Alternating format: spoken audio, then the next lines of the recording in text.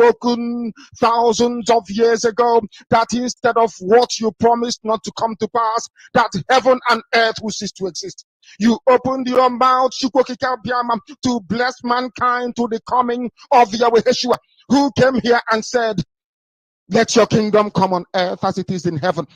Those words can never be in vain, because they are anchored upon your holiness and your magnificence. That is why in the end we know that Biafra will come, that these children that we have given birth to all over the world, and their children, and their children, and their children, as long as they give birth to them and they are Biafrans, they will worship you in truth and honesty. Through this very work we are doing, mankind will come to understand you. Let your miracle be wrought in our lives. Let us witness and behold your magnificence, your holiness, your mystery, and your grace under our command. O Lord of hosts, we call upon you. We call upon you to heal. We call upon you to provide succor to those of them who are inconsolable. We ask you to come and strengthen those who are weak. We ask you to restore hope where there is hopelessness. We ask you for inclusion where destitution. We ask you for one blood, one camaraderie, one bone, one blood, and one flesh of your children, the Efiks and the Bibios, the Izon, the Shekiri, the Isobos, and also those of them from Isoko. We are traveling all the way to the lands of Igala. We are moving on from there to Idoma, to Igede, to the territories of the Igbo land. All these places we dedicate unto thee. All these lands of yours, we ask you to cover it with your mercy, because Biafra will come, and when it does, we will dance on the streets. I'm telling you, by the time that we are done, humanity will think that we are mad, we are drunk in your glory, and rightfully so, because your kingdom will come to rest upon this very earth. That very kingdom is the unadulterated, non-negotiable sovereignty of the Republic of Biafra, that your will may be fulfilled in our time. All this we pray, all these we ask for, in no other name apart from that name that belongs to you. He said,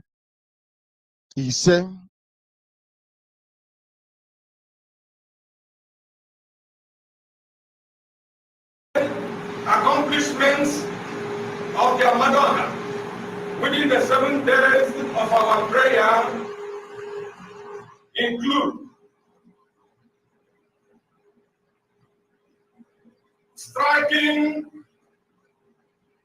everyone who has hand in the unjust and the continued detention of Mazin Nandekano with mysterious sickness and diseases in the name of Chukwuka Abiyama.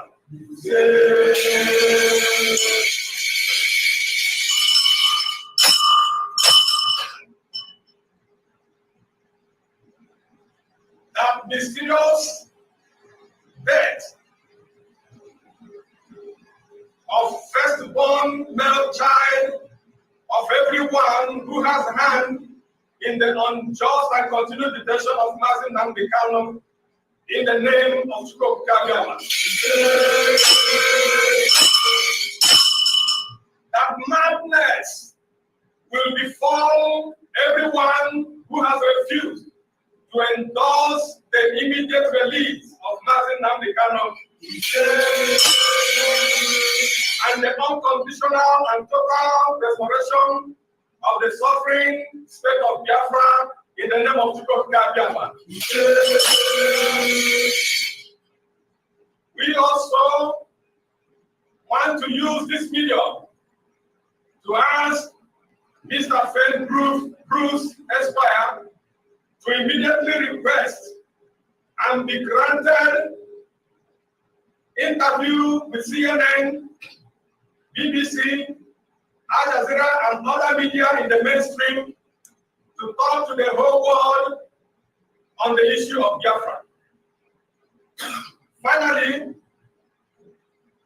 all the blood-sucking demons in the Biafraland who have converged in the name of security operatives but are causing deaths for the innocent people of Biafra will, from this period of our prayers, face the rewards of their evil doings in our ancestral land. The land of Biafra will swallow all of them in the name of Biafra.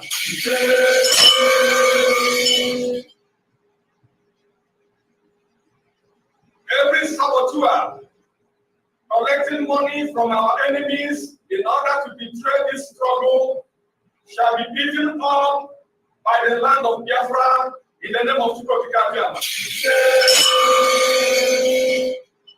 Every saboteur who has decided to frustrate this struggle, be he a man or woman, clergy or laity, rich or poor, big or small, indigenous or foreigner, witch or wizard, but the land of Biafra eat him or her up and the entire generation in the name of Biafra.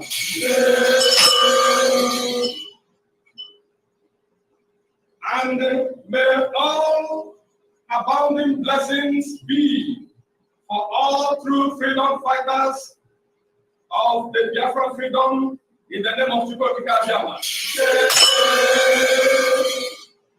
Long live Biafra, long live Martin Namdekano, long live Martin Simon Ekpa, long live the Biafra monarchs, custodians of culture and tradition, and sincere Biafra freedom fighters in the name of Biafra.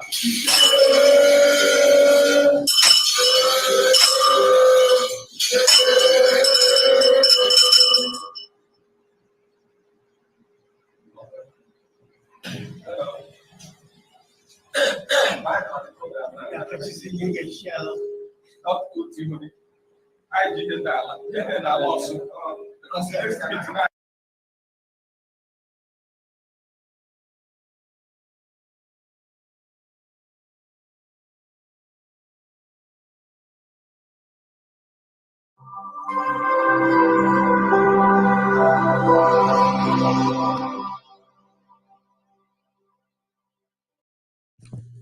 IPOB, one family.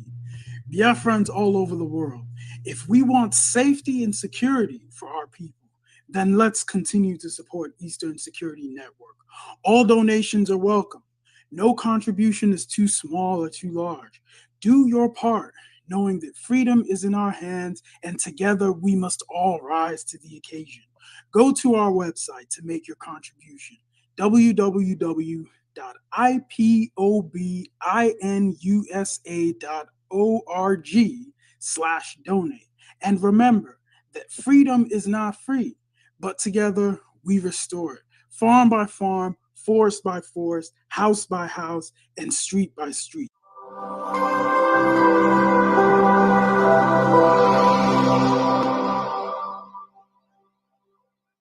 How do you cage Nnamdi Kanu? In fact, I want to call that Nnamdi Kanu should be released. A freedom fight agitator who said that, look, he wants liberation for his people. Why are you incarcerating him?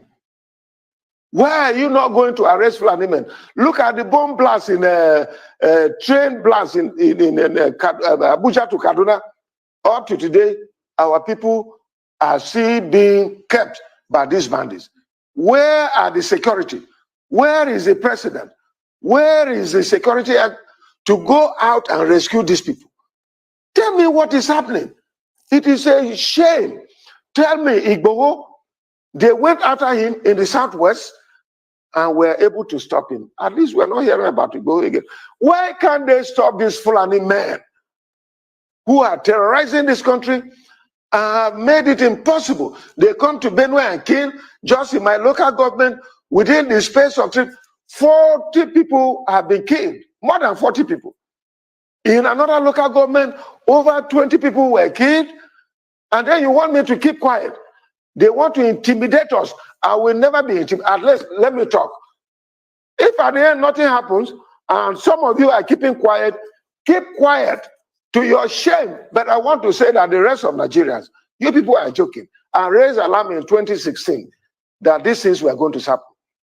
What is it that I have not said? I have said it. If Nigerians want to get out of this, they should arise.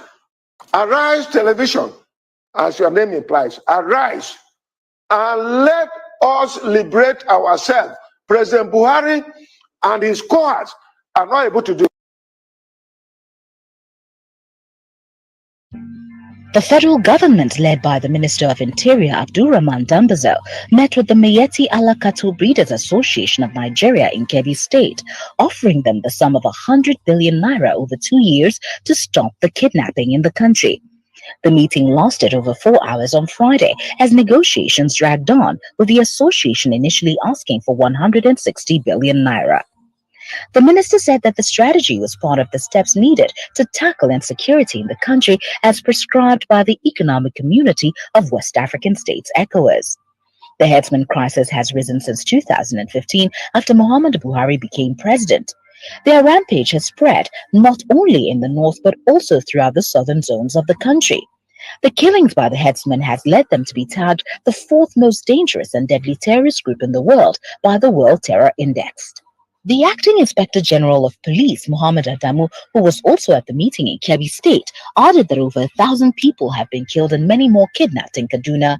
However, he said that this intervention was necessary to bring the criminals to book.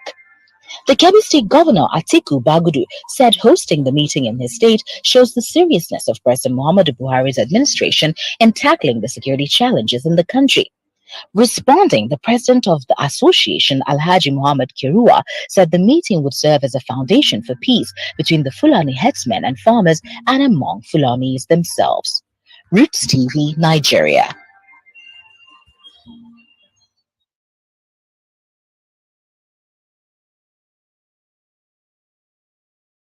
I'm asking a very pertinent question. Is Nigeria working for you? Major General Muhammadu Buhari retired, knew the solutions to Boko Haram till he finally became president. He asked ex-President Jonathan to resign because of insecurity. He cried empathetically. He promised to end Boko Haram in 3 months.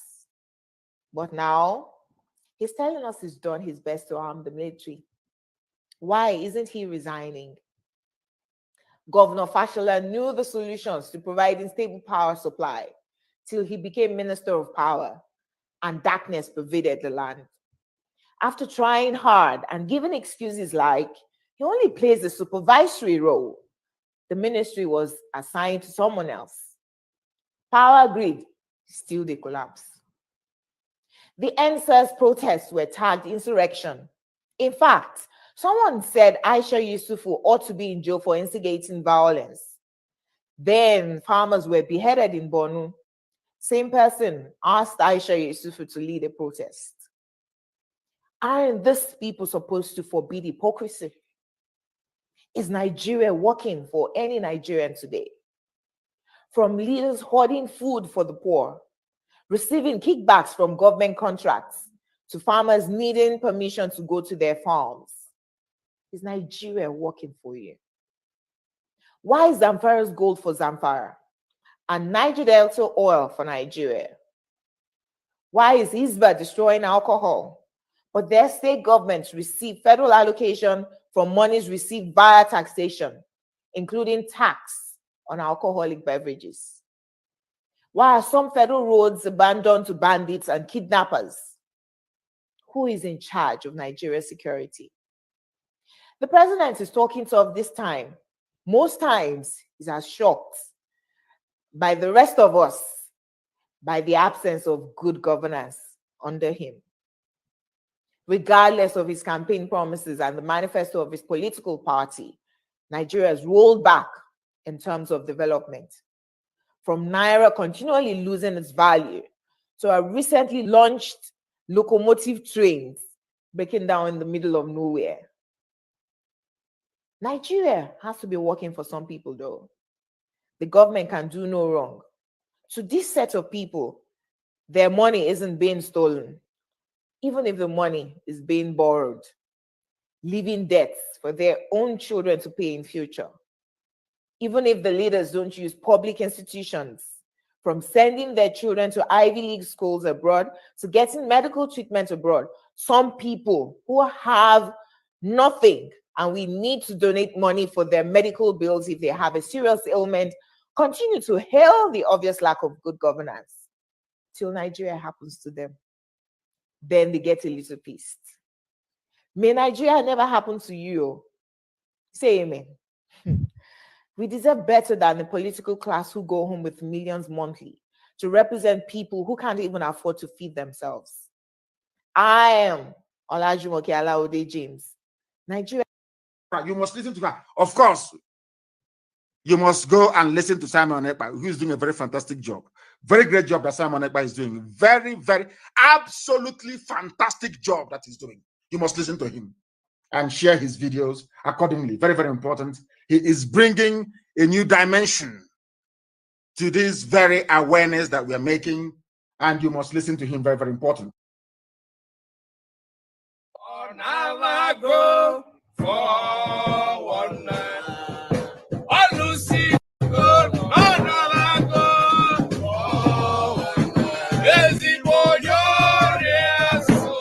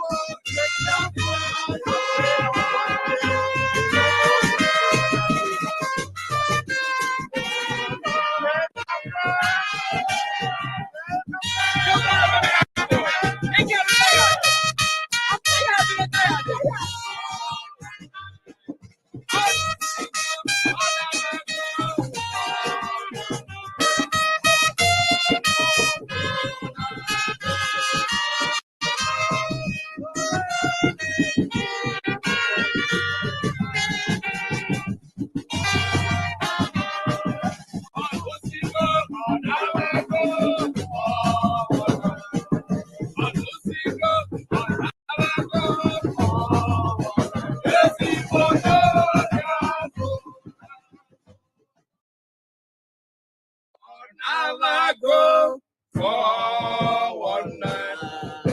On Lucy go, I go forward now. Is it for your ears, so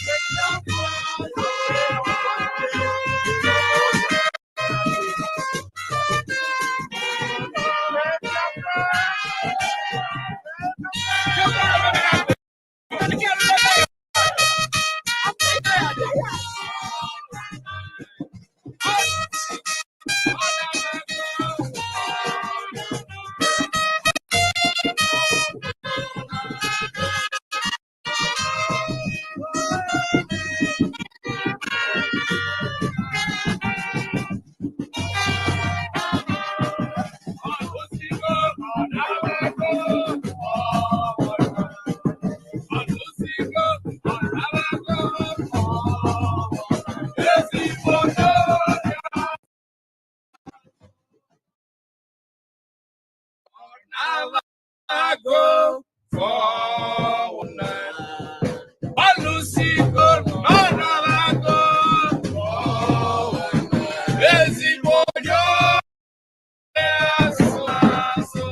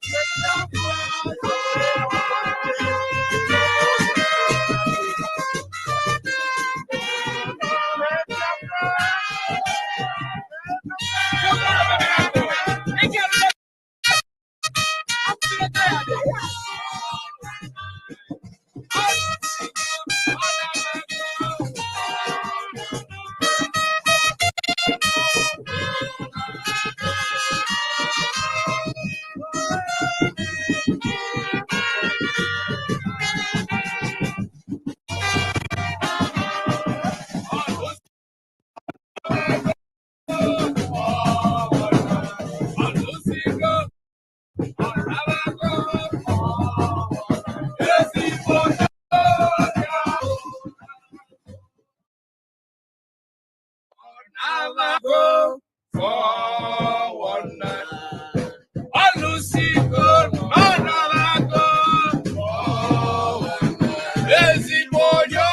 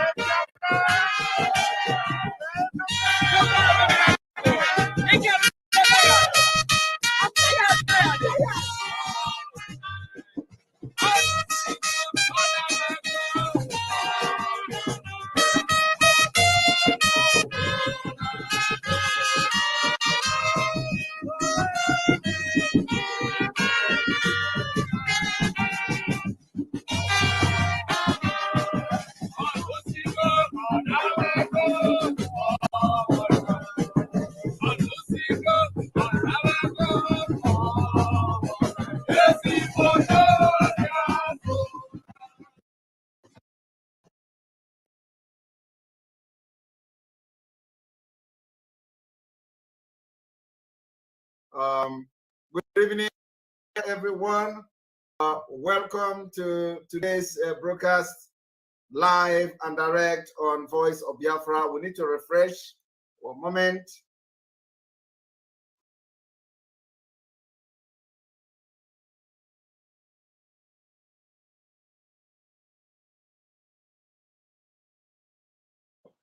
Welcome to the Voice of Biafra, 97.5 FM from Biafraland.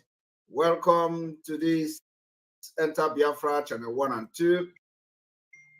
Welcome to this program streaming live and direct on Enter Biafra, all our other platforms, on IPOB Autopilot platform, and on all our gallant media warriors platform.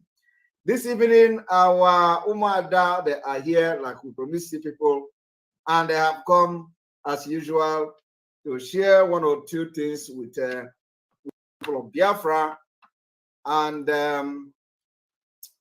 so they are going to have the floor this evening. But before Umuada come on board, I want to use just few minutes to do some things so that you people will understand that we are in a very precarious time, and you know, every hand is needed. So, but before that, we are going to have a little bit network issue just in few minutes time, and that network will be fixed as I will restart the network. And so in 1 minute or two, I think we are going to be off air 1 minute or two. Just stay around and let other people keep joining as we'll change the net so we can have a better network in the next 1 or 2 hours as we go into the program. All right. So for this reason, we go on commercial. Thank you.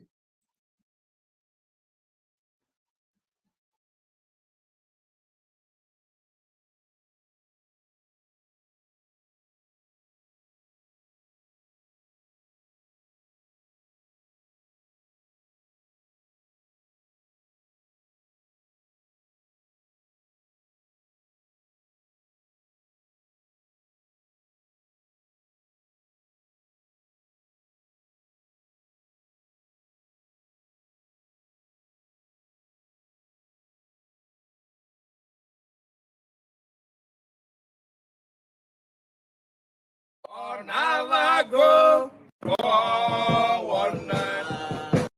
Alusigo,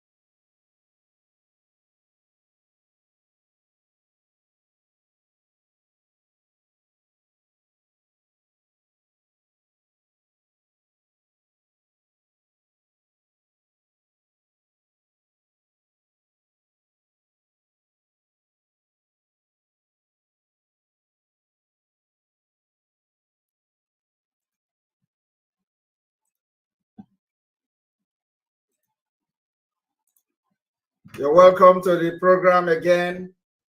And we are ready to go. And of course, we are here with Umuada.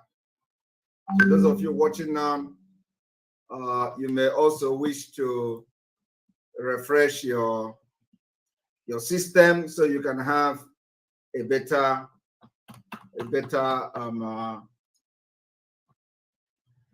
reception. All right, welcome again, and we are sorry for that a little bit distraction, from this my end. We are going to bring Umuada without wasting any time. Unlike before, I said I'm going to do something before I bring Umuada. It's very, very important.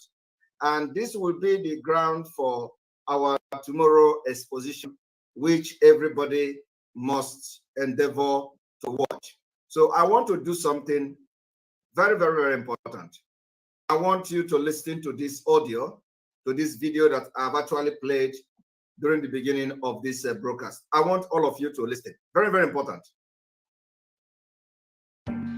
The federal government, led by the Minister of Interior Abdurrahman Dambazel, met with the Miyetti Allah Cattle Breeders Association of Nigeria in Kebbi State, offering them the sum of 100 billion naira over 2 years to stop the kidnapping in the country.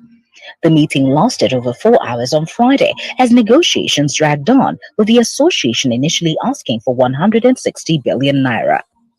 The minister said that the strategy was part of the steps needed to tackle insecurity in the country as prescribed by the Economic Community of West African States, ECOWAS. The headsman to tackle insecurity in the country as prescribed by the Economic Community of West African States, ECOWAS. The head to tackle insecurity in the country as prescribed by the Economic Community of West African States, ECOWAS. To tackle insecurity in the country as prescribed by the Economic Community of West African States, ECOWAS. Now, what I want you people to listen is the people that prescribe this particular paying of 100 billion to Fulani terrorists. They say it is the prescription by the ECOWAS. I want you people to understand that when you look at a country that made up ECOWAS today, most of them are pro-Islamic State. Most of them are Fulanis. And when you look at the countries that made up this particular ECOWAS, they are the countries that came to Abuja in 1989 to have what you call Abuja Declaration of 1989, which is the problem we are having today. And the people that have that meeting or have that communique from Abuja in Abuja Declaration are part of the ECOWAS. They made the majority of the ECOWAS. Most of them were appointed into different, strategic offices, around this country that make up the ECOWAS. And today, it is manifesting. So we need money to fight them. As you see that 100 billion has been given to them, you need ×2 of that money to be able to withstand what they have bought, the weapons they have purchased with that 100 billion. I am telling you the fact. So fighting, you see all this kind of the weapons they are carrying is not just a weapon you buy with contribution and donation. It's weapon you buy with the heavy money, government money, and the government of Nigeria have funded them. And this 100 billion or even more have been given to them because they demanded 160 billion to stop killing for 2 years. They didn't say they are going to stop killing for they should stop. They did not give them the money to stop killing. It is part of the Abuja Declaration, and the ECOWAS prescribed this. So tomorrow we are going to go into deep analysis on this particular exposition. We're going to go into deep analysis. We're going to look into this ECOWAS. We're going to look into who are the people involved in ECOWAS, what they are doing in their different countries, and all that. So you are going to know more about them. And Biafra is going to be the only country that will put an end to it. All right. On having this thing in mind, I want to bring Umuada, and they are going to take charge. I will never speak. I will never do anything. I am handing over to Umuada. Whenever they finish, they call me. will be going to drink tea. Let me go and prepare tea for myself. I am preparing that tea. Umuada will take charge. Whenever they finish, they call me. I will come back. Umuada, over to you, and welcome to this particular program today. Good evening from here.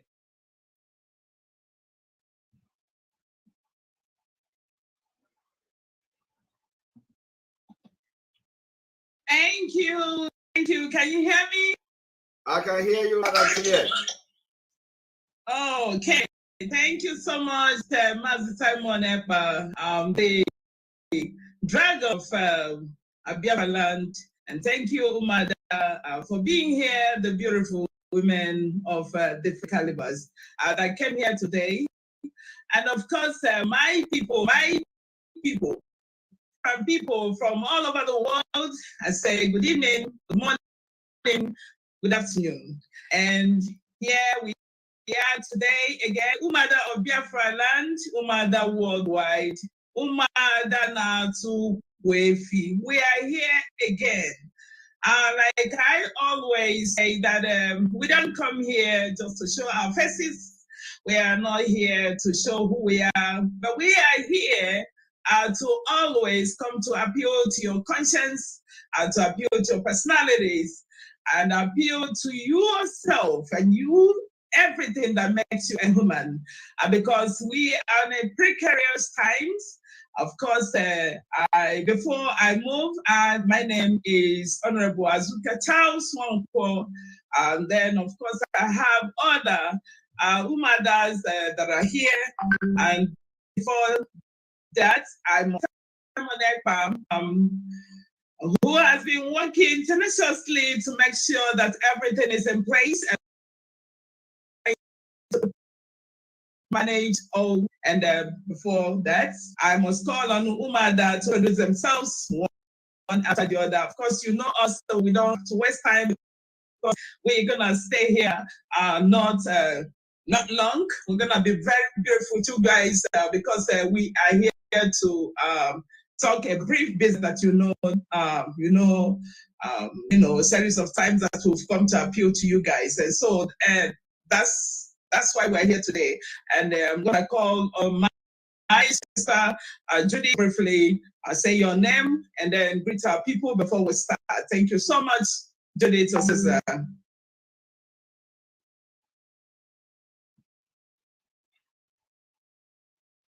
Unmute yourself.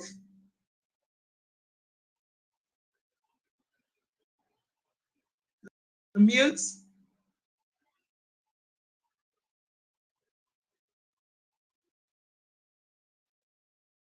I asked you to unmute.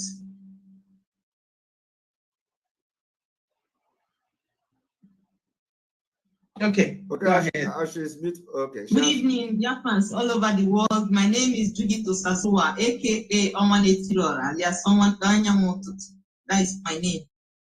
Thank you so very much. Something very important today. Thank you so much. Of course, you know her very well with her, white hair all the time. Thank you, beautiful woman. I welcome you here. And then, Barbara, please introduce yourself briefly.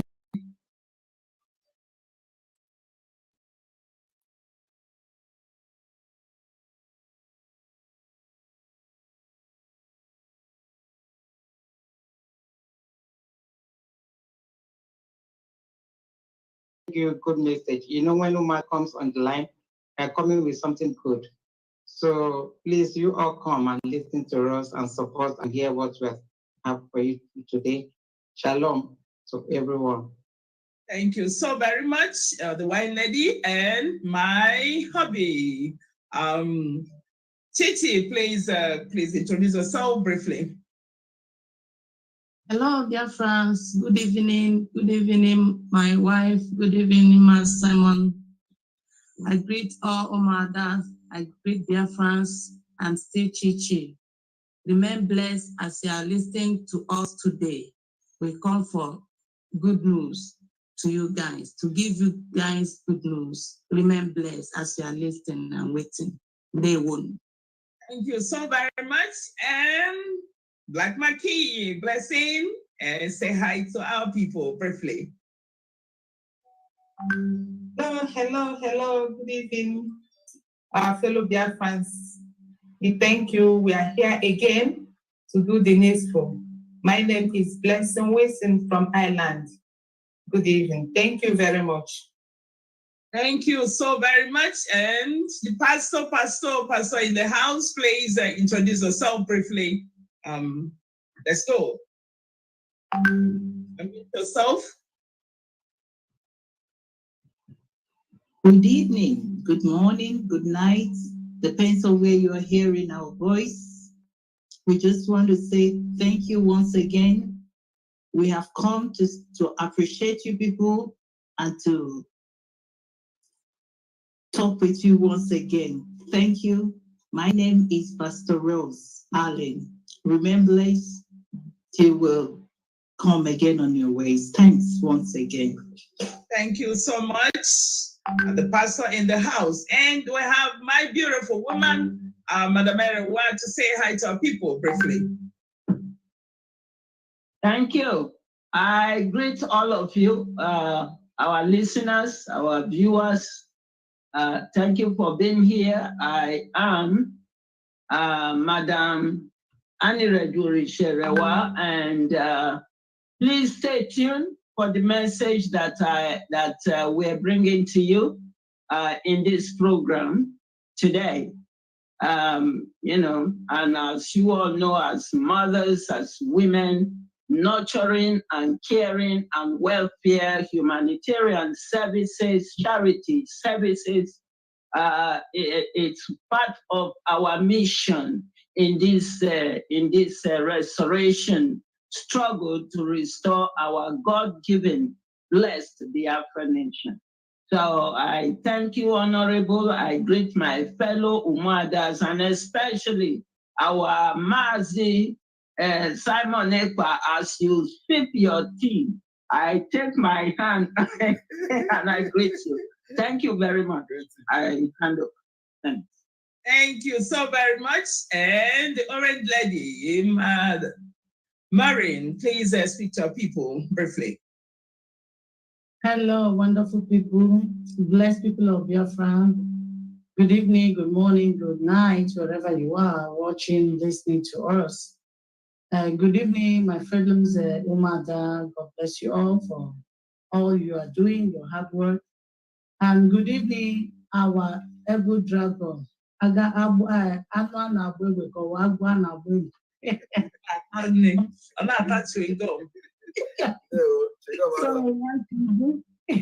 we bring you all good message. Good evening, and thank you for showing up as many. And make sure you share the broadcast so other people can join us also and listen to what we are about to say. And God bless you. Thank you. I'm Maureen. Thank you very much. Thank you so very much. And thank you, my fellow Biafrans. I just want to thank each and every one of you for being here again today. This is a serious time. Of course, they said that serious time demands serious business. Like I said, we're going to be very brief, but we're only here to tell you that we have come again. Because if you see what is going on in our place, of course, we don't need anybody to tell you that it is not well. People are dying every day, butchered, maimed, raped, organ harvested. Our people are being subjugated under, a terror. People are being humiliated and treated inhumanly. And that is why we're here, because we've called before, we've appealed to you guys several times, and I know that you guys showed up. But we still want more, just like we told you guys that we are going to deliver with the Simon Ekpa being at the helm of the affair. And I want to equally let you know that we have worked with Simon Ekpa for a long time right now. And I can categorically tell you that I've seen him make decisions for the Biafran people. He's so focused, determined, resilient, and then, of course, energized. Of course, he is very, very strong, and he's very tough, and he's very, very hardy in making the decisions for our people.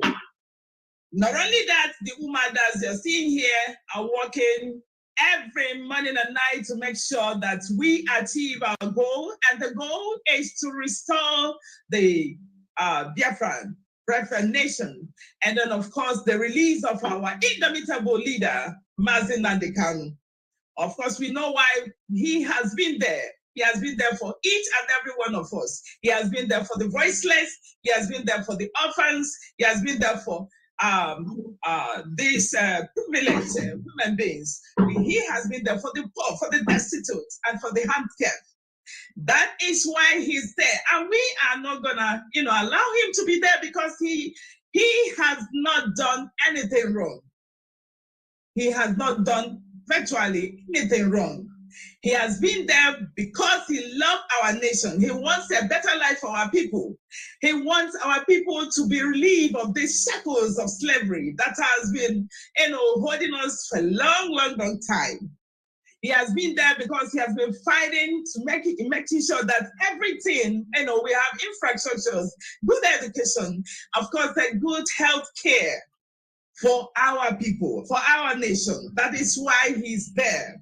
He's not there because of jamboree. He's not because he wants to get money from anybody. Of course, you know that he has been offered a lot of things, but he rejected it. Absolutely rejected it. That is to show who he is. And of course, the Umuadas here have been working seriously to make sure that he is released and that our breakthrough is restored. And with Simon Ekpa making all these decisions, we have been here with him 100%, because he has done more than any other person that I've seen in this struggle. He has been having sleepless nights. He worked like round all the time, just like every other Umuada here who have been supporting him to make the decisions for the Biafran people. But what do we need from each and every one of you? It's financial support. And we do not need anybody to tell us these days that the days are evil or the days are very, very dangerous. We are in a precarious time and we need your help. And we have come this afternoon to appeal to your conscience. We have come this afternoon to appeal to your personalities. And we have come here to appeal to that makes you a man. That is why we're here, to tell you that you sent us an errand and we've been delivering. I'm sure that the men that we are working with are working tenaciously to make that they save our lands. And they protect our people, that they save our land from being colonized by these Janjaweed who are coming to our nation to terrorize us. That they have been working, sacrificed everything. Some of them have paid the ultimate price because most of them should have been, saved from one attack or the other. But because they don't have the equipment that they need, they don't have all it takes to surround themselves. They don't have all it takes to equip themselves. That is why some of them have paid the ultimate price. And what do we need to do? All we have to do is to support them. All we have to do is to make sure that we play our parts, that we do the needful for the Biafran people, that we try everything within our conscience to make sure we pay our tithes here, because this is the place to pay our tithes. Our tithes should not be going to those who have already made it in life. Who are those who are in the church, collecting money from you? Because I tell you, when you are giving this tithe to them, I am telling you, you are not going to be saved when the rainy day comes. The only thing we've noticed is that our people like to be in the rain before they start looking for the umbrella. But the time that we, knowing the mastery of the game, always go out there, prepare themselves very well. And we are not here to tell you what is on board right now. A lot of things have gone wrong. The Fulanis are coming every day. The Fulanis, the military of Janjaweed, the military, the army have been infiltrated by the Janjaweed, by the terrorists from the Sahel. We don't need to tell you guys that, but we are here to appeal to your conscience to please have you donate and help the ESN equip themselves. Have you donate and have the ESN protect our land, our women, our children, our fathers, our mothers, most especially the children. A lot of orphans are out there, a lot of widows and widowers. Can we continue this way? Look inwardly inside you and know the part you're playing in this game. Are you here to destroy or to distract? Are you here to offer what you can? Are you here to give what you need to do or what you need to give to restore your nation? Mazi Nnamdi Kanu is still languishing in jail, and we need to get him out. How do we do that? We have to get him out because he has suffered enough for us. And that is why we are here. We are not here for any other thing than to appeal to you. We thank you for all that you've been giving to us. And I tell you, ask any ESN member right now and see how they are fearing, how they are living, how they are, at least getting tension down, focusing on what they are doing because they're getting at least the little that you can provide for them. And I'm sure that if you guys are able to support us fully, that these guys, I give you 3 months, Biafra will be restored. It is not a game because I've seen that these guys are, resilient in what they're doing. They are very, very courageous. These are courageous men. These are men who have, sacrificed themselves, who have, volunteered themselves, who have said, we are here for Biafran people. That is why we are appealing to you to come to our aid because next Saturday, which is on the 27th of August 2022, we are going to have another fundraising. Please make this viral. Call anybody that you can call. Tell to your friends or well-wishers because our destiny lies in our hands. Nobody is going to save our nation if not us. Nobody is going to come to us or come to our aid if not us. We have to take it to them, the Janjaweed, the infiltrators, those who are trying to kill us.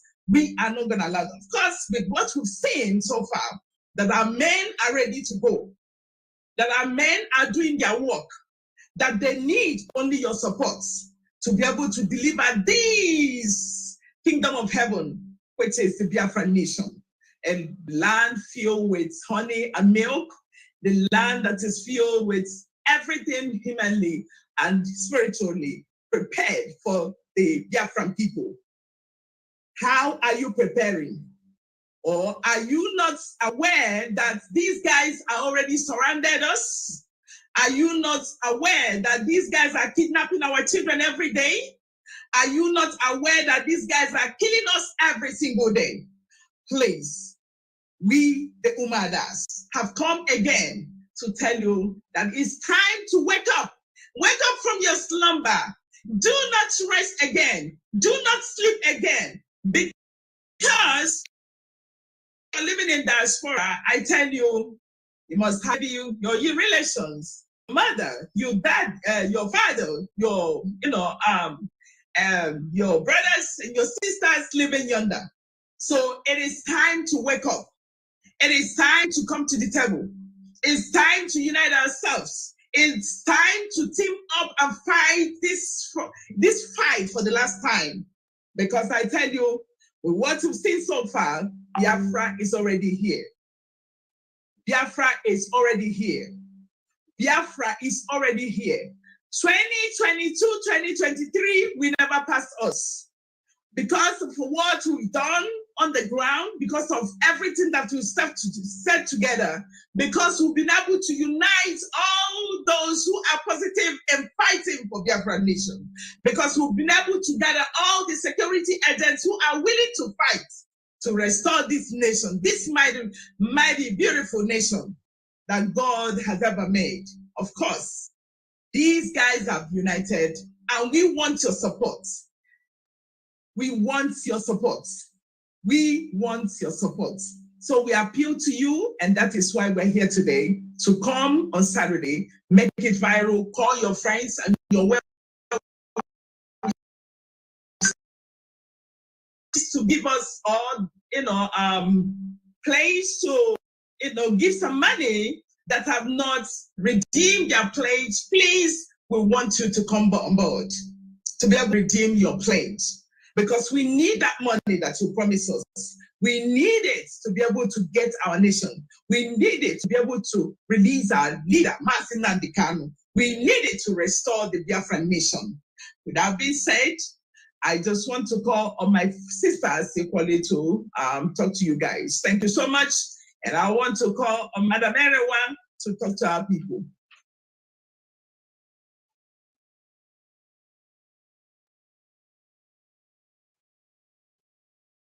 Madam Erewa, are you there?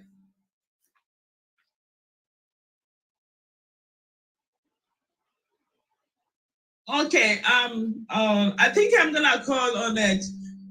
Chichi, please talk to our people before Madam Erewa comes in. Or is she muted? Let me ask you to unmute and see. Okay, unmute yourself.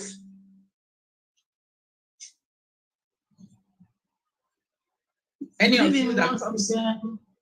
Okay. Biafrans, we have come back again to talk to you guys. First of all, I want to thank you for the ones you have done. I always said, Ekele onye akide na nke ogworo gwota ozo. They won. And also we want, we want to beg to you, or we want to appeal to you this time around. No need of wasting time or talking to you or begging, because it is your freedom we are talking of. We don't need to beg you for your freedom or freedom of your people. Please, please, please, this time around, the hour has come again. Come to Saturday, coming Saturday, we want all of you to come in masses to bring out that your money to support this quest. What we want is to get our freedom. 2023 will not pass us by. As our dragon had declared it, so shall it be. So, dear friends, our brothers and sisters, we know how you guys used to do. Why I love my Biafran people, they have wisdom. And no one will deceive you guys. Please, this time we appeal to you guys to bring out your money. Bring out your quality money. Your this offering and your seed and your tithes in to restore our Biafran, to restore, to get your people free. We want to be free. We want our people to be free. I want our mothers, our children. They are killing us. Some people will be going to wedding. These Fulanis, they will come out from the bush and butcher them, kill them. And as you can see, if we will continue allowing them to be in our bushes, they will kill us. All of us will die. And I don't think that is the best thing. And they are not stronger than us. But only thing we want is money. We need money to sustain this program, this period. Because if you don't bring out money, the Janjaweed government are supporting them to kill us. Even our leaders are supporting them to kill us. Therefore, our people, our freedom is at our hand. We're gonna take it by ourselves. We're gonna take our freedom by ourselves. We will not allow them again to give us our freedom. They will not give it to us. You will take it by force. You will take it by force. So I appeal to you, Biafrans, my brothers and sisters, our elders, with your pension money, we need it. Anyhow, bring out that money you hide, you bank. No need of banking it, because you cannot enjoy it again if you do not have freedom. Therefore, this time around, we appeal to you all to bring out your money. We need those that are pledged before, please pay it. Pay it. Don't hide it. Don't keep it. Don't keep it in your bank. Bring it and pay, so that our ESN, they will get what they want. They will get what they want to defend us. That is what we actually need this time around. And support our dragon. This young man is trying so much. He's trying. Umuadas are trying. You guys are trying. We have to put more effort so that we will achieve our aims. That is all I want to say. This time around is not time of talking. I don't think that we have much time to be talking. Don't mind the gossipers around. We don't need them. They are always at back. Please, you guys should come and bring out your money and get your freedom. Without that, you can see the audio that our dragon played right away. The actual amount they are mentioning is terrible. Therefore, we have to double our belt. We have to put more effort to overtake them so that we get our freedom come 2023. May God bless you as you're answering the call. May God bless you as you are bringing out your money to support the freedom of your people, your own freedom, the freedom of your children. As you are doing that, may Chukwuka Biama replenish and pay you back 1 million folds. In Jesus' name, amen. Day one. There, well, okay. Thank you so much, my beautiful husband, and I thank you so much. You hit the nail on the head, and I want to call Madam Erewa to speak to our people. Is she here? Unmute yourself if you're here. Yeah, I'm here. Thank you. I salute my people. I beg. They always like to talk in Ogbonge language. Yes, so and the unique language with that. But we, God bless us with our authentic, traditional religion language, the cultured one. But the general one, when they speak for Biafraland, now be the Ogbonge language, so everybody go hear. So I always like to broken when I talk. Yes. Yeah. So we see my people. If you want to know, now what they plan so, when I not know say now war, now we did. So just me, we Sabo, political job, all of them, they don't turn our Biafra land. Maybe now they hear on our story be this, so they don't turn them into theater of human blood. Now blood, now they don't turn them to even. I can't see one. I see something today where it make me remember Asaba massacre. They don't collect our father. Fathers now they tell you now, so husbands where they for work, when then they hospital, then they get different job, they go collect them. These people that need contraction, Nigerian military, they go collect them. They land them up. Only God don't know what they don't do. Now, the thing I want to be that, now the thing what we want be that, the reason why our leader, therefore DSS today, now because of make this kind of things not happen. Make the thing where it happened in the past, make it not happen. The Asaba massacre, when they collect all the men, they can't deceive them. The next thing now they can't shoot them. Shoot them in cold blood. We don't want that to happen again. That's why we must put our foot down. Make a let you know. It's that we now go help ourselves. Because me, though I know say pastor, I thank God there's we got pastor here. The Bible now talk and he say, how we help those who help themselves. We have to help ourselves. We have to put our foot down. We have to say no to enslavement. We have to say no to slavery. We have to say yes to freedom. We have to do that. When we do that, the money when we bring out, we not say now for good reason. That's why we must support ESN.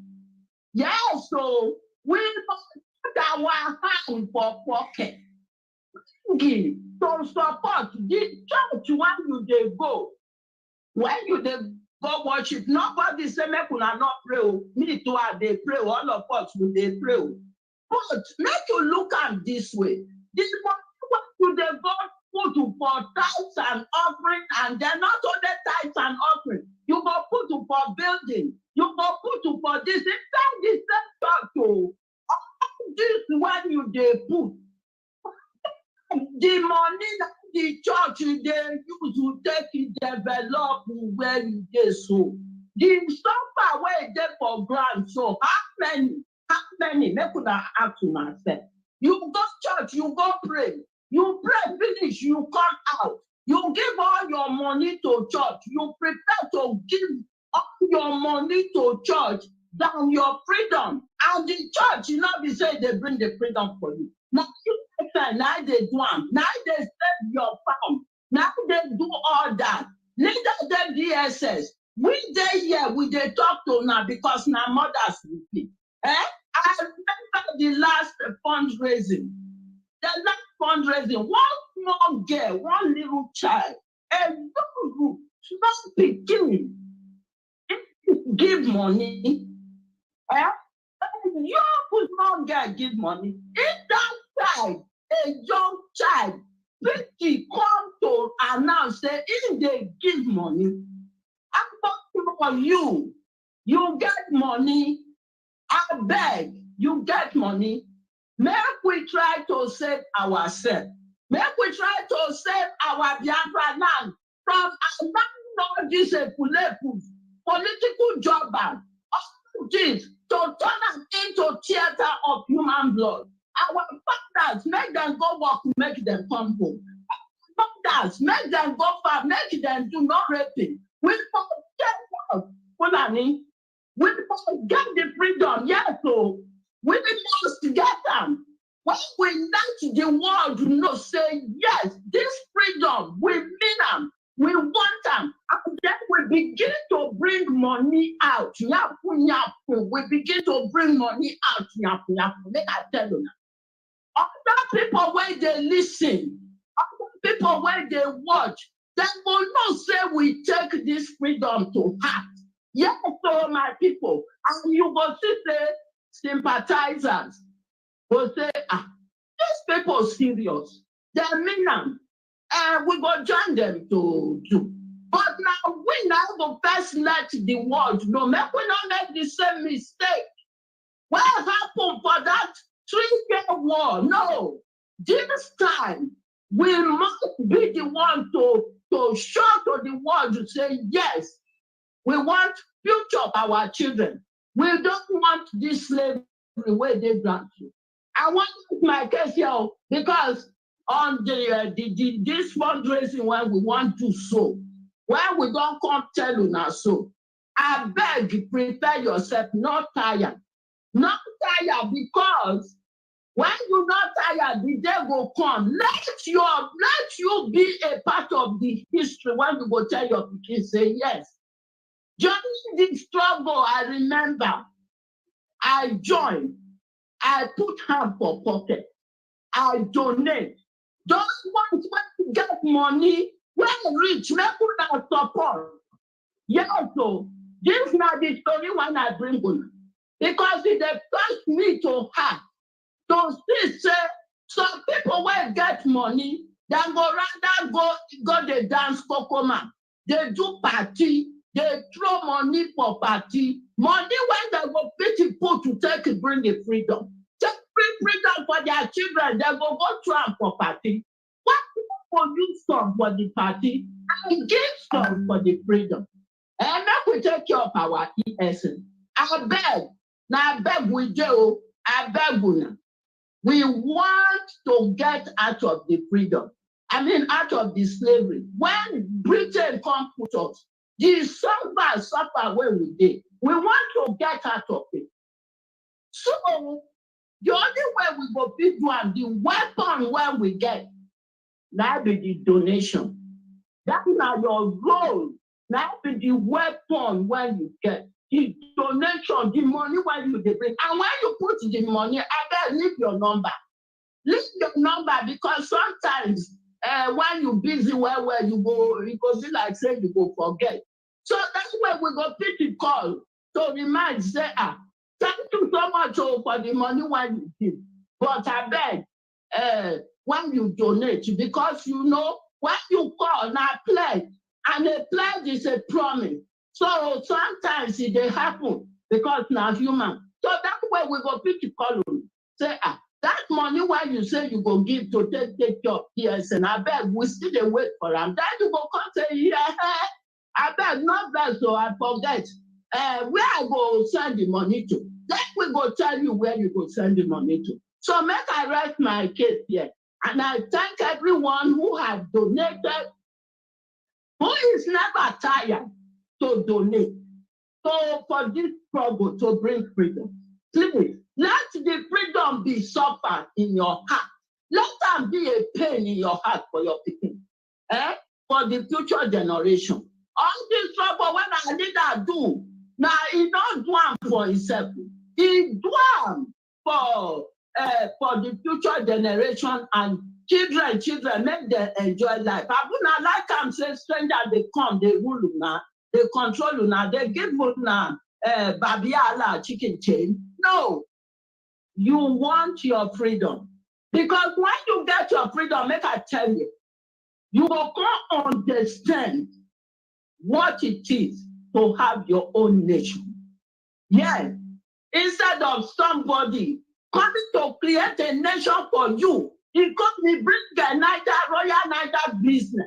After he bring Royal Niger business, he see the kindness when God, the way God creates us to embrace people. He can't talk Royal Niger business to waiting that they call it Nigeria.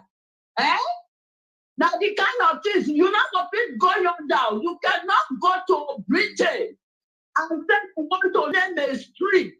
After your name, they will kill you. But they can.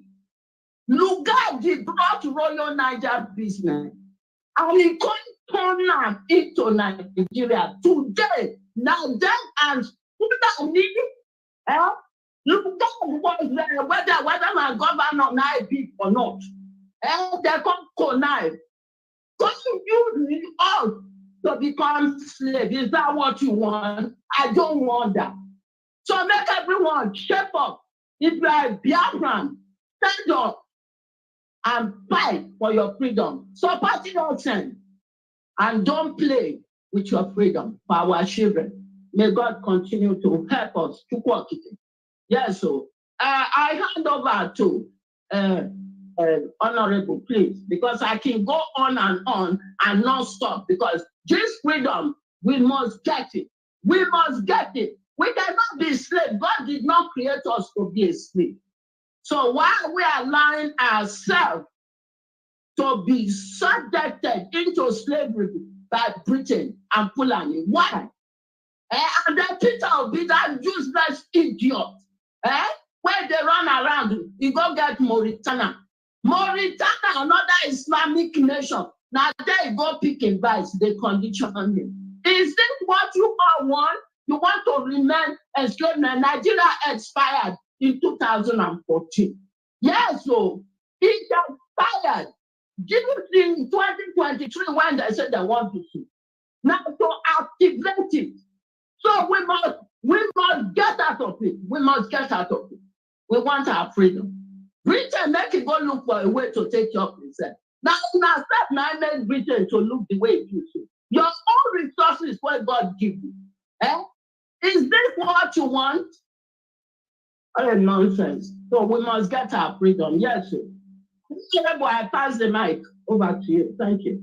Thank you, the beautiful woman. You know, let me tell you, Biafran people, whether heaven or earth likes it or they don't, Biafra is already here. Biafra is here. Biafra is here. The Umuadas are telling you guys that the Biafras is here. Biafra is here. So please support us. You don't have any other thing to do than to support us. Give us that money and then we'll deliver Biafra. Please, we need to release our Mazi Nnamdi Kanu and nothing more than that because he has fought for us. It's time to get it back to him and reciprocate the gesture. Thank you so much. And I call my sister, Caroline, to just come in and shine, baby. Thank you. Take the stage. Unmute yourself.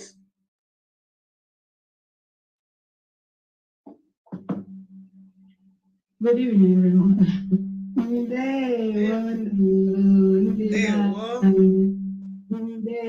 Biafrans. Good evening, everybody. Good evening, Honorable. I'm very sorry that I came late, yeah?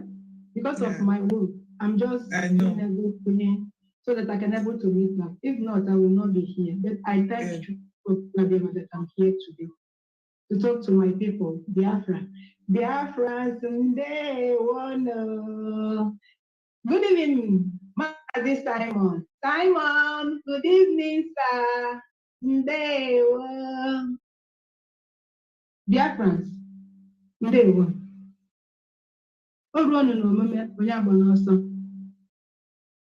I'm here today to greet everybody. Thank you people very, very much. How you people donated last time that we did emergency fundraising. You people show concern that how you people love this Biafra, this our new nation that filled with milk and honey. Please, Biafrans, we have come again. Umuada, the real Umuada for Biafrans.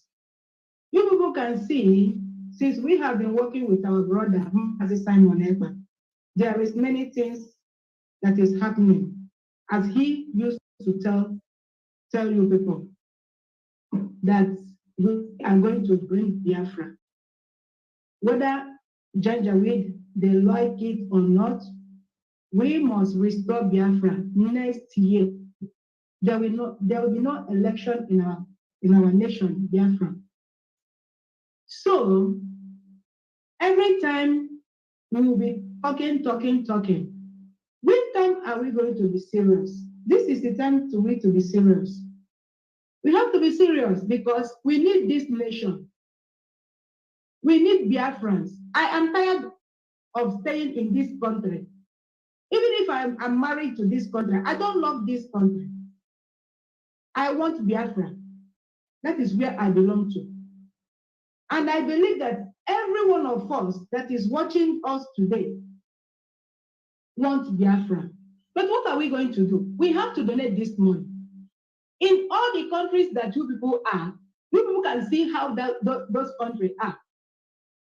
If we get Biafra today and we mean it, bring money. I don't even know that we can able to be coming every day begging for money. While we have that money, our governors, we have begged them to do it in secret. We know that Fulani is holding them, but why can't they do it in secret? So all this, we know that they have collected money. They have collected money from Fulani. They do it strictly. All these people that have money, or you people want us to start calling your names, but we cannot do that because we have people. Our people is all Biafrans scattered everywhere.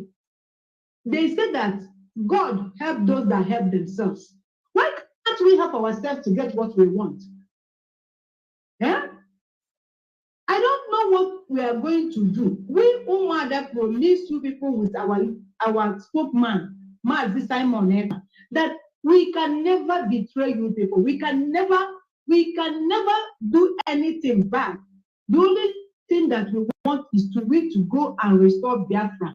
For you people, bring everything in us to make sure that this Biafra comes. But some people still doubting it. I see one video, I don't even know what to do again. Butchering human being like chicken. And Biafrans, we are here watching the film, doing film. What every day we will be in Facebook. See what they are doing to our people. Fulani can, if it's Fulani that we Igbos, we Biafrans are doing these things, they can never stand like this and be watching us. Not that we don't have money. If you know that you have that money and you are not bringing it, you are wicked. You want this ginger weed to come and kill us like this and go free. Remember where they buried your ancestors. Remember where they buried your grandmother. Remember the land where they buried your grandfather. If Fulani take that land, they will uproot all those our people, our ancestors, and go and throw it away. Do you mean that we are not going home? I know many people that have money. I don't know. They prefer to be quarreling than to bring money. Please, Biafrans, people should come and help us. When you say that we bring money, bring the money. Not that you will come, you want us to hear your name. Later, you will not do anything. I don't know whether people are forgetting or not. Please, we are begging you people. I am tired of eating all this nonsense food that I'm eating here. There is something happened to me yesterday. I cannot still be able to get this goat meat. In Europe, but if it's in Biafraland, all the market, they say goat meat, but I want to eat goat meat, I cannot see it. That's why I am fighting to get this Biafra. Go there and eat what I want. To go there and see black people. I'm tired of all this white, every time, everywhere. You go to work, white. You go to market, white. You go to supermarket, white. You go to main road, white. I am tired.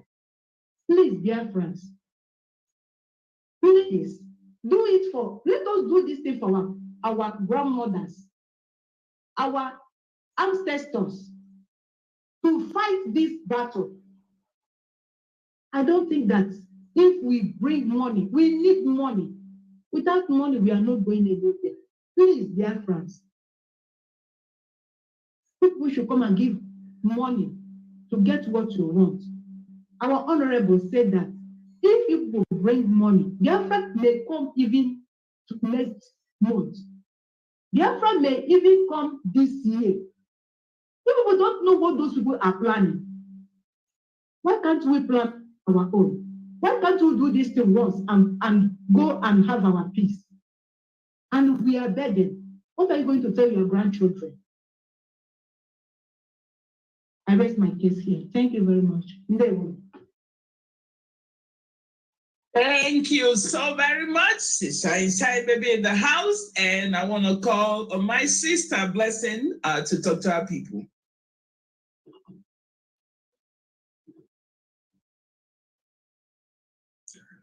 Is Blessing there? Unmute yourself. Yeah, Blessing is here. Good evening. Good evening. Our beautiful, lovely, honorable, our chair lady, Thank you for giving me the opportunity to talk to our people. I say thank you. Thank you, Mazi Simon, the great lion of the tribe of Biafra. I salute you. Thank you very much. Thank you, all our women. Thank you. And my fellow Biafrans, the good people of the lovely land of the rising sun. I greet you all. We are here again to do what we know how to appreciate you for all the good job, all that you have been doing, your donation, your free will, your unconditional giving. We thank you. We appreciate you more for those that pledged in the past fundraising and fulfilled their promise. We say, may Chukwu Okike Abiama, Almighty God, continue to bless you. May your pockets never run down. May everything you lay your hand to do prosper. I thank you all. We are here to appeal to you, our fellow Biafran, coming Saturday, to do what you know how to do the needful for our lovely land.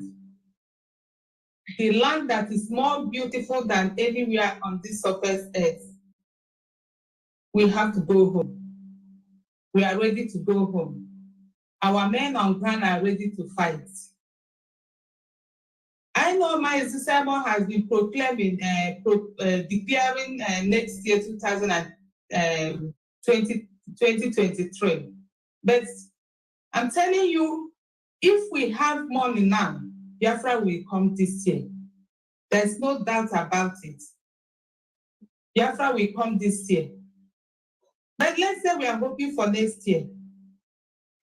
We need your help so that this prophecy, this declaration will come to pass. That by this time next year, we are already home. By this time next year, if you Biafrans wake up now, I promise you, by this time they say we are home. There's a video I saw today in Imo State, Olu, where I came from, in Imo State. They line up our fathers. You can see. Since I live in this island, I will stay for maybe a year, 2 years. I won't see any military man on the road. But you can see, I don't know how many of you that saw that video, our own fathers in their farm, military brought them line, humiliate them, sat them on the ground, and only God knows how many of them that we see tomorrow. What did they do? The offense is just because they are Biafran. That's the offense they committed. They did them nothing. Imagine if my father is alive and he's one of them. How will I feel? You have your money in the bank, stock there. Imagine if your father is one of those fathers there. How will you feel? So we are appealing to your conscience. Please, even though it hasn't gotten to your doorpost, don't wait until it got to you. Because they don't know who is who. You don't know what is happening even at this second, at this minute now. Don't know. So we are pleading you. We are pleading, we are begging, we are saying it in every English, every language you will understand. We just say, please, come Saturday, do what you know how to. Support ESN. And let me ask one question. Mazi said, we are not fighting one particular, we are fighting the zoo government. We are fighting all the group, terrorist group in Biafraland, in Zoo country. We are fighting. The worst enemy we are fighting is the insider, the saboteurs. And they are the one making all this so hard for Biafra to come. But you know what? Whatever they like, let them do. We are going home. We are going home. That's for sure. We are going home. The time has come. The hour has come. We are going home. There's nothing to stop you that will stop us. So come and donate. Like I used to say, before all the money was coming in one pocket. Now, the enemy, they have distracted everything. Some our Biafrans are donating their money, their hard-earned money, to give to a white man in America. They say they pay them 68,000. If we have 68,000 a month, we will do. If we are getting 68,000 a month, honestly, Biafra will come this year. But you have the mind to give it to a white man for what? So we are appealing to you guys, Biafrans. Or are you going to donate it to, we fix fundraising on Saturday. The criminals we chase out, they fix their own again on Saturday. Are you going to donate to them? For them to start use it to buy more weapons to kill our gallant men and women on ground? No, that's not wise. We all know that autopilots, IPOP autopilots are the one that surely that will bring this our freedom.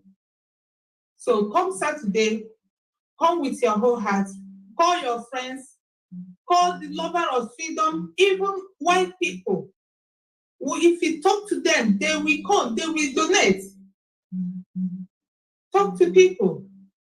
We need it. We need it. Your land needs it. Our land is bleeding. Biafraland is bleeding like never before. I have not seen this kind of thing since I was born. Even during the war 1967, I don't think that what is happening like now happened. Like, it's getting worse by day. That our people, our men are at war. And we are getting it. We are getting our freedom. There's no doubt about it. So please, my fellow Biafrans, the beautiful one, Biafrans are very beautiful. We are appealing to you. Come Saturday. Come and donate. And if you donate, please, like our mother has said, Madam Eriwa, please, it would be good if you can leave your number for us, so that we will remind you. We know we have, the stress in this life now, this generation now is too much. You might forget that you donate, you pledge to pay some money. So if we wait for you 1 week, 2 weeks, we didn't hear from you, we can give you a reminder call, just to remind you. So I will say on that Saturday, as they are pledging, please drop your number or your any contact, your email, your number or your email, whichever one that is convenient for you, you can drop it so we will remind you when the time comes. Thank you. I think I'm going to stop here because thank you. Everything that's we don't have to talk too much today. You know everything. Every month is our fundraising. Thank you, and I welcome you all, Biafrans, on Saturday in advance. Thank you, and God bless you. See you then. Bye. Thank you so much. You hit the nail on the head. And let me tell you, We're not going to give anybody platform here because that's what distractors need. So we do not want to. All we know is that the Biafran people have been doing their part, making sure that they contribute. But we want more, because when we will have more, we will do more. That's why we are coming. We thank each and every one of you for all you've been doing. All the Thanksgiving, all the fundraising that you've done, and we appreciate it from the bottom of our hearts.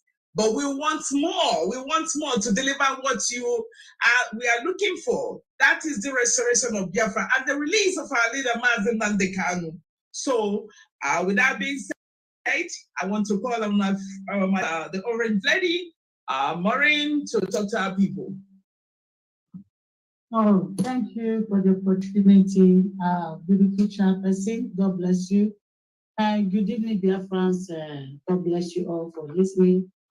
There are some certain questions I do ask myself sometimes, seeing how important it is for us to have our place, our own nation, seeing how our destiny in our hands and we don't want to grab it, and seeing how our parents were humiliated, intimidated, they couldn't fight for us. Then the same good Lord put that spirit inside of us to go and get that land He has promised us.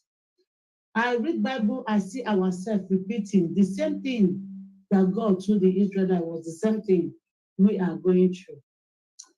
I turned into a particular scripture this morning when I was meditating in the book of Ezekiel, chapter 9, verse 5 and 6. I now know that God even wants you to slay their enemies, your enemies. And then He just said to my ear, that 5, He said, and go, He said, and to the others He said in my ear, in hearing, go ye after him through the city and smite. Let not your eyes spare, neither have ye pity.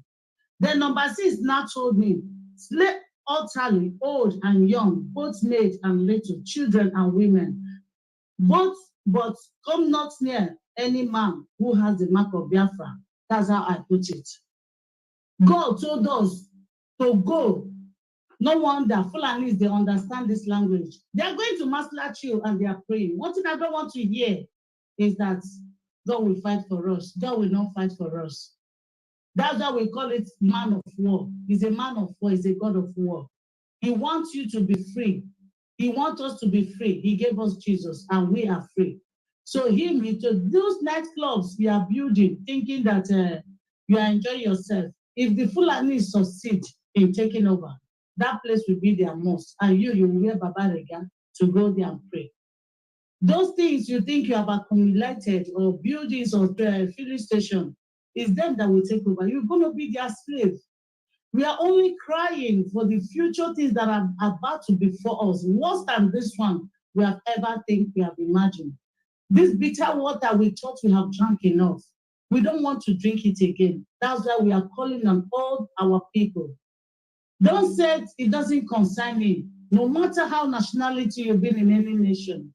Remember, any country you are, they see you as an African. They believe you have an origin. You must go back there. We should tell ourselves the truth, Biafrans. We should not tell ourselves lies because we need our home.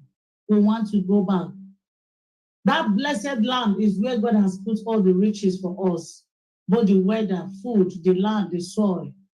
We cannot deny the bitter truth. This is not time to spare our enemies. And that reminds me, those people who said that what our men on ground are having, they should go and submit it. How can you say it like that and you say you love Biafra, you want the freedom of your people? When Fulanis are carrying their thing boldly, no government has told them to go and return their weapon. Rather, they give them every day more powerful one than the one they have before. And you are somewhere asking the men what they are using to protect our farmland, our parents, our young ladies, our children. Even with the one they have is not even enough. They are asking them, how dare you? What kind of someone are you? How do you reason? You work for our enemies as a saboteur to destroy your people. Believe me, there is a reward for you. And I saw a video also trading. Someone went somewhere and started making nonsense video, calling himself one nonsense name, that people should not respect our disobedience, civil disobedience, sit at home. I pity you. I know you are hearing this broadcast somewhere, but I will tell you, you are the biggest nomadus I've ever seen in my whole life. The only thing we are doing without releasing, because the government or the people, our leaders call themselves governors, gave you that nonsense you are holding. You are proud, parading. Didn't you? The Biafrans are wise. They can't come out. They will never. They will not. All we are asking is please, please, Biafrans, we need help. Your people need help. You must restore this land. Just think about if you think you have escaped from Nigeria, you are not in diaspora or in any part of the world. You think, okay, you are saying, what about your brother's children, your cousin's children, their children? They will answer Saliu, Ebere, Abdullahi, Danjuma, when they will take over. Turkey, I repeat this word, is a 100%, 99% Christian nation. Mohammed Abbas. You can't boast of one church there. Mohammed Abbas. We say his name is what, sir? Mohammed Abbas. Yes, the useless thing. I'm trying to see. Let me tell you, oh God, Mohammed Abbas, we know you. Don't think you can hide. You are a failure. You are failed already, guy. Let me tell you, you are not bigger than anybody, but don't worry. Your days are numbered. If you think you are head, you think you have power, you don't have. I pity you. What our men are using, ask them to go and drop it. How dare you? When Fulani are parading, see what is happening. Our blood has been sheltered every day. See what is going on. We can't. Nobody. People don't sleep. I don't want to hear God is praying. God is a man of war. Read your Bible. Sit down from Genesis to Revelation. He's talking about war. All this thing. He's a killer God that makes it alive. He's a no-nonsense God. If you bring Yahweh, he show you Yahweh. Please, we need support.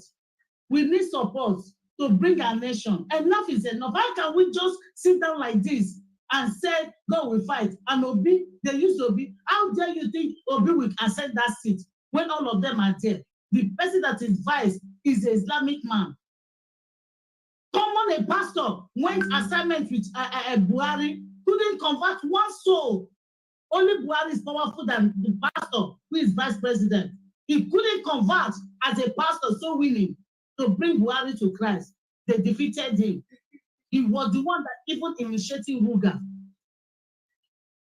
Biafrans, please, you guys should wake up. Wake up. This is the time. The appointed time is now. And as many who are fighting this man that God brought out, in every generation, God keep men. He kept our leader and kept this man, keep him to take over. He knew he's a master planner, and you people want to kill him. You call him all sort of name. You call him thief, liar.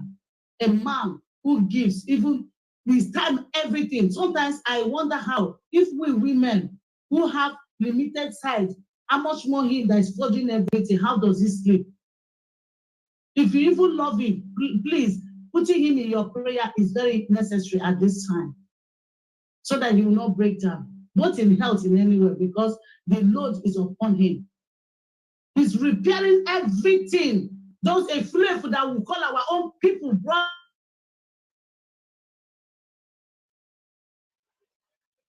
This is the time. Those nations will help you. You see Syria, when it happened, they brought down everything. The same thing you are watching, keeping money. Say the time has not come. What is these people saying? When we meet, we don't need to say much here because that will not permit. I'm so angry in my spirit. We are asking for help. Defend your grandchildren. Defend your generation, your brothers, your sisters' children. Defend your land. That beautiful culture we have, Iwamaka.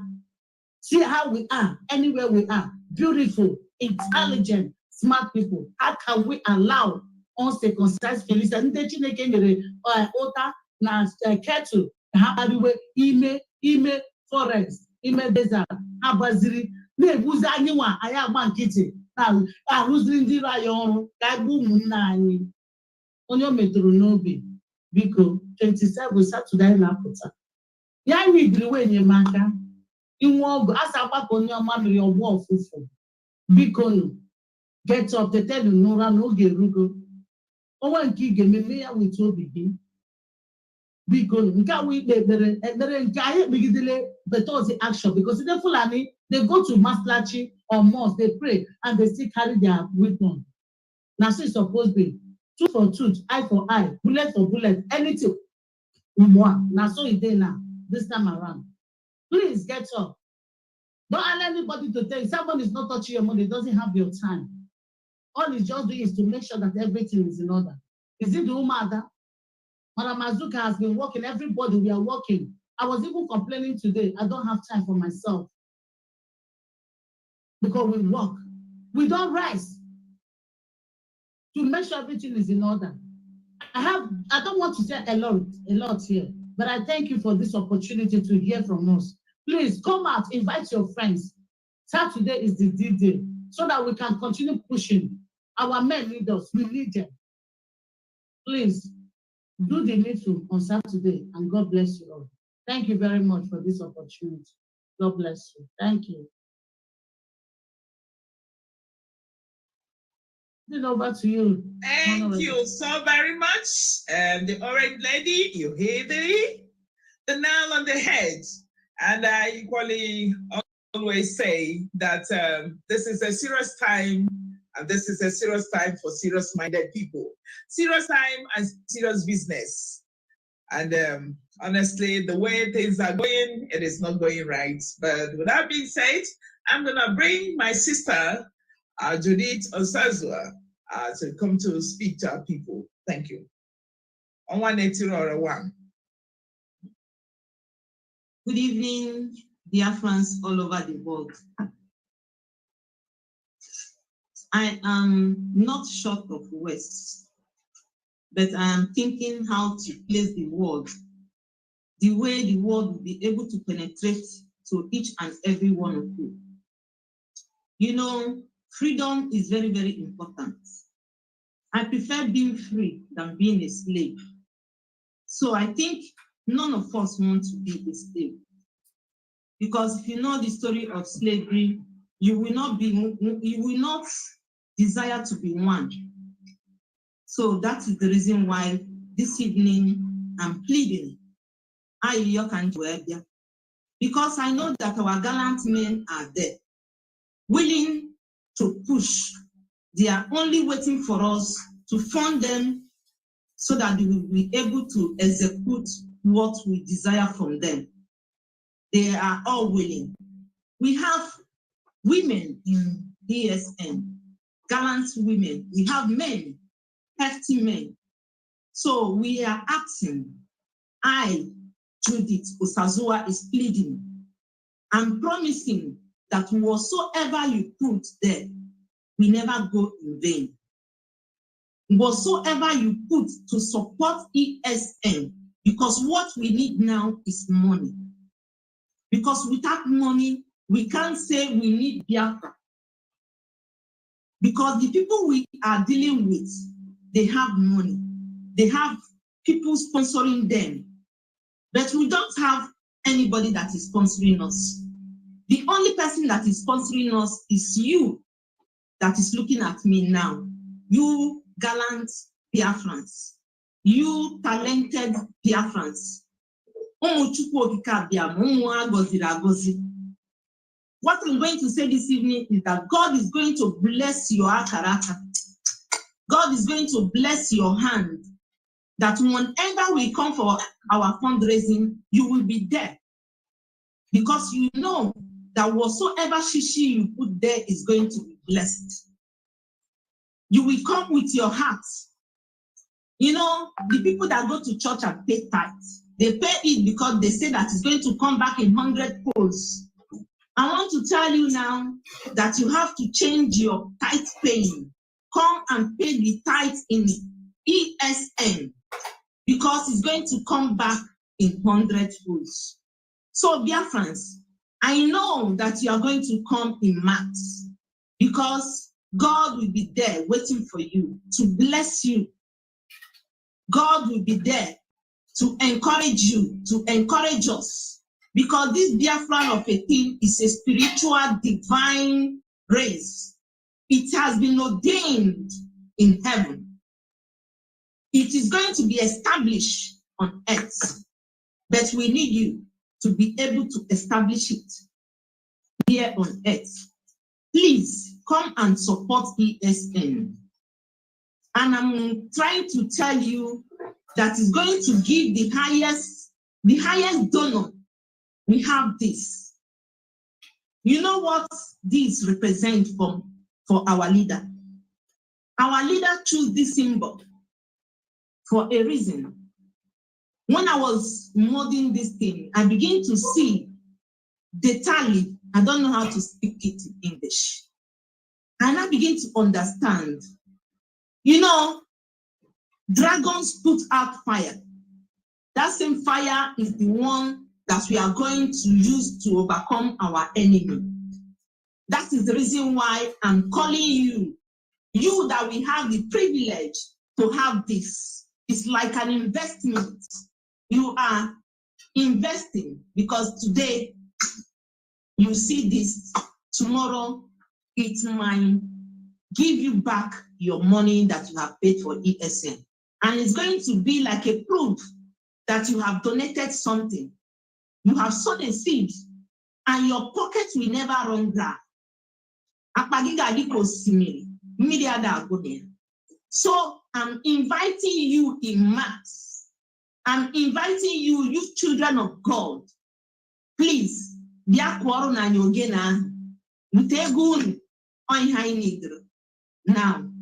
so with this, I say God will bless each and every one of you. God will celebrate each and every one of you. You will never lack. Your pocket will never run dry. As you come on Saturday to donate, leave me your phone number so that we can be able to remind you. I want to appreciate our dragon because I know he's working. In short, he don't even have time for himself. God will bless you. God will celebrate you all the days of your life. God will bless Mazin Namdekan. God have answered his prayer. But we have to execute it with our money. With this, I say, God bless you. Love. Love is the key. Love is the one, and our money that is going to give us the I greet. Thank you so very much, Laura One. You know, like I always tell you guys that we have everything in the house. Anyị nwalundi na-atụ Chukwu ajụ, anyị nwalundi na-eje n'oke osimiri, anyị nwalundi na-akwụ aka, ndị ji aka na-akwụpụta ife a na-akwụpụta. So when you look at that symbol there, symbol of dragon, you don't have to stay home. You have to come this time because this Saturday is gonna be jam-packed. It's gonna be one of the biggest fundraising because this is gonna be sold out. So if you get it, of course, we're gonna call you the day Mazin and the camera is gonna come out to show this, to show that you are the winner of this very symbol, the dragon.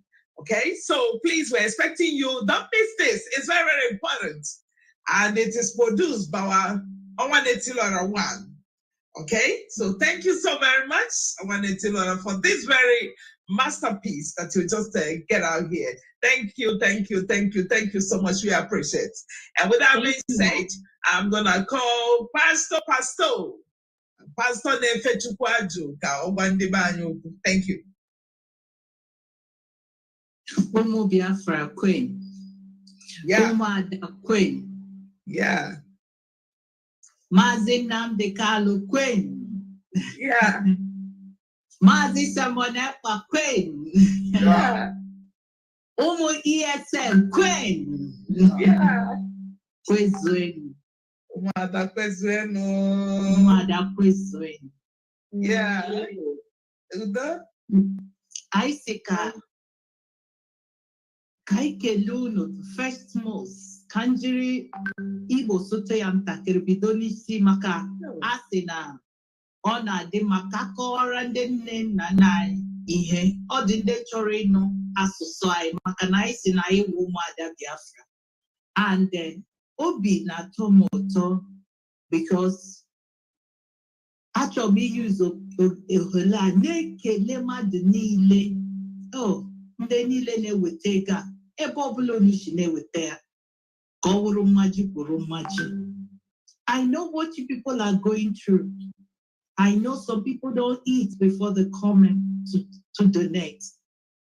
But let me tell you, what you are doing is the history of Biafra. You know, people say Biafra is nothing, but I want to tell you that Biafra is a light. Biafra is the place that when you enter, you know you are going to the holy ground. You know, when people were talking about Canaan land, people said there is nothing like Canaan land. But you know, the people who entered it is Caleb and Joshua and Umuada, Miriam, and the children. But a lot of people died on the road. Why? Because their evil could not allow them to enter. They have so drugged this Biafra so long with rope, and they are still doing it. My Biafran beloved people, great Biafrans, I just want to say, use this opportunity now to just a little bit appreciation and a big appreciation. Omo Chineke, the time has come again for me to specially thank all of you for your steadfastness, support, and contribution towards the realization of Biafra, towards the realization of Biafra. I wish to thank you for all the financial contribution that you have been pouring into this struggle. I know how difficult it may be, but my good Lord will always replenish your pockets. Everything you touch shall be 100-fold blessing, favor, and anointing. That is appreciation to see. Anamasi, Kachuko Kikabiama, Gozieki. First, there is something I want to tell you. Yet today you could be able to see him as in Simon, how his office is full of work. But he still takes that time, day and night. This is complete 1 year. This young man has been in this Biafra. Ask me when. Now, this time, you see this time now is complete 12 o'clock in his time. But he came out for us, Biafra. Biko, you have seen Asari Dokubo. The Danta will has sponsored him with his day. See the kind of things they are bringing. Look at just this afternoon or yesterday in Anambra State. Look at the kind of sophisticated the governors and the politicians just for Biafra not to come. Look, this freedom now is in our hands. It's no more about the politicians. It's no more about the government. They don't care what we are doing. Because you know why? Abanyogo hankwenu. Nke nebu hanya, nebu haju. Herijugo. But what I want to tell you, all over the world, we can make it.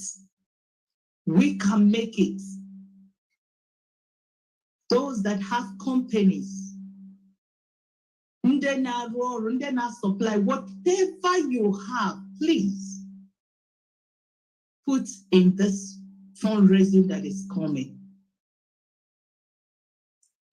You will see since Umuada and Mazi Simon Ekpa handle ESN. You see the difference.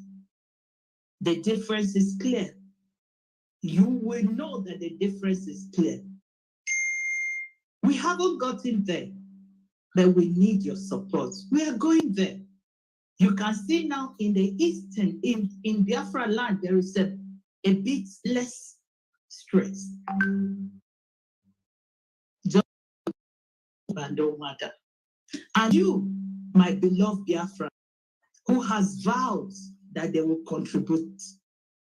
And that's why we have created every country to have one platform called IPOB Autopilot. Where we can come, whatever that bring, whatever you have, you can donate it straight to ESM. So that at least 10 kobo, or not one person Korea, 10 kobo, you may go long after. Let me call it in Biafrans money, you understand? Or $5, or $5, or $5, or $1, or $2, or $5, or $10, or $20. Depends on your, but make sure that every day you have something you put, so that at every 2 times we come out, there will be something you put inside. Our gallant men are dying day and night. You have watch what this Efulefu, Onyechuku Bugoron, sorry to use that word. I don't suppose to, but I have to. Audios or Carlo. You know he could have been languishing in jail by now. But what happened? Mazi Namdekalo make sure he's out. But he is the same brother that is constructing everything that I've said that he's going to go to Bush. Or clean Bay, about that is supposed to be Dubai of Biafra. Or maybe those things, or what the Bush you call there. Ask me, why don't we use that thing to do it? Or when they say, okay, I will take this thing to get it. Yorubas, they have the Oduduwas, this thing. They have their own ESM, this thing. Have you ever seen any of them who came, any of the politicians, any of the government who came to say they will do this, they will do to them? Like I told you that Biafra, now. Unu tetanora.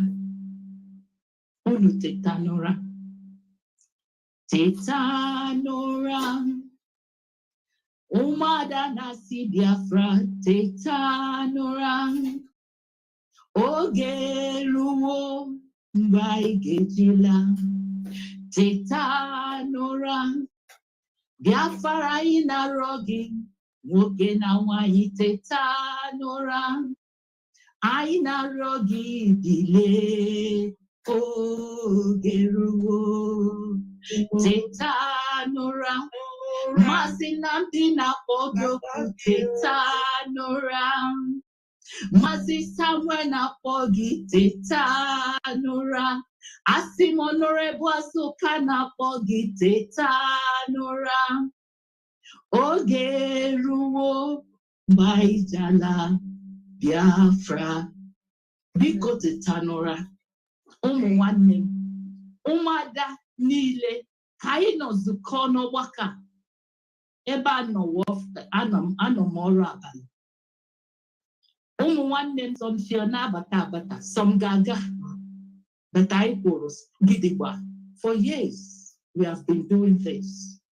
Why? Because of the love of Biafra. Why? Because we know that Mazi Nnamdi Kanu left a legacy. And he said one thing, the day Umuada, the real Umuada come, that Biafra will come. And remember what they have told us. Yes, everybody said that Mazi Nnamdi Kanu said everybody should go and listen to them. They call their names. But he made a particular statement. He said, go and listen to Mazi Simon Ekpa, because he's taking us to a new dimension. And this is the right path. All of them has failed. All of them has fallen apart. But Mazi Simon Ekpa is still waxing. He's still growing from wisdom to wisdom, from grace to grace. Why? Because he don't need anybody to strengthen. You only need the hand of God. You only need so much hope. Do you know what Mazi Nnamdi Kanu is doing there? He connects with him in the spirit. He prays. As they have decided to put him in that DSS, there is one here who is doing more, greater, higher, changing the narrative, using the Umuadas. We are here. We are begging. Remember that all of you that is hiding, when Biafra will come, you are the first that will come and say yes. One, you will prophesy. One, you will say it. You will see from now, before ending of September, you see they will start prophesying about what will happen to Mazi Namdekalo, what will happen, how this will come. All of them that have prophesied, where are they now? What is that? They have closed mouth. And from middle of September now, because you know October is coming, when his case will come, and you will see them saying, and they cannot even bring that money come. Some say when they come, they'll start making. No, that is a hypocrisy. This struggle is no more about Mazi Namdekalo. It's about our children. It's about we. It's about ourselves. It's about freedom. The Janjaweeds are coming day and night. The Fulanis are killing our parents. They are taking all that belongs to us. Our oil, our minerals, everything. They don't need us. What they need is to eliminate us and get it. You know what they said? They said that land belongs to them. Please, I am begging. No, it's no more again. I am pleading. I am saying that we should wake up, because when you beg, you think that because without my begging, you cannot do it. But I'm telling you now, is for you to do the right thing, and then do it now and now on Saturday. It is a D-Day. Because look at what you did. Just emergency. You people did marvelous. I salute hand with I say, Mechuko Kikabiama, bless you. And please, any place, or in America, or in any place you know that you can, your succession, please, talk about ESM. Talk about this donation. We need it. You know why? It's not enough. Asari Dokubo, government has sponsored him, and look at what they are doing. Look at how they are disgracing and killing our ESL. We don't have enough. We don't even have hospital that if anything happens, we will rush to them. We don't have enough to. They are crying every day. They are, and we just ask you people, just one thing, come Saturday, come in massive. Anything you have, bring it. Chuko Okikabiama will bless you. God bless you. Thank you so very much. Pastor, you nailed it. And with that being said, I'm going to bring our sister, Barbara, the wine lady, to talk to the house or to our Biafran people. Yeah, thank you, Honorable. Thank you for giving me opportunity to speak to Biafrans. And I thank as well our dragon, who the Lord has chosen as well to help, to support our leader, Mazi Namdekalo, to restore back our Biafraland back again to us. Yes, like we said, anytime Umuada come out on the stage, we're coming out to let you Biafra knows the latest and the needful, the truth as well. Please, we are pleading because we said we love Biafra, we are Biafrans, we want to go back home. There is a parable, they say home is home. If you go anywhere, we travel all different countries all over the world. That's why we have the citizenship, but we still belong to somewhere. We still come from somewhere, So please, let's put hands together to make sure that we support our ESN that is helping us to keep that our land. Without ESN, the Fulani would have just taken our land, that even we, when we go back to a place where we're coming from. We can't even enter because other people has occupied it, you know, and we keep on saying, where you cannot reach, your money will go for you. Like the pastors used to preach every time in the church, where you cannot go, your money will speak for you. We are pleading for money because money is really involved for this, our struggling. Money involved in the sense that our ESN, people know that the Fulanis or the government, they carried everything. They carried our money that belongs to we, you and me. They collect all our resources. They're in charge of everything. So our ESN that volunteered their life to go and stand for us, they don't have nothing. And what they have is we, me, and you. You looking at me, you listening to us, pleading for money. Most of them, they're just, our leader told them to go and stay in the forest, to guide our forest so that Fulani don't come and claim it, you know? Just like our sisters have said before, Turkey was a Christian country, but now it's taken over by the Muslims. So we don't pray that Biafraland will never be the same at all, can never be such thing. We are Christians. We have our tradition.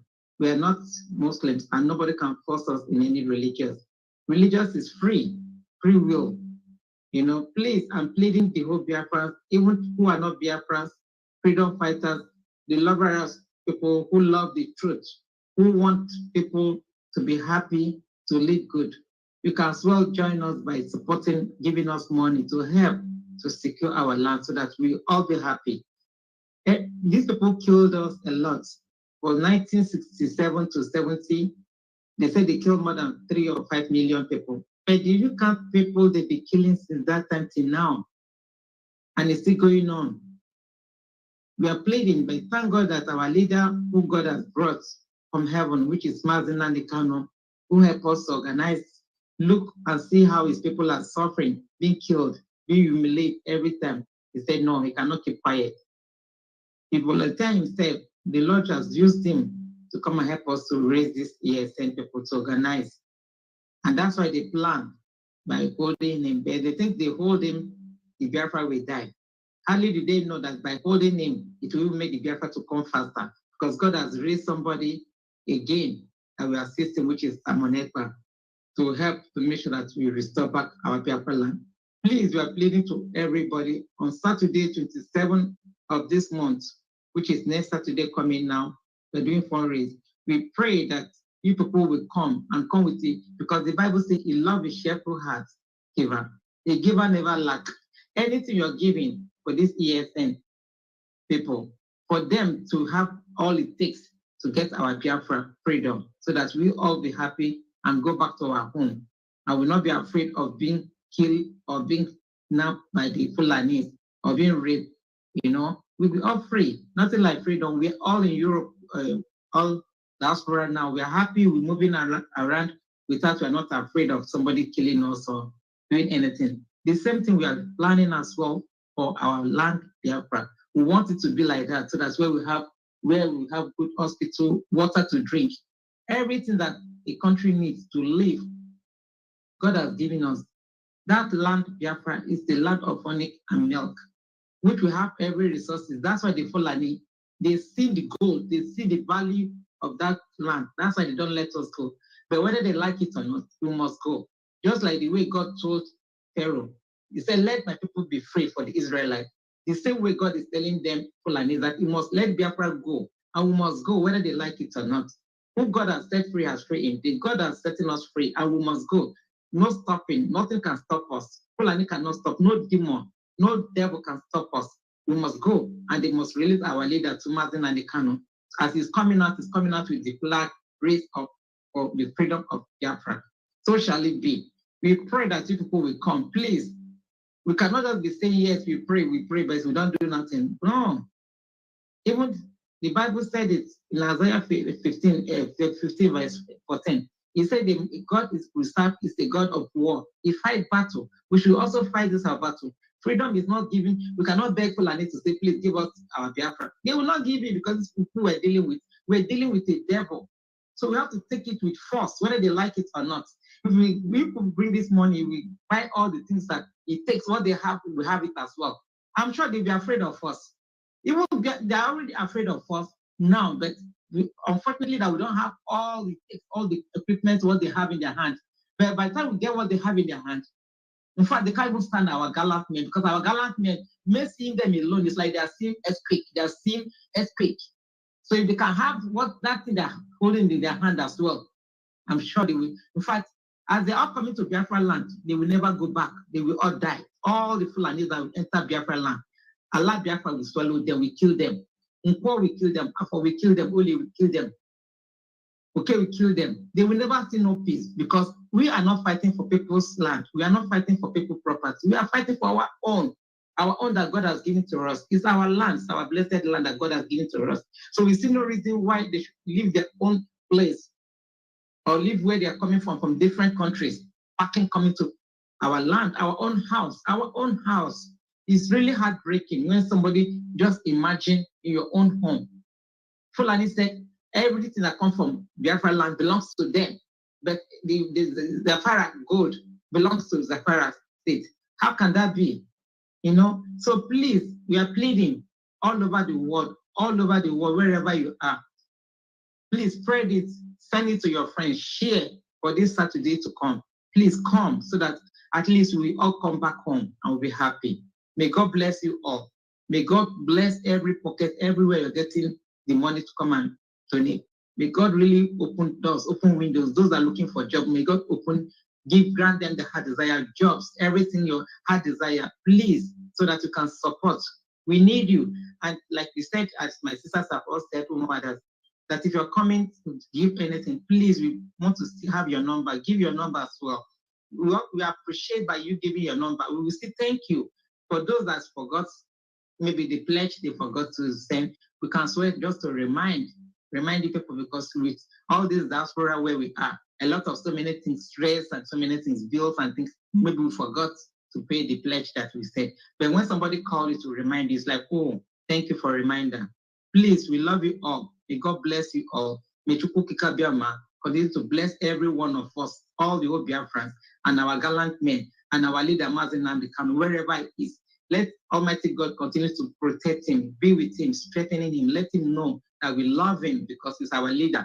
God has called him for this reason and this purpose, and he accomplished all what God has given to him. God will never leave him or forsake him. May God Almighty continue to protect him, guide him, and bless also Simon Ekpa. He will never come down. People attacking him, they're attacking him in vain. If God has blessed, no one can curse. Who God has put in oil anointed on, nobody can move it. So they're all failures. All his enemies will die with shame because they're already now angry, they're frustrated because they see that God's hand is upon Biafra and upon him.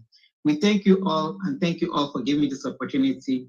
I rest my case now till on Saturday. I love you all. Shalom to everybody. Thank you so much, wine lady.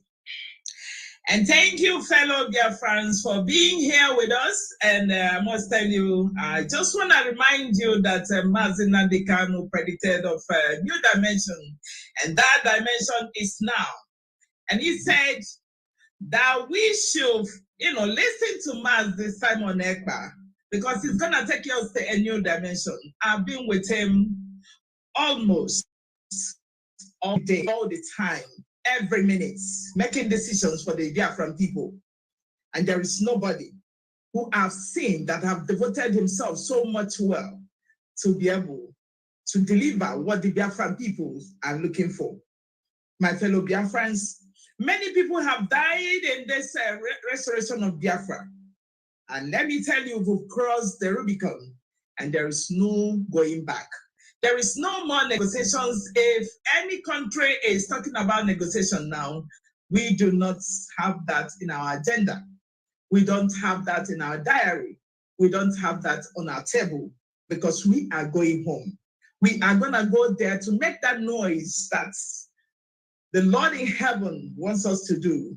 That noise, that prayer, that songs that the Lord of heaven wants from us is what we're going to say, because we are God's chosen people. The new dimension is here. The new dimension is here when the children that are scattered all over the world will gather together and make that loudest noise for the Lord in heaven, Jehovah Chukwu Kikabiama. And it's now for us to come. And we've been asking for this for a long time. And I know that you guys have been showing up. You never disappointed us, but we want more. Like I've said before, we want more. It's time for all the clergy, all the pastors, all the zays, all the ozos, and all the chiefs, and those politicians who still have the interests of the Biafran people at heart to start waking up. Give us your money. We need your money. We need to get the ESN equipped. We need to give them all they need because I've watched them very closely. I've watched them, we have watched them collectively, see them make their interest known to us that they want to fight to the finish. We want this money to be given to them so that they will be highly equipped. We don't want our men to be dying like that. We don't want our men to be wasted like that because they have given us all their promises and they have been delivering every day and night. If Nigerian government doesn't know what is coming, I tell you, they will make the greatest mistake of their lives because Biafra is already here. There is no going back. There is no going back. We must secure our land. We must guard it against all these infiltrators. They are not going to take our land. The Umuada have spoken, and we are working tenaciously to make sure that everything is done and done well. Mazi Simon Ekpa, we thank you for all you've been doing. We love you so much from the bottom of our hearts because you have the heart of Biafran in you, or the heart of Biafrans in your mind. We want to thank you for everything that you've done. You've worked tirelessly every day and night to deliver for the Biafran people. Therefore, those distractors who are trying to tear him down will tell you, you failed.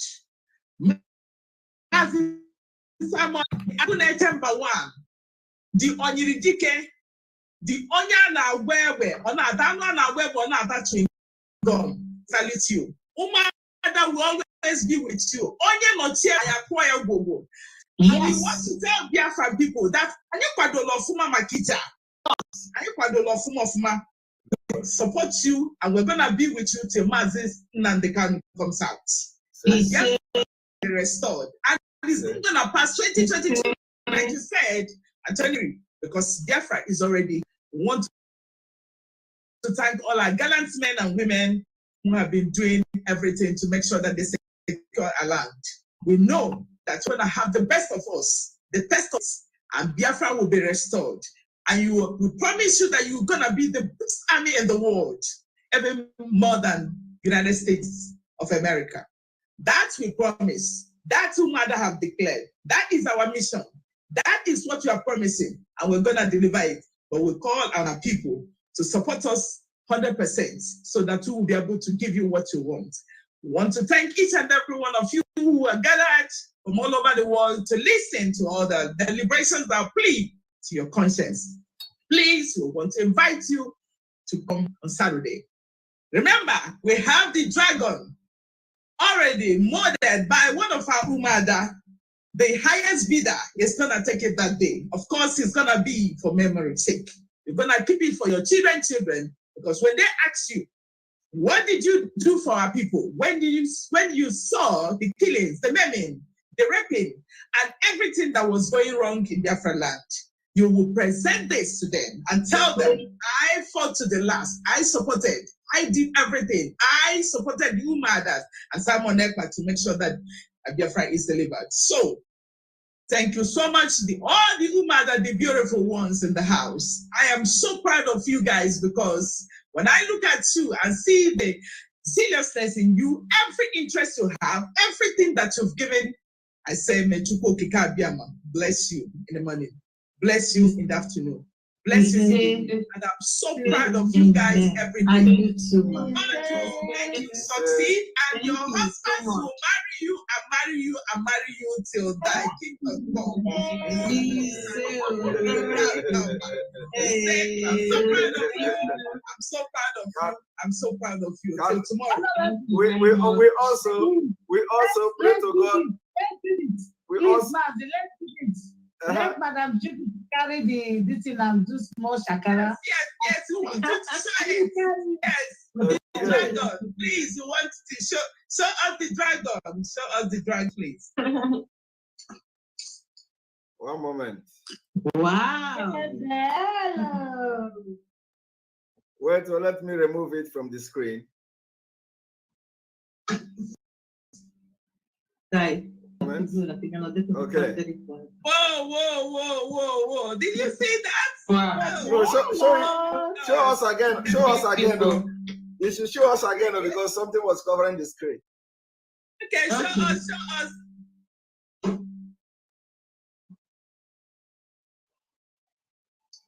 I'm very sorry, I can't stand up because I'm doing the analysis. Yes, yes, we are seeing it. We are seeing it. Okay. Wow. Wow, and it is big. Yes. It's in 3D. It's in 3D and it's made of vetro retina. Wow. It can last forever. Wow. Nothing can destroy it. This is customized.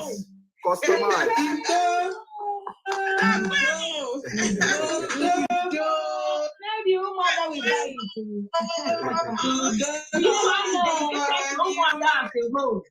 You know, when I was doing it, Umuada to carry it. Maybe Umuada to buy it. Yes, Hey, but madam,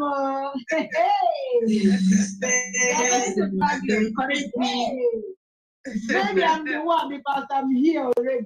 Yes, Horrible. Okay. I got Thank you. Thank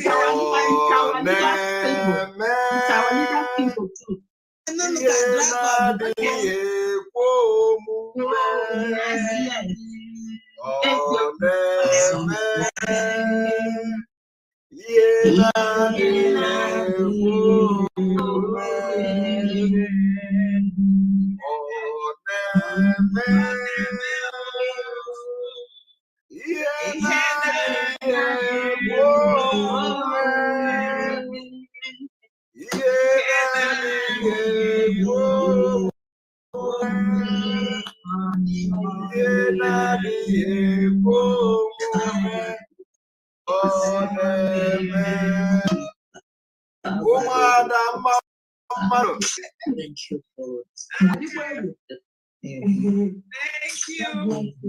Thank you. You have anything for us because he didn't go to let it with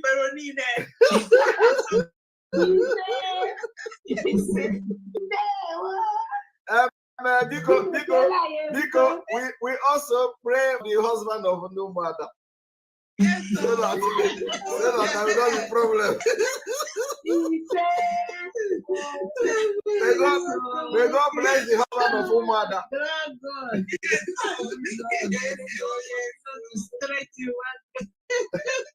All right, thank you. Thank you very much. I think you people have finished, right? Yes. All right. Thank our husbands. We just want to thank our husbands because, you know, they're giving us every support that we need. And that is why we're here for Biafran people. Without them, then we can't do nothing, you know? So we give them the highest kisses of the all times. We love them from the bottom of our heart. Our husbands, we love you all. We love you. We love you. Ti amo, amore mio. All right, so since you people have finished, let's give you music of closing so that you can close. All right. Changing gear. Umuada music. We have our music.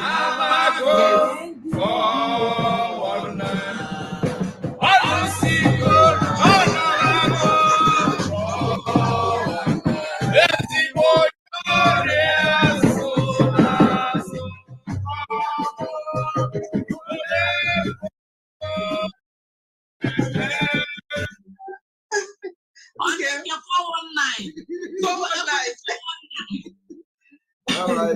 All right. Let me bring Umuada's music so that to send you off.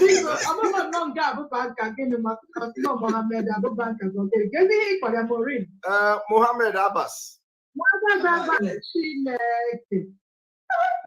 Mohammed Abbas. Kuwait. Oh. Simon, God bless you. Digging undiggable. Yes, sir. Digging undiggable. Hey, Jesus. God.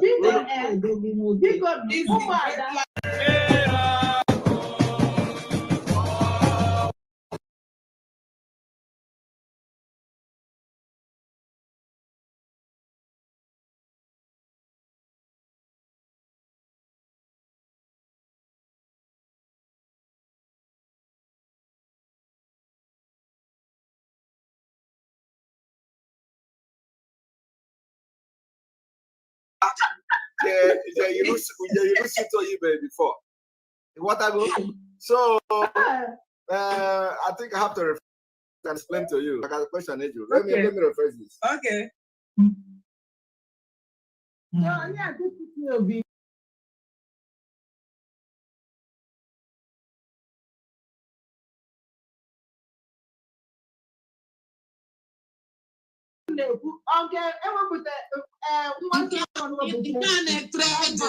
Everybody na-eyi belt kedu ihe ụmụ nwoke na-akpọ ties ya na-akpọ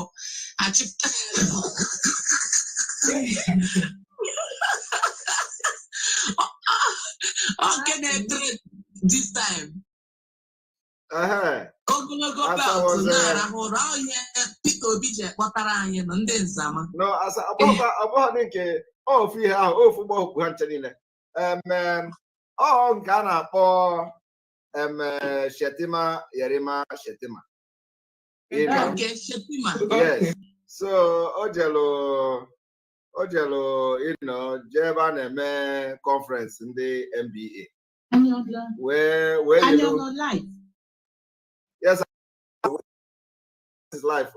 So una bona say na no life. Okay.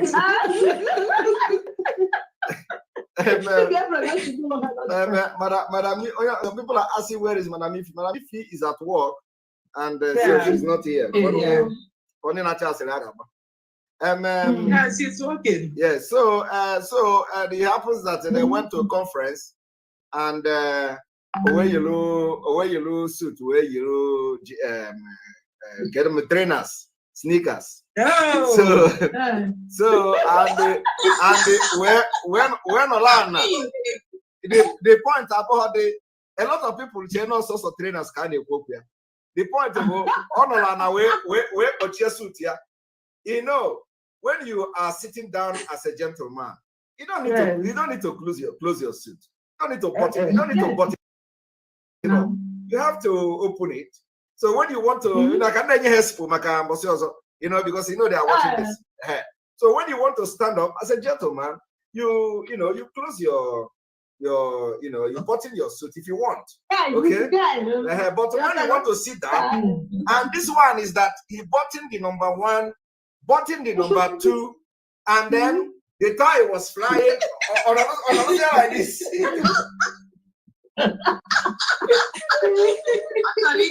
to show you that you see, some people don't even understand why he dressed like that. He is giving you the code of Taliban. That is how Taliban dress. He is telling you that you people, we don't want innovation. To hell with your innovation. No. So he came prepared, representing Taliban. That is how they dress in Afghanistan.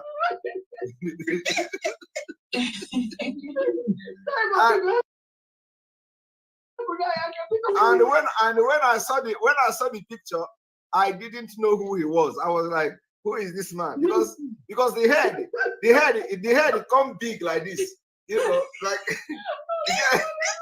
the head come big. I didn't honestly. I was like, who is this man again? Who is this one? They say it's Shetima. How can Shetima head come big like this? You know, you know, and the one thing is that. And I will photo shoot. Yes, and the whole thing is that the man looks sick. The man looks sick. I don't know why some of these bad people, when they get sick, they begin to big in their head. The man head was big. I didn't recognize him. There's no way the evil is. Yes, I didn't recognize him. I'm very serious. So I did not recognize this man. Who doesn't know Shetima?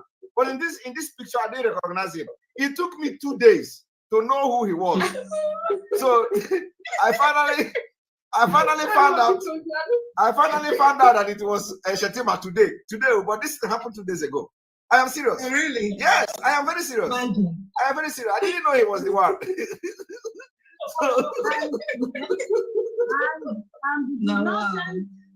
I am ready to hear you again. Now challenge now. So we decided to do the challenge. When I saw your own, I just said, this man is annoying.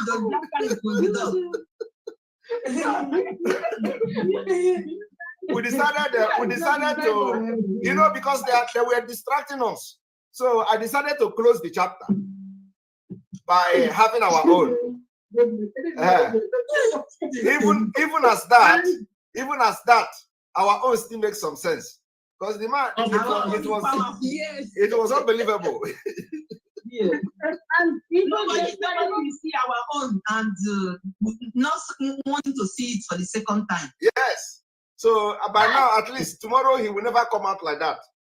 Believe me. And the funny part of it is that they finished the conference with breaking the table and the chair. Have you seen the video and the pictures? They break the chair. Everything, never seen it. I never see it. Please forward it to me. What led to the break of chair and the table? Forward it to. You supposed and this thing. Just penny and other things time because the wahala. What it cause the wahala? They vandalize. You know, in their meeting, they don't end well. You always know. They don't end well. That's the point. Where I come there? I never see that one. You send that my beg. That is to show you that I'm not even paying attention to all those nonsense because they are not going anywhere. You understand? I'm not paying attention. So send it to me. I will go and look it. Send it to us. Wow.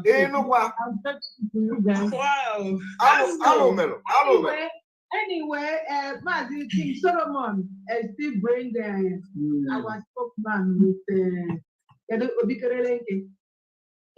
don't know whether you people see that one. Do you people see our spokesman? I just see that picture and say, that Una never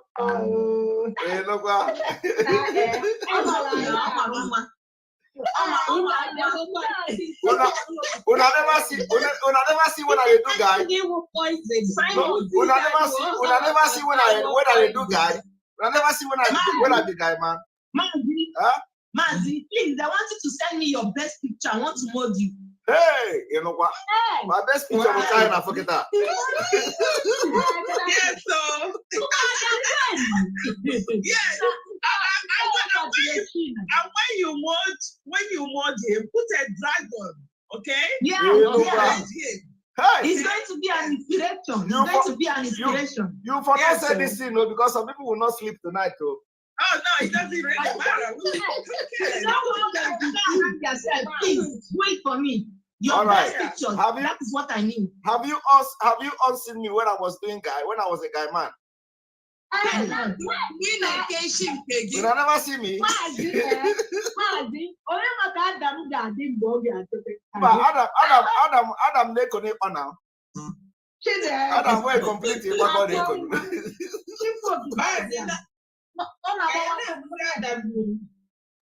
Adam put the film director. I want to direct him now. Wow. All right, thank you. President. Thank you very much. Thank you, Dragon. Thank you for this opportunity. We love you. Thank you, Biafrans. Thank you. Thank you. See you all. We love you. We are giving you the best gift of the Saturday for you people. That's so. We love you. We love you. Thank you so much. Thank you, Father. Thank you, guys. Thank you, Simon. Thank you, Simon. God bless you. We love you. Bye. Bye. Bye.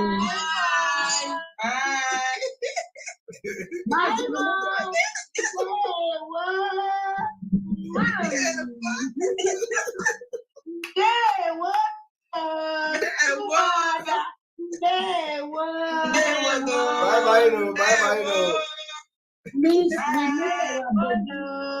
Saturday. All right. Simon. Make I leave. Okay. Oh, people are still waiting for the Egun one. No problem. Okay. All right. Let me drink.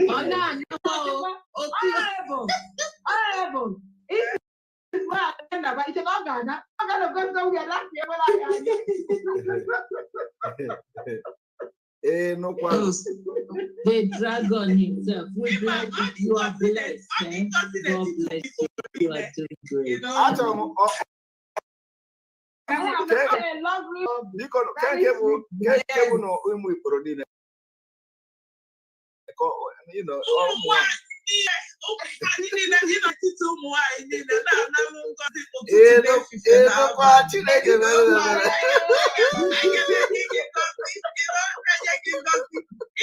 Massage well.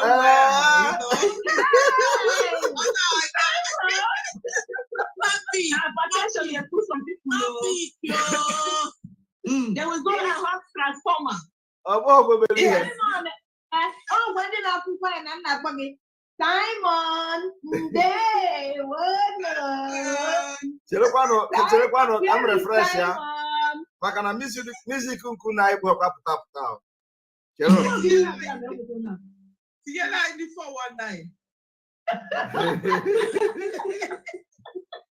Make a refresh this thing. Oh my goodness, you are just great. So much. Thank you for everything. We love you. Thank you. We love you, Biafrans. Biafrans, we love you, people.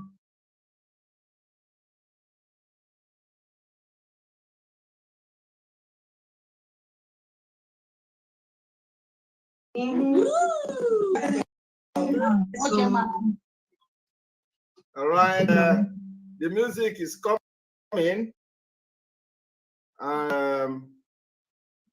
Here we go.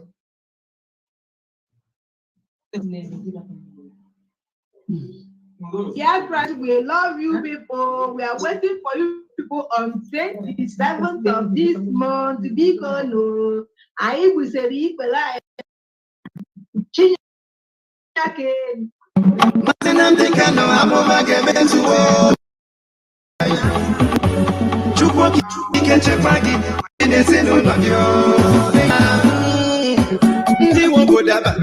Everybody give way. We don't want election before you say we jump in. We want referendum. Nothing more, nothing less. I know. I think they want to catch us. After kidnapping, still they want to come the rape us. They can't get us because we want to say Simon, check the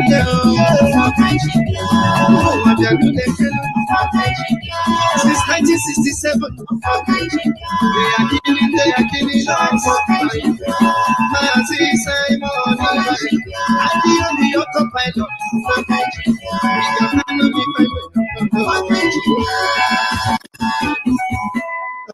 Comedy, they are acting. Suddenly we are dying. anyị ka nọ n'ụwa ka anyị kụnye n'ụlọ ka ha kere anya bụ n'ụlọ maka na iwe dị n'obi ya si na-esi mi so which kind election you are telling me so oya plenty make I put chalo abi you never know never my people we are going home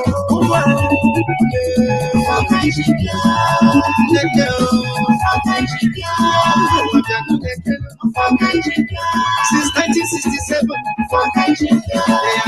they are killing us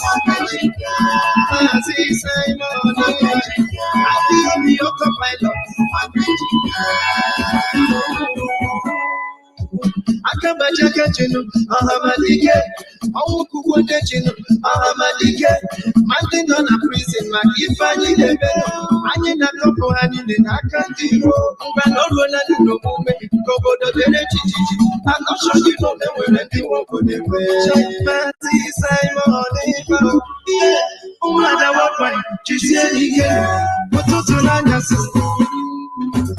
Madam Azuka, I see you. Every day and night to be easy. Only the children get a party for me. Mazin and the can for me. Weapon for my chicken, what you say, we can do for my chicken. Oh, what I want for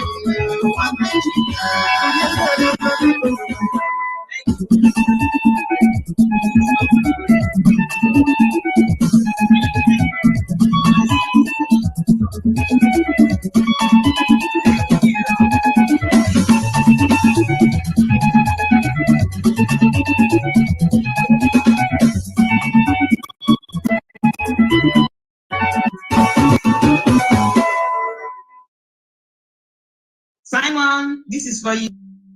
All right, thank you very much. Thank you very much. Thank you very much. Good night. Good night. Thank you. Thank you so much. Thank you. Good evening, everyone. Bye, Mom. We love you. We love you too. We love you. Hello. All right. Bye, everyone. All right, Biafra people, we are here, and as you all can see, Umuada have done their job.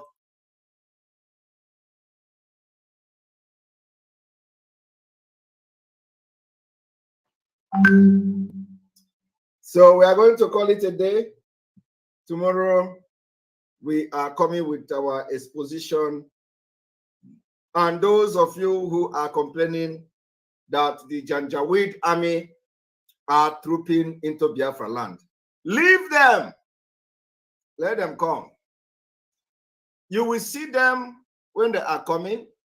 You will see them when they are being deployed to come and kill our people. But what I can promise you tonight is that you will not see when they leave. You will see when they come. You will not see when they leave. It's a promise. So forget about the armored tanks. Forget about the healers van. Forget about the gunboat and whatever. They will come. You will see them. But I promise you, when they leave Biafraland, you will not see them. May God bless all of you. Good night.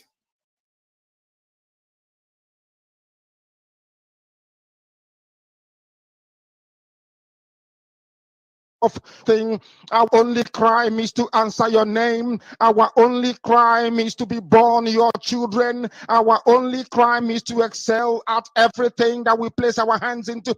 Our only crime is to exhibit your glory and your blessing, which manifestedly is upon our lives every blessed day. That is why they want to kill us. That is why the British want to join those of them who don't know you to destroy your creation and your inheritance. You will not allow shame to befall your name. You will not allow the enemies to triumph over the lives of your children, because you created us to exist, to worship, to honor, and to praise you. That is exactly what we are going to do when this Biafra comes. It will come and in every honesty, because we remain every blessed day. Chukwabiama, believe we're whiter than white and whiter than snow. Oh, is there any way that we have sinned that you cannot forgive us our trespasses, to enable us to fulfill your own word, which was spoken thousands of years ago, that instead of what you promised not to come to pass, that heaven and earth will cease to exist.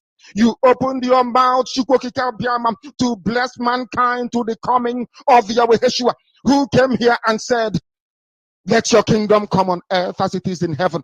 Those words can never be in vain, because they are anchored upon your holiness and your magnificence. That is why indeed that Biafra will come, that these children that we have given birth to all over the world, and their children, and their children, and their children, as long as they give birth to them and they are Biafrans, they will worship you in truth and honesty. Through this very work we are doing, mankind will come to understand you.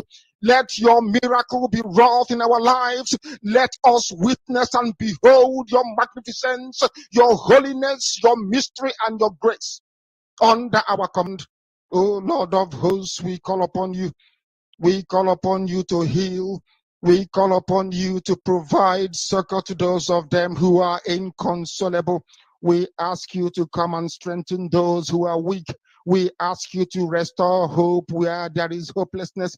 We ask you for inclusion where there is destitution. We ask you for one brotherhood, one camaraderie, one bone, one blood, and one flesh of your children, the Efiks and the Bibios, the Izon, the Shekiri, the Isobos, and also those of them from Isoto. We are traveling all the way to the lands of Igala. We are moving on from there to Idoma, to Igede, to the territories of the Igbo land. All these places we dedicate unto thee. All these lands of yours, we ask you to cover it with your mercy, because Biafra will come, and when it does, we will dance on the streets. I'm telling you, by the time that we are done, humanity will think that we are mad. We are drunk in your glory, and rightfully so, because your kingdom will come to rest upon this very earth. That very kingdom is the unadulterated, non-negotiable sovereignty of the Republic of Biafra, that your will may be fulfilled in our time. All this we pray, all these we ask for, in no other name apart from that name that belongs to you.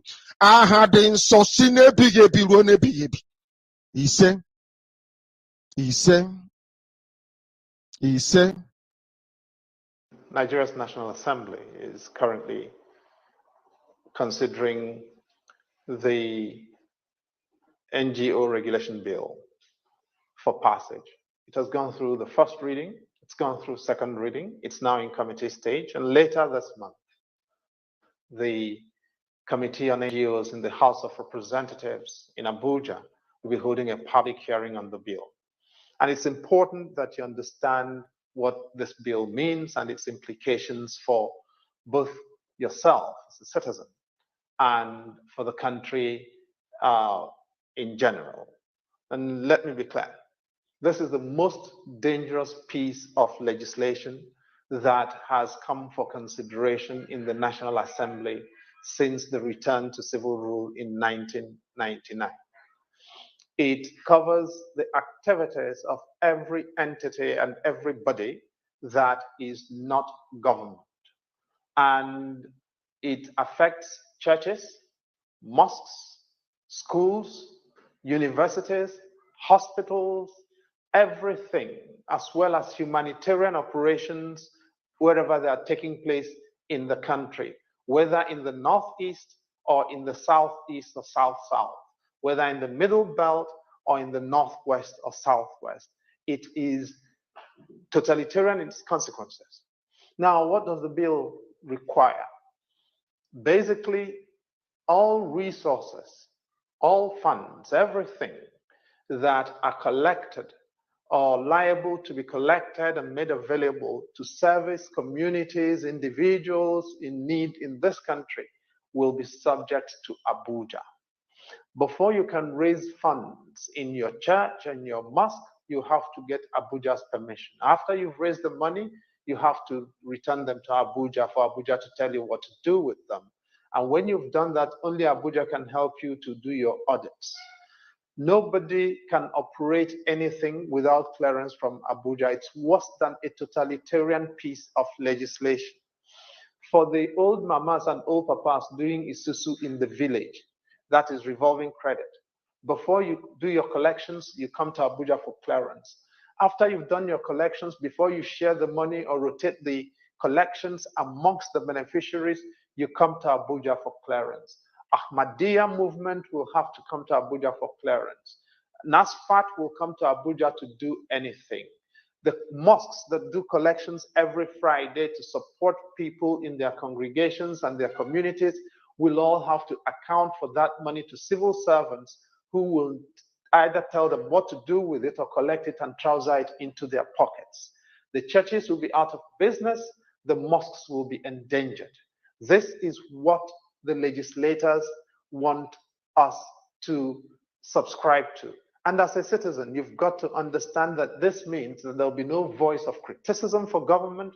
Nobody can tell government anything. What this body proposes to do, what government is proposing with this bill, is that after it has been passed, everybody organizing in Nigeria under any form, students, all students association, reverend sisters in convents, reverend fathers and pastors, wherever they may be, imams, alfas, and everybody, you will have to apply to Abuja for them to register you to operate. If they agree to, they can refuse to register you, in which case you cannot do anything. Now, if they agree to register you, however, you will have to only hold that license for 2 years. After those 2 years, you will have to apply for them to renew your license. If they agree at that time to renew your license, you can continue operating for another 2 years. If they don't agree, that license lapses. If you try to do anything without that license, you'll be liable to be imprisoned for 18 months. And if they are sympathetic and agree not to send you to jail, you may be let go with a fine of 500,000 naira. The civil servants will collect this money in the name of the politicians. It will be used to fire up political power that will not be accountable to any one of us.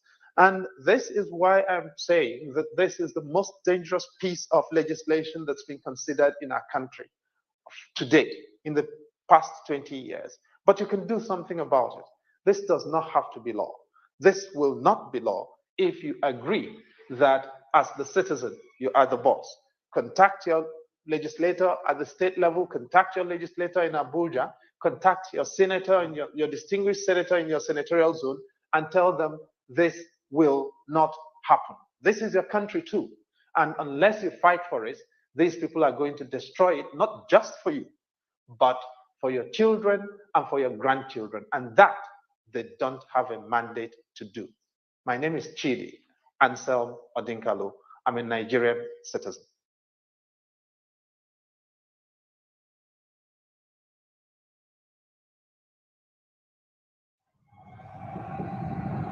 Mein Bruder gab sein Leben bei der Jagd nach unserem Feind. Sein Auftrag ist jetzt der meine.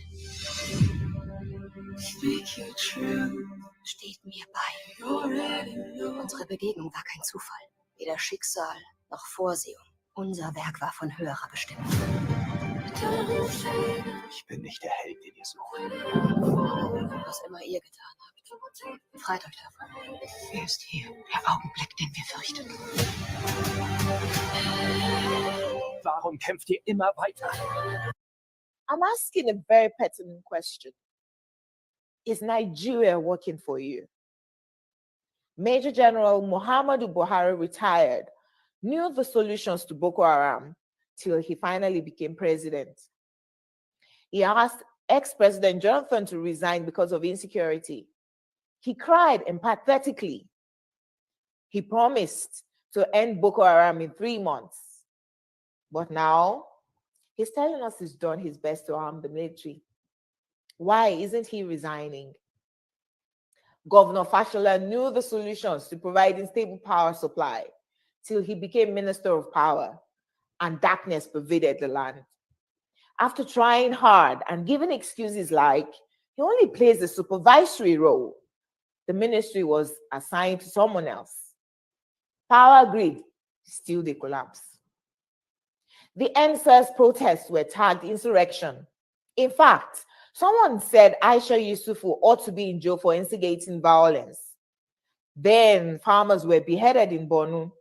Same person asked Aisha Yusufu to lead a protest. Aren't these people supposed to forbid hypocrisy? Is Nigeria working for any Nigerian today? From leaders hoarding food for the poor, receiving kickbacks from government contracts, to farmers needing permission to go to their farms. Is Nigeria working for you? Why is Zamfara's gold for Zamfara and Niger Delta oil for Nigeria? Why is Hisba destroying alcohol, but their state governments receive federal allocation from monies received via taxation, including tax on alcoholic beverages? Why are some federal roads abandoned to bandits and kidnappers? Who is in charge of Nigeria's security? The president is talking tough this time. Most times, he's as shocked by the rest of us by the absence of good governance under him. Regardless of his campaign promises and the manifesto of his political party, Nigeria has rolled back in terms of development. From Naira continually losing its value to our recently launched locomotive trains breaking down in the middle of nowhere. Nigeria has to be working for some people though. The government can do no wrong. To this set of people, their money isn't being stolen, even if the money is being borrowed, leaving debts for their own children to pay in future. Even if the leaders don't use public institutions, from sending their children to Ivy League schools abroad to getting medical treatment abroad, some people who have nothing and we need to donate money for their medical bills if they have a serious ailment, continue to hail the obvious lack of good governance till Nigeria happens to them. Then they get a little pissed. May Nigeria never happen to you. Say amen. We deserve better than the political class who go home with millions monthly to represent people who can't even afford to feed themselves. I am Olajumoke Alaode James. Nigeria is not working for me. Is Nigeria working for you? You must listen to that. Of course, you must go and listen to Simon Ekpa, who is doing a very fantastic job. Very great job that Simon Ekpa is doing. Very, very, absolutely fantastic job that he's doing. You must listen to him and share his videos accordingly. Very, very important. He is bringing a new dimension to this very awareness that we are making, and you must listen to him. Very, very important.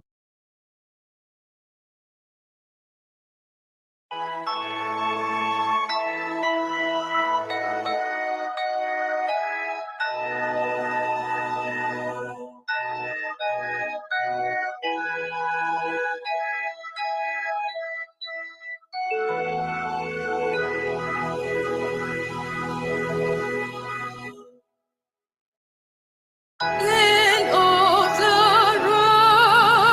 rising sun, we love and cherish. Beloved homeland of our brave heroes, we must defend our lives, or we shall perish. We shall protect our hearts from all our foes. But if the price is death for all we hold in, then let us die without a shred of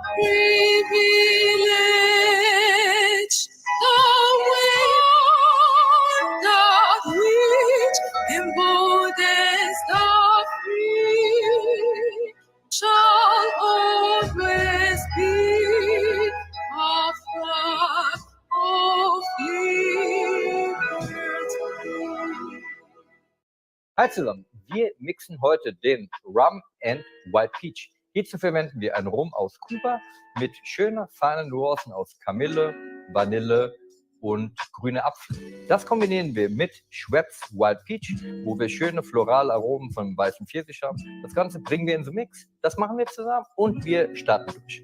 Als erstes geben wir Eis ins Glas. Nächster Step, wir schnappen uns den Rum. Von dem Rum brauchen wir 4 Cl. Messen das schön ab in unserem Barmaß, dass alles am Ende perfekt zusammenpasst. Geben das ins Glas über die Eiswürfel und wir schnappen uns Schweppes Wild Peach. Der typische Schweppes-Effekt. Und wir gießen langsam 16 Cl Wild Peach über den Rum, über die Eiswürfel. Jetzt rühren wir alles zusammen um und sind schon fast in Trinkgenuss. 2 Stückchen frischer Pfirsich. Geben das mit ins Glas. Und fertig ist der Rum White Peach.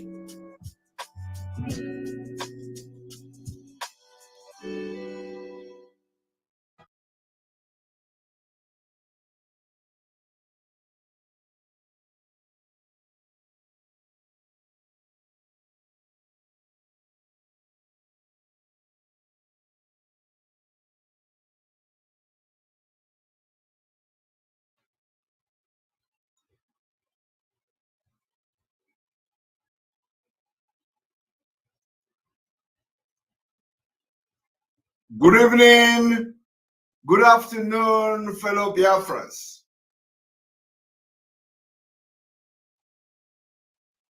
Depending on where you are watching from. This evening, we have come so that we will continue to preach the need for the liberation of Biafra people. We have come so that we continue to show the Fulanis and the terrorists in Nigeria how prepared we are to take our freedom by force. By force. We are going to take our freedom by force in 2023.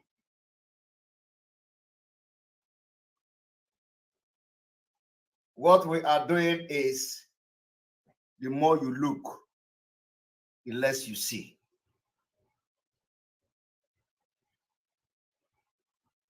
What we're going to do today is to continue the exposition from where we stopped yesterday without wasting of time. Some people say, I have been reading some messages on social media. I've been reading some messages where some people are blooded, those who have left behind.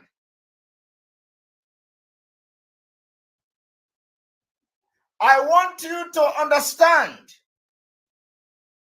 nobody can scare us. Nobody can threaten us. Nobody can come in between our freedom. We are going to fight this particular freedom of Biafra with a physic. A physic. You know, whenever we do this, know that now, yes, yeah.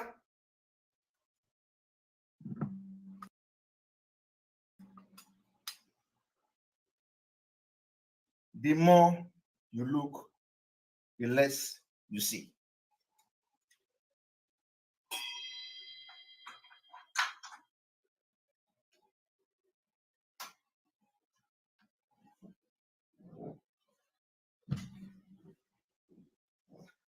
Umuada tipa. Itiaka akagabajie. We have destroyed the criminals in IPOB. We have destroyed the criminals in IPOB. Going forward, we will be issuing statement in the name of IPOB, Indigenous People of Biafra, going forward.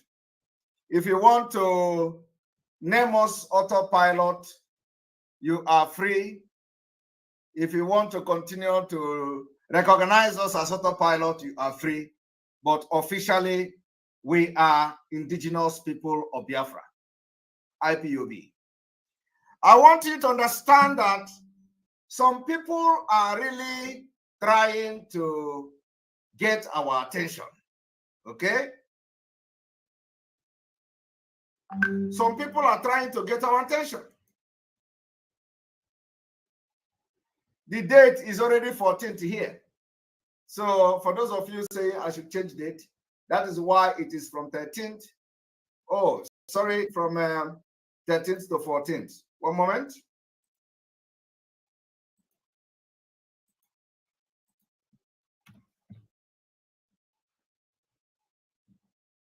You will be addressing us officially as the IPOB, Indigenous People of Biafra. If you wish, you will add autopilot. It is no longer necessary. Am I clear? Indigenous People of Biafra. We are the Indigenous People of Biafra, IPOB. If you like, you add it autopilot. You know, some people say that I want you to understand that they are no longer, you know, we chase these criminals away as far back as February 28, 2022. February 28. Every autopilot today is hereby declared Indigenous People of Biafra, IPOB. Officially. Use it anywhere, use it anyhow, and let nobody tell you that you are autopilot.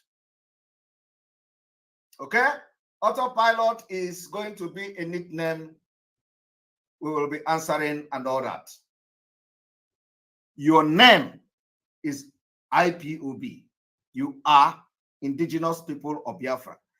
Tell anybody who feel threatened by this declaration today to go to anywhere and challenge us. Having said that, like you know, I don't want to dwell in you know, to start recognizing inconsequential people. Now you can now believe. You are now going to your eyes are cleared now that they are not in control of anything. Finally, you are now, you know, you can see the picture very clear. They are not in control of anything in Biafraland. Nobody listening to them. ESN is intact under Mazi Nnamdi Kanu. The reason we are not going to be taking order from Mazi Nnamdi Kanu is that whatever we do, he will not be held responsible, as the Biafra liberation have started. So I want you to understand that we are the Indigenous People of Biafra, IPOB. If you want, you add autopilot. From today, I want you to understand, there is something I want to say today. It is a pity. It is a pity that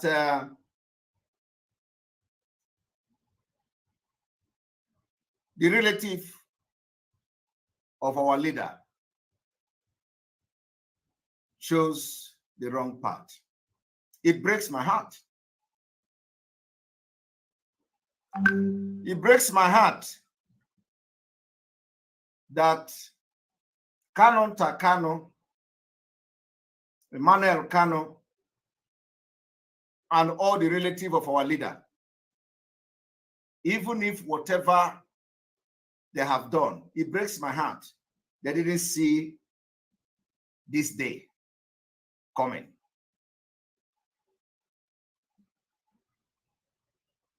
It breaks my heart.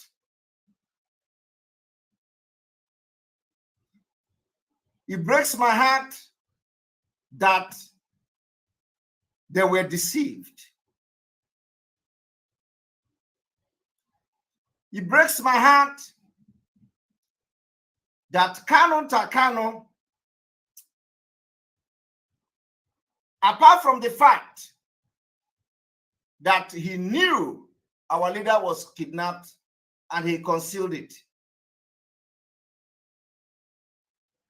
he was deceived. It breaks my heart that the siblings of our leader didn't see today. They didn't see how genuine Simon Ekpa is. They didn't see the loyalty of Simon Ekpa to Mazi Nnamdi Kanu. It breaks my heart. And they went over the red line, crossed it. They used them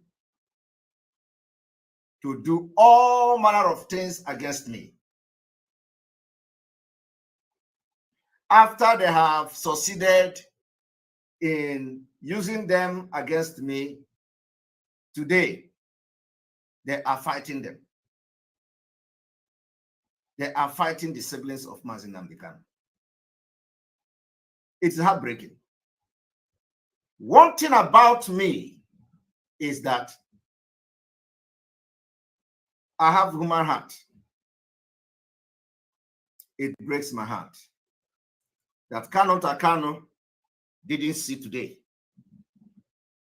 Breaks my heart that Emmanuel Kanu didn't see today.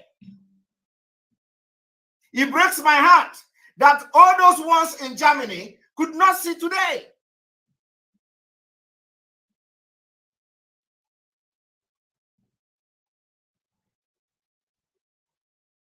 And they deceived them to fight the person that could have salvaged their image if they were pure, if their hands were clean. It breaks my heart. But that is not why I'm here. This comment I have made today, let whoever that I have mentioned here go and check himself.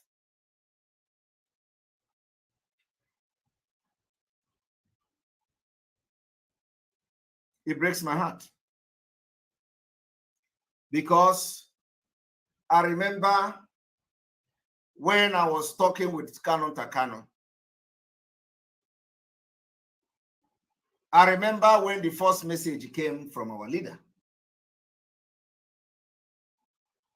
I remember how Kanu Takano was searching for my number everywhere. I remember how Kanu Takano talked with me. At the end of the day, he was deceived. I remember how Emmanuel Kanu contacted me. At the end of the day, he was deceived because they are not pure. They were looking for something else than following the legacy of their own brother. It pains me. I am telling you, it pains me because if these people have consulted Oracle, all those native doctors they are going to, if they have actually consulted native doctors and Oracle to ask about Simon Ekpa, they wouldn't have gone that wrong way.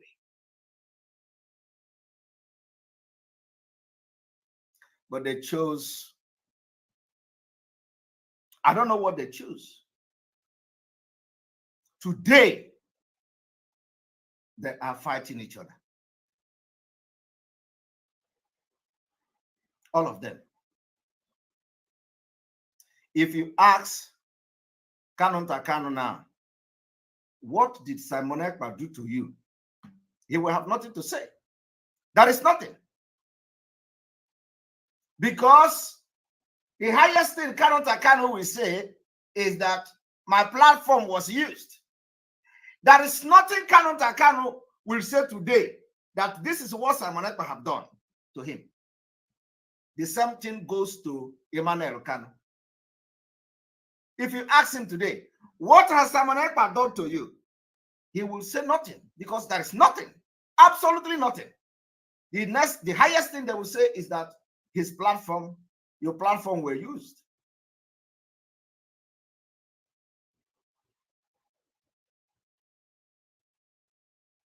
I am not saying this for them to come to me. No. But I am saying this so that other people watching that have observed this whole struggle, see the kidnap of our leader, will know what has gone wrong. It breaks my heart that the family could not know who is their enemy and who is not their enemy. Today, it is clear.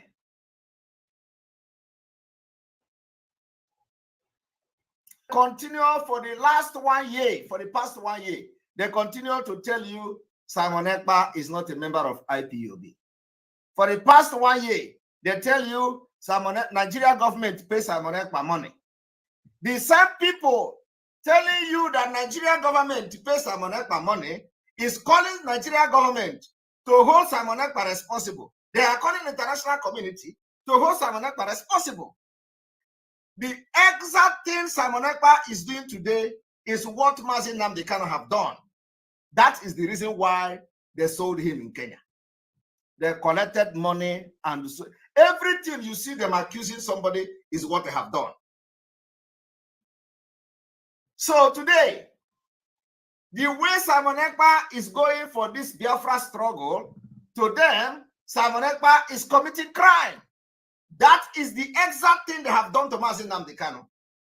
They pretend to be working with him, and they sold him in Kenya. They told the Nigeria government that he was in Kenya. And as that is not enough, those who are not well sound in their mind has become victim of conspiracy. People like Kanu Takano has become the victim of conspiracy. And there is nothing you can do about it. For him to have said, for him to have told the secretary, do not tell anybody, means he has become a victim of the conspiracy. Whether his hand is clean or not, it doesn't matter, because that particular opinion is questionable. Even though he will be saying by, that he did it because he don't want people to know. That is not reasonable enough. They chose their enemy. They chose to work with the enemy of Mazi Nnamdi Kanu. And when you listen to that one in Germany, attacking me, blackmailing me, Simon Ekpa want to hijack Mazi Nnamdi Kanu IPOB. Simon Ekpa want to take over Mazi Nnamdi Kanu. Simon Ekpa plan coup. Look at them today. Upon all the coup Simon Ekpa, according to him, is planning. Look at what they have done to them. And these are the people who come on social media to tell you they are prophets. They see tomorrow, they see next tomorrow, they see next year. They couldn't see this one coming. But they see everything. They prophesy Donald Trump is going to be the president of America. They couldn't see Bibia, Doctor Nagondozo, Anahagomwe. They couldn't see what these criminals have done. First of all, they embrace them. Oh, you are the brother of our leader. And they have used you to blackmail Simon Ekpa. After they use you to blackmail Simon Ekpa, now you are not with them. They have, after that coup, you have been saying, oh, they are planning coup against Mazi Nnamdi Kanu. The coup have actually happened. The only good thing is that, the good news is that the struggle and the IPOB of Mazi Nnamdi Kanu is intact, under autopilot, as you may call them. Under autopilot. This is where the structure of and the struggle of Mazi Nnamdi Kanu is intact. We have the entire Eastern Security Network under autopilot Mazi Nnamdi Kanu. That is the fact. So this cry, you see them crying today, is a confirmation that they have nothing to offer. Now they are telling you, if Masamanapa commits crime, holding him responsible because they don't have anybody again. They know the capacity. They know what we can do now. They know our strength militarily. They know. They know what we can do. They know we control the entire Biafra. They know every armed group in Biafra is under our control. And they have seen that the threat is real. So they are raising alarm.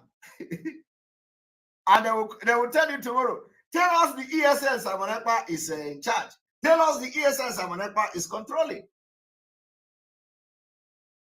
They will organize. You know, I told you people yesterday, when I was exposing that criminal as he ordered the killing of Ikoso family, I told you people that you are going to see how they will come out. They went under their criminal anonymous that have actually destroyed their fraudulent businesses. They went and started writing, oh, Simon Ekpa will be deported. Simon Ekpa will be arrested. Jesus Christ. Chai!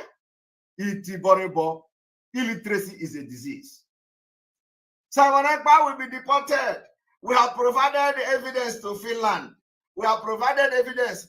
I don't know how long we are going to write Finland.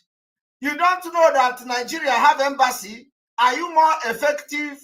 Are you more active than the Nigeria embassy that is in Finland and supervising Finland? You are the one now working the work of embassy, Nigeria embassy. Let the Nigeria embassy come to Finland and arrest Simon Ekpa.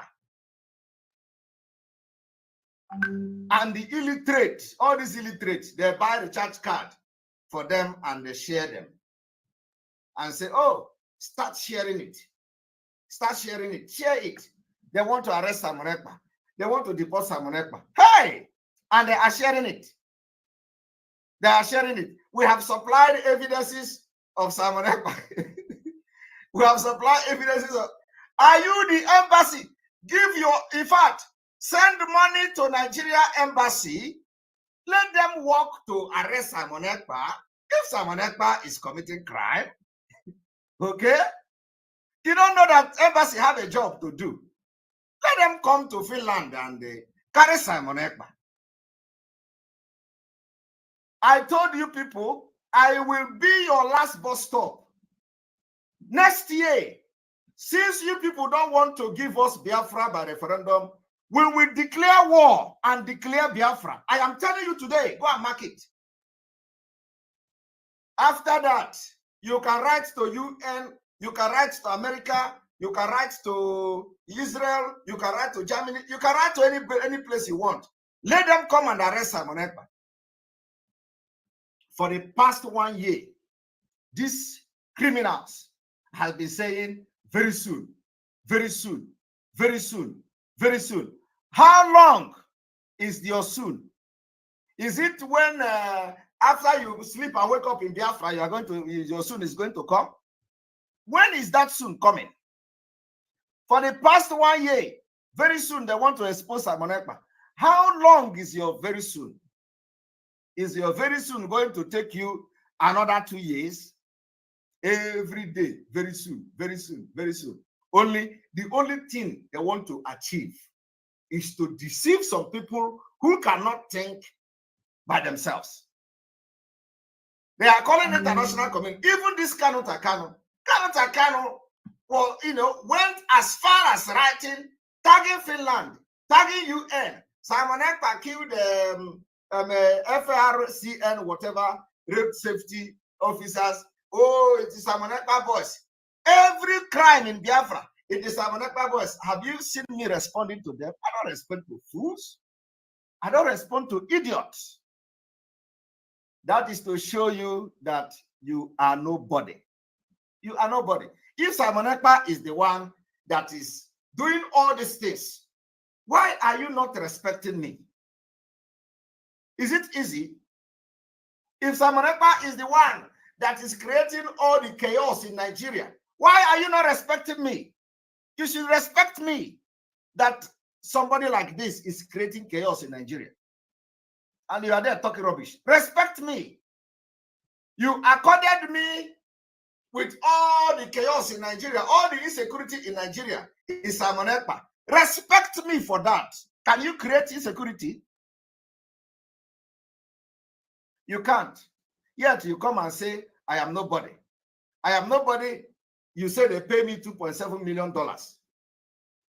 I am nobody. You say Nigeria government pay me $2.7 million. The same you is calling the Nigerian government to deport me. How can you be calling the people that are paying me to destroy the struggle to come and carry me? Are you stupid? You say they pay me money. Nigerian government pay me to destroy the struggle. At the same time, you are calling the Nigerian government to deport me, to come and kidnap me, like you arranged the kidnap of Mazi Nnamdi Kanu. Does it make sense? I am your last bus stop. I am your Inankema Oku no pay. Oku Ninine. Chike Dosiamu will be getting bigger in his head. Until he will die off completely. And let me tell you, he will be getting bigger in the head. Maka enyegi otapiapia. Ndotia. O ihe na-eme. Enyegi onye amahomo imana ekwuru m dara day. Ọ dị ka ihe nyere ya bụ echeteka. Otapiapia, the one they call echeteka. Tomorrow is far. Go and ask question, what is echeteka? That one, that is what they gave him. So what I will crack this joke for the next 10 minutes before I start my exposition of today. Tell them to go and write Finland. Tell them to write Finland. That Simon Ekpa is agitating for freedom of his people. So all the crime in Nigeria, he is the one committing it. All the killing and the kidnapping of Fulani, Simon Ekpa is causing it because he is saying that Biafra will be liberated by 2023. Write Finland, write UN. If you don't have material, come, let me give you material. Let me give you a material of all the people that they have killed. Put it under the name of Simon Ekpa and submit. I want you to understand that these are the people you must not listen to. They are gone completely. They are gone. The reason why I'm making this particular statement today is just, for some people who do not understand. I want them to understand that they don't know. This music I am dancing, what you don't know is bigger than you. I came to this Biafra struggle prepared. I have been saying it every day. I have told you people, you have done all the juju in this life, all the sacrifices with cows, everything. Simon Ekpa is still standing gidiban. You have done baby, you have tied baby on social media, you have threatened Simon Ekpa with knife on live video. There is nothing you have not done. Simon Ekpa is still waxing stronger and gidiban. And I have not even started. You have not seen my best. My best will come when Biafra finally go to war. You will see how we are going to defeat them. That is when you are going to know who Simon Ekpa is. Now we are still making mouth on social media. We are still preaching. So please, any place you see these criminals that sold Mazi Nnamdi Kanu, give them opportunity to write to anywhere they want to write in the world. For the past 1 year, they have been writing Finland government. For the past one, I don't know whether all these criminals are better than Nigeria government. You can imagine non-entities shouting on radio of 400 people listening to them. They are shouting on radio. Simon Ekpa, anything happened, they are calling. No international community is listening to this idiot. They say, we are calling on international community. Which international community listening to you? Nobody listening to them. They are calling on international community. If Simon Ekpa commits crime in Nigeria, hold him responsible. Who are you talking to? No international community listening to an idiot like you. Fraudulent people. I have not even started. Wait. We are going to buy jet to fight Nigeria. Jet. It is. I just pray that you wouldn't go to that length.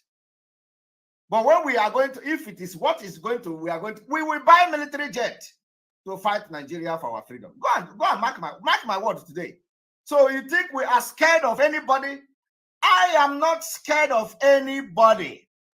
Even if President Putin come here and stand and say, why are you doing this? I will tell him why I'm doing it. I am not scared of anybody, not a human being. The only person that I'm scared of in Biafra is God and myself. I have said this thing several times. So right to Finland, right to anywhere, what we are fighting is the freedom of my people.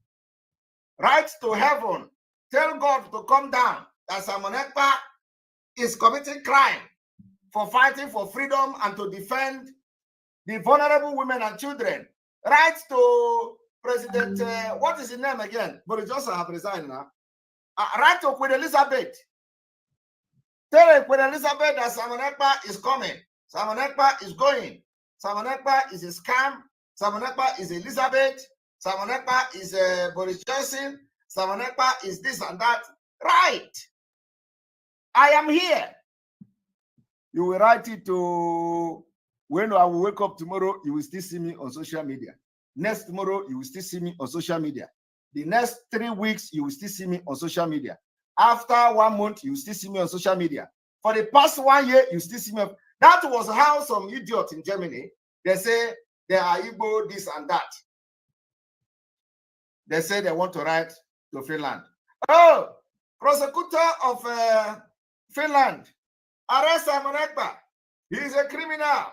He is a terrorist. He is this and that. Only on Nigeria's social media and Nigerian newspaper. It doesn't cross heaven. It does not even cross our ceiling to enter Finland. It doesn't cross Finland. They started contacting all the lawyers in Finland. Nobody responded to them. You understand? Nobody responded to them.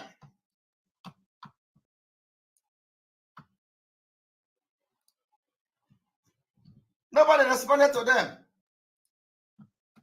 So, tell these idiotic and criminal people to go and write whatever they want to write. Anomugidigbam. Anomunite. Na su putu. Emere m nkwado. Chineke kwadoro m. Ndị omenala kwadoro m. Ndị eje ihe kwadoro m. Mmiri na ana kwadoro m. Enu na ana kwadoro m. Ana m asụ putu n'ite. I am not hiding my mouth.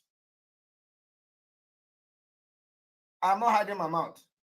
So go and do your juju. I have told you people, go to your oracle and do your juju. Go to anywhere, kill that cow, burn the cow alive, put it on the road. I am here.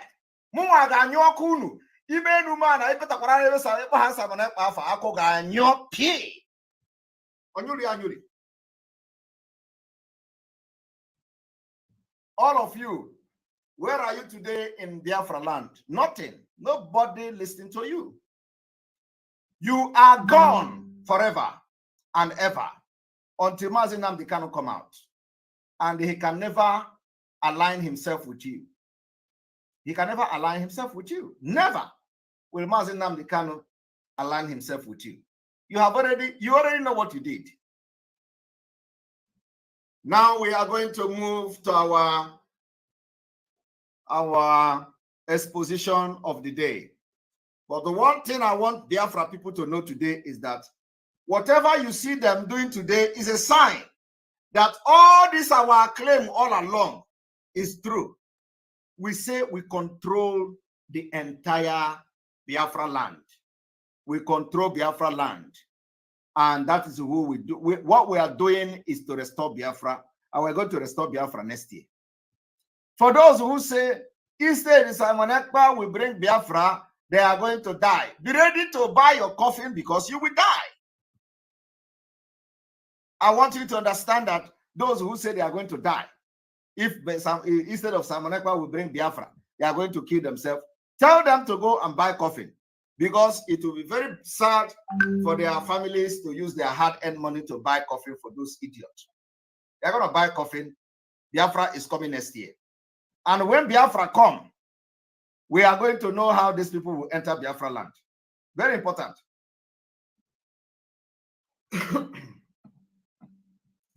I want you to understand that I played a video here. Some people, last time, some people told me the video is old. The video is old. So I want to play it again.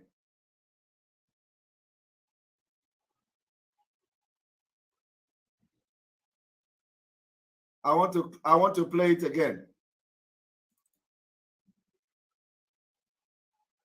I want you to pay attention to this video.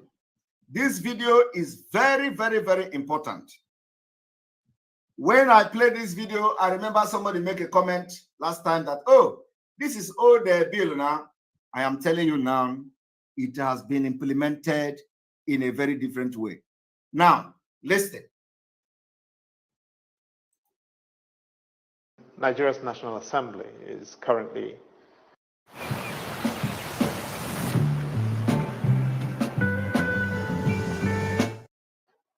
considering the NGO regulation bill for passage.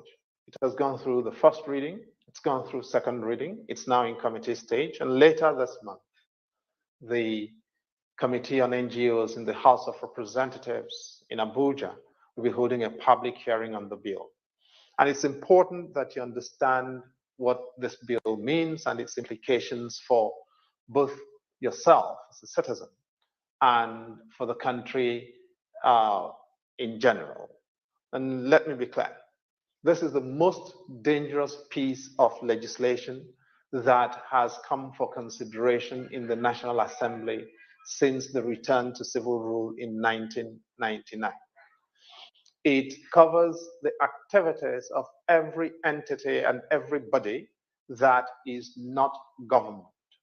And it affects churches, mosques, schools, universities, hospitals, everything, as well as humanitarian operations wherever they are taking place in the country, whether in the northeast or in the southeast or south-south, whether in the middle belt or in the northwest or southwest.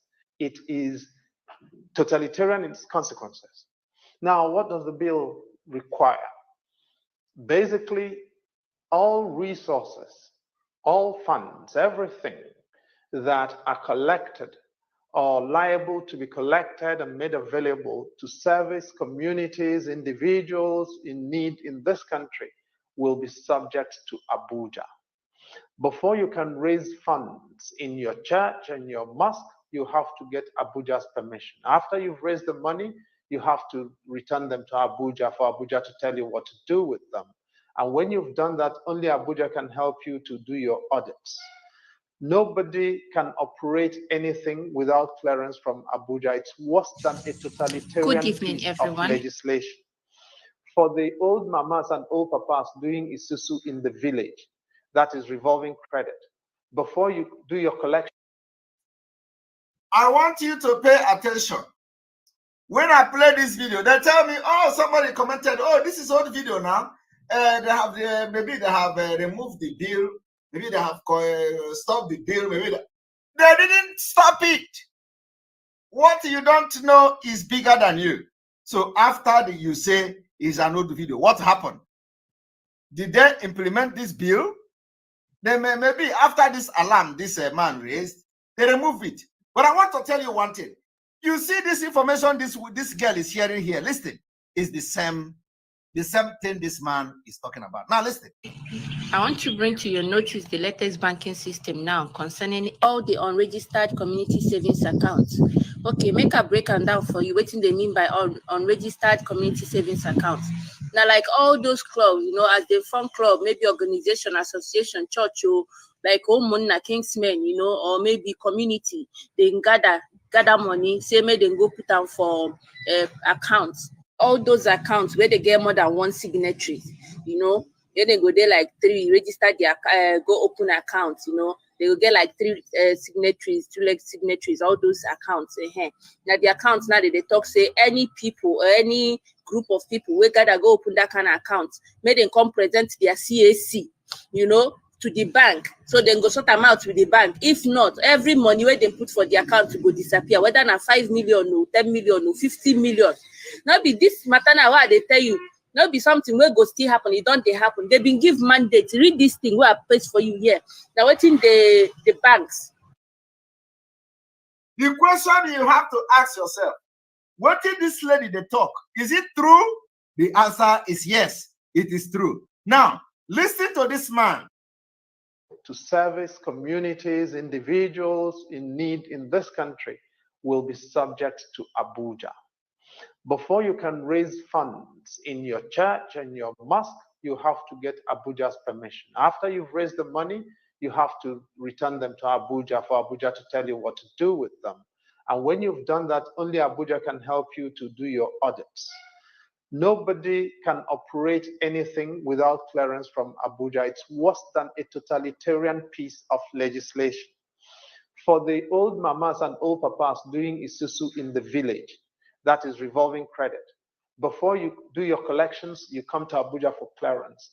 After you've done your collections, before you share the money or rotate the collections amongst the beneficiaries, you come to Abuja for clearance. Ahmadiyya movement will have to come to Abuja for clearance. NASFAT will come to Abuja to do anything. The mosques that do collections every Friday to support people in their congregations and their communities will all have to account for that money to civil servants who will either tell them what to do with it or collect it and trouser it into their pockets. The churches will be out of business, the mosques will be endangered. This is what the legislators want us to subscribe to. And as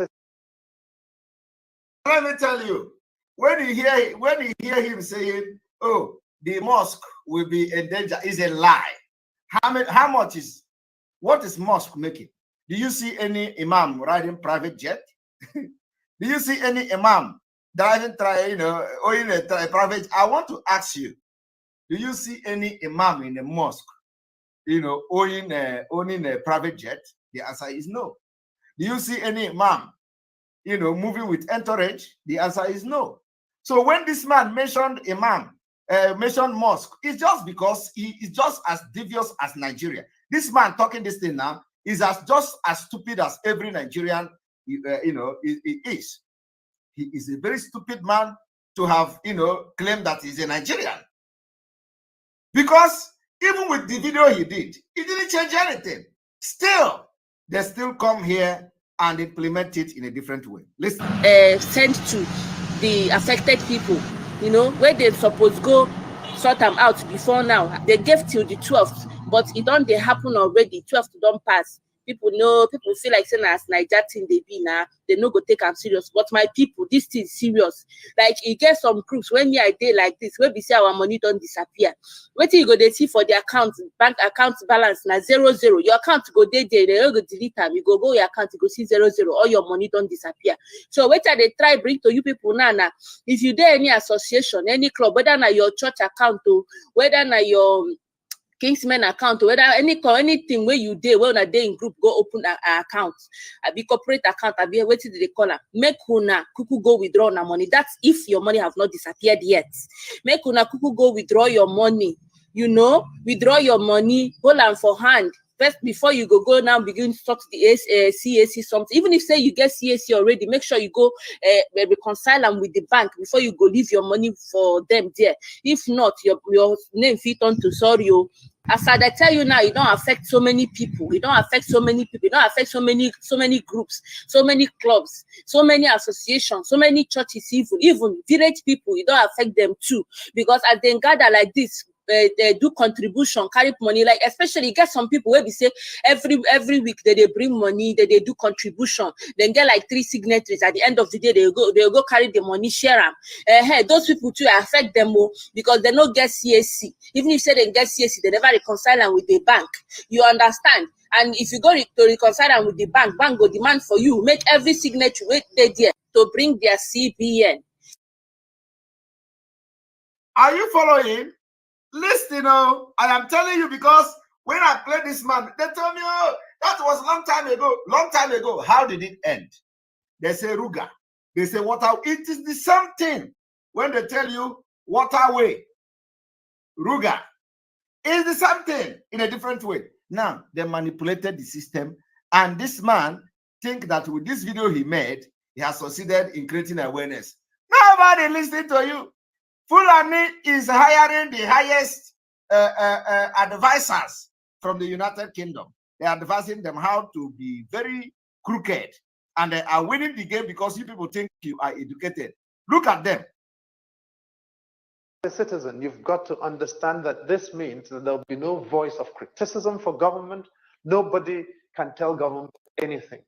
What this body proposes to do, what government is proposing with this bill, is that after it has been passed, everybody organizing in Nigeria under any form, students, all students association, reverend sisters in convents, reverend fathers and pastors, wherever they may be, imams, alfas, and everybody, you will have to apply to Abuja for them to register you to operate.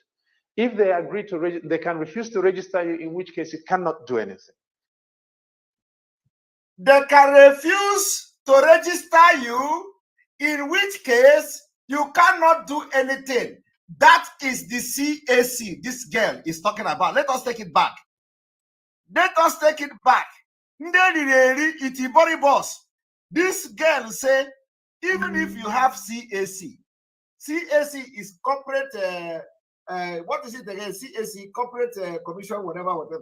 Where you register your business in Nigeria. What Corporate Affairs Commission, right? Is it Corporate Affairs Commission? What is it called? So if they can refuse to register you, CAC means Customer Acquisition Cost. No, Corporate Affairs Commission. It's Corporate Affairs Commission, I think. So once they refuse to register you, you are gone. Listen to it.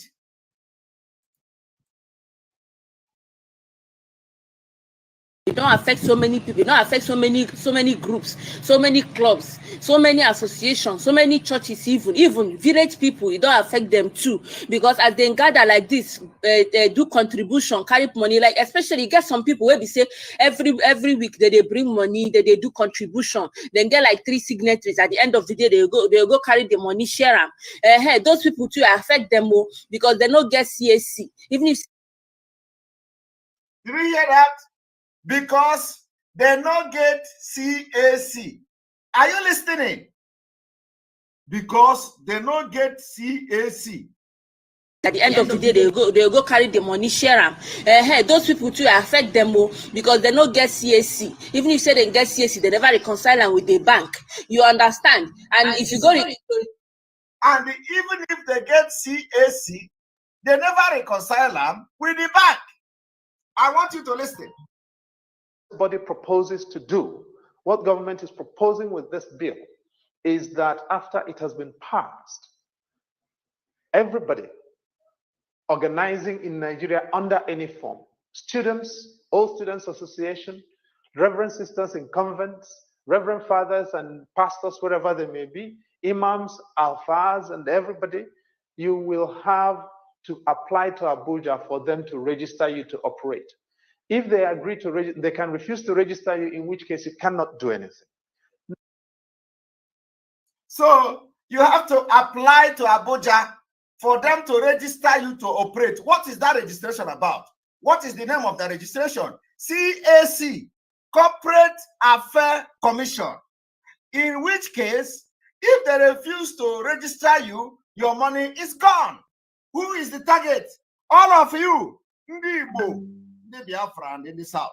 You go into opening joint account in your businesses and all that. So you see it. And when I was making this exposition, somebody was commenting here. Oh, this video is old. It was a long time ago. This man made this exposition. The question is, today, what is happening? All of you that have joint accounts, what is happening? Have they asked you to bring the CAC? And once they know that you have not, you didn't have CAC, they will never register you. Even if you have 500 million in the account, it is gone. 500 million, it is gone, completely gone. Listen. Reconcile them with the bank. Bank go demand for you. Make every signature wait there to bring their CBN. From people, he had them to do them. So to say your company gets CAC, or say your group gets CAC, the organization gets CAC, your club gets CAC, no be any guarantee. Say your money is safe. Are you hearing that? Even if you get the CAC, which this man is talking about, your money is not guaranteed. Hey, that is why when I look at all this thing, when I have all this information and the people in Nigeria don't have it, at least some of them have half of the information we have. Because if you have the right information, you will know what is happening to you. You know how you are going to make decisions.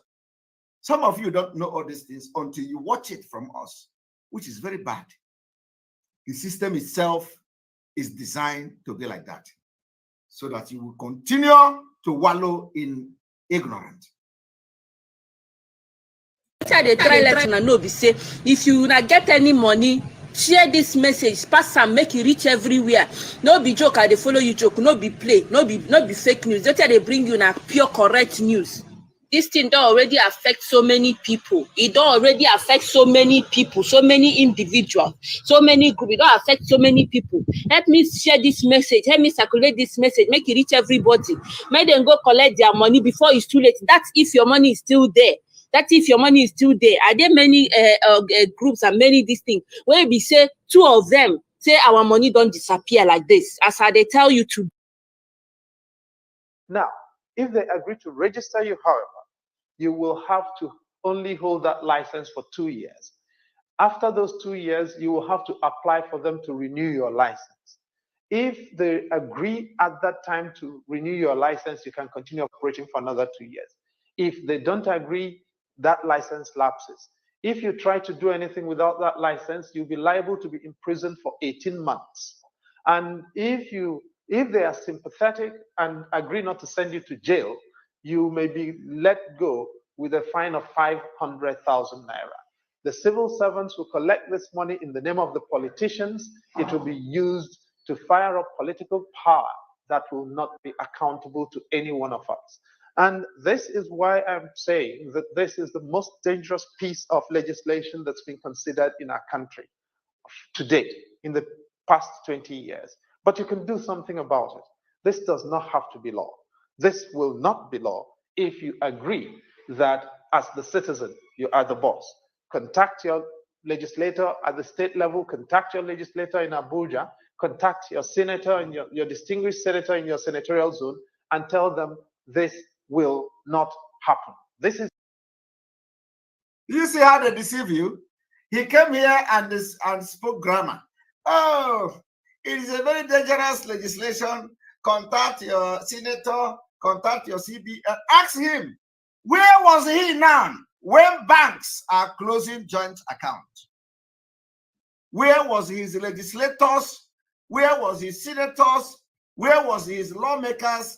Where was his English? Where was his grammar? Where was his education? Where was his intellectual capacity? Where was his intellect? Where was all these things he know when they are closing account. It happened today. You get some people say when they complain, say their own happened yesterday, and as time they go, now so it go they happen. If share the distance, so by tomorrow morning, make everybody go collect their money. Now still on total 101, they bring you this important message. I beg share them. You see, ask the man and all of you, the NDOB, where was you people? Did you contact your senator? Did you contact your representative? Foul. Today, they have closed your account. Of course, you wouldn't even know because you don't belong to any organization. It's your country. And unless you fight for it, these people are going to destroy it, not just for you, but for your children and for your grandchildren. And he said, unless you fight for it, these people are going to destroy it, not for you, but for your children and your children's children. So now that have succeeded in to implement this law, can this man now come out to say, oh, this law that we say if they implement it is going to destroy the future, is going to destroy this? Can he now come out boldly to say that future has been destroyed? He cannot. He can't dare. He is scared to come and say something that, oh, that thing is happening, oh, so they have destroyed Nigeria. Let us go for Biafra. He can't dare to say it. He will sleep and never wake up. That is why I don't blame the people that are not supporting Biafra. Because if they support Biafra, they will go to sleep and never wake up. I am telling you, they will assassinate them. Fulani, I mean, they are ready to kill anybody for Nigeria to remain one. So we don't want them to identify with Biafra publicly. Let them come to us and support us financially. Nobody will mention their name. Let us fight this war once and for all, so that somebody will not come here. You can imagine Biafra people, educated people all over the world. This man was, was he in the Hague? No, he was in ICC, if I'm not mistaken. Can you imagine somebody as brilliant as this man, is part of Biafra? Will he come and start telling people, oh, the Biafra government want to pass a legislative, they want to pass one bill, oh, Biafra people come, oh, this bill is evil. It's going to kill all Christians. It's going to block your future. It's going to, you think in Biafra, we are going to go to that point of somebody calling their public attention that this bill is bad. But look at him here. Upon all this awareness he tried to create with all the graphic design and all that, it didn't lead anywhere. Yet, they are still blocking accounts. From the back door. From the back door. Do you now see the reason why we are focused? While others are dragging for who is an IPOB member, who is not IPOB. For the past 1 year, Simon Ekpa is not a member. Simon Ekpa is a member. We are moving mountain. As they are busy dragging who is the owner of the money, as they are busy dragging who is the secretary of the money, who is supposed to raise fund, we are moving mountain. We have succeeded in rebranding the Eastern Security Network in a way that their welfare is being taken care of. But remember, it's subject to how financially committed you are in funding Eastern Security Network. The money does not fall from heaven.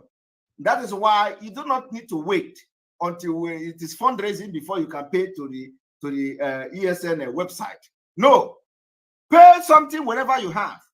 $2,000, $3,000, $5,000, $500, $200, $100, $50. Pay any day you have money. Go there and pay. Because we spend only feeding of ESN is money. Feeding alone a month is money. I am telling you the fact. Feeding of ESN is money. Not to talk of equipment they need to protect our land. So you see why we need fund every day. When all these idiots they are talking, they say, oh, all the thing they know is raising fund. No, do you know how much is ESN feeding every month? They don't know.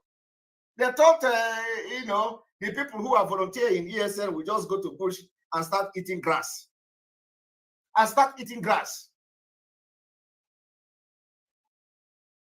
Anyway, they don't know. They don't know how much is the feeding of ESN every month. Only if they know. Now, we are now going to, because remember, everything you see here is Abuja Declaration, Fulanization of Nigeria. It is coming with speed. Now, let us go to the next exposition that we are doing today, bringing you the people of Kaduna, the governor Shehu Sani. I want you to pay attention to what I'm about to do.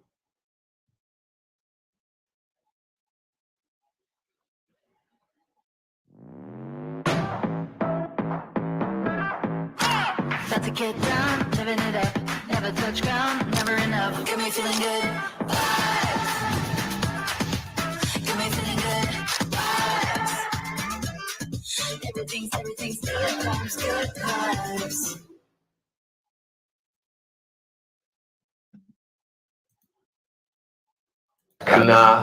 Might the headquarters of terror for the entire.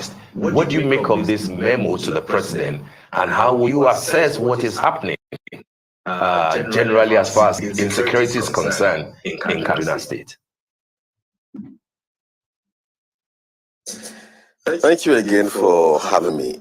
Well, first and foremost, over the years when I was at the National Assembly, I had on countless occasions stood up on the floor of the Senate to bring to the spotlight and the conscience of the nation the attention of the executive arm of state to the reality of the situation in Kaduna State. I have stood up and I have raised motions, and I have spoken continuously and consistently on the paralysis of security situation in Kaduna. But at that time, each time I stood up to speak, people like the governor of the state and his likes had used the opportunity to portray me as someone who was undermining the government or exaggerating the situation. Okay, we are going to go back. We are going to refresh and then go back. So start again because some people are complaining.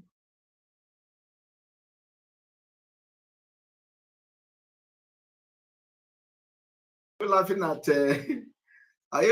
Shehu? Are you laughing at Shehu Sani? Are you laughing at seeing Shehu Sani or what? Huh? The person that is laughing, are you laughing for?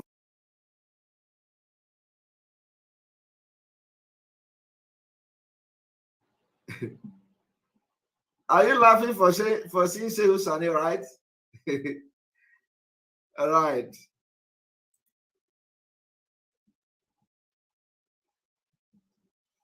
Okay, so we are going now. Let us Shehu Sani look funny, right?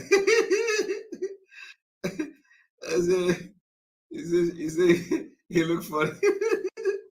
He said he look funny. Oh my God. I'm full of them in a form civilized man. And the memo that the governor of the state, Malam Nasir El-Rufai, wrote to the president, basically in desperation to say that Kaduna might become the headquarters of terror for the entire Northwest.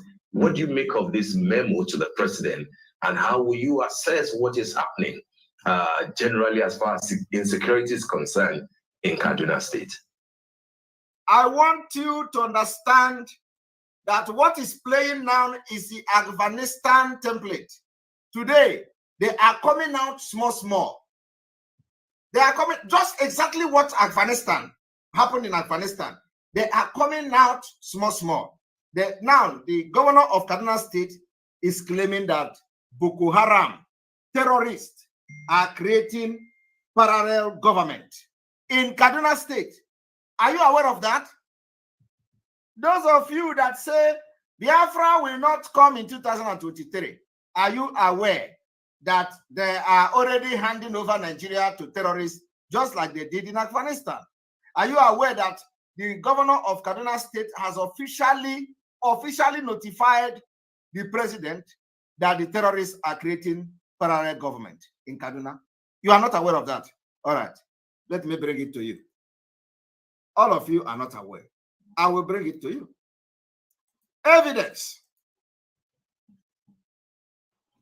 In case you don't know,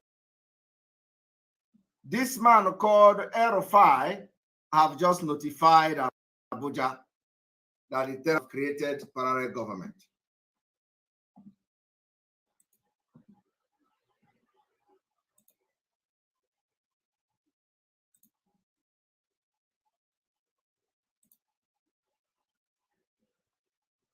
Do you see it?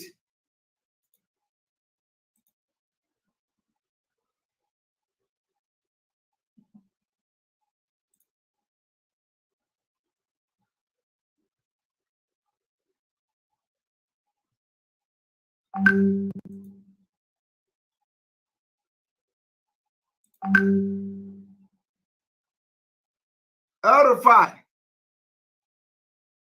exclusive. El-Rufai writes to Buhari, say terrorists creating parallel government in Kaduna. You don't know this one now. Are you aware? They have notified you now officially. This is an official notification. So not tomorrow now. They say they did not inform you. Okay?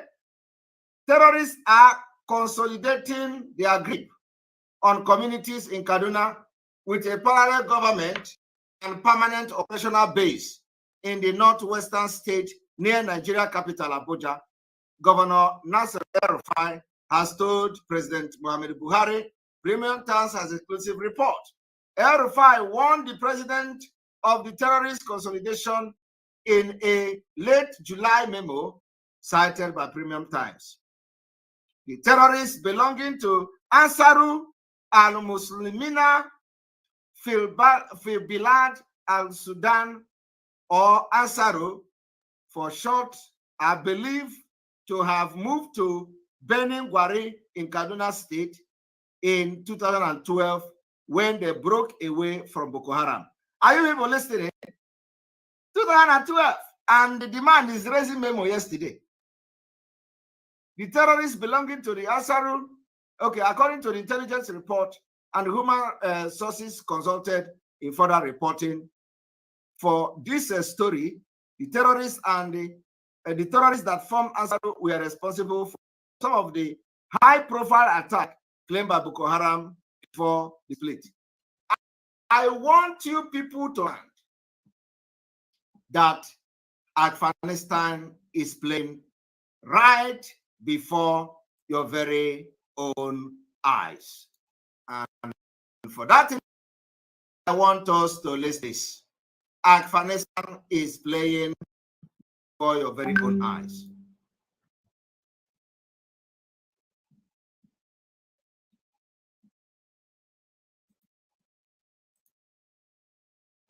An manchen Tagen hat man das Gefühl, man könnte ewig weiterlaufen, bis du ganz weit draußen bist.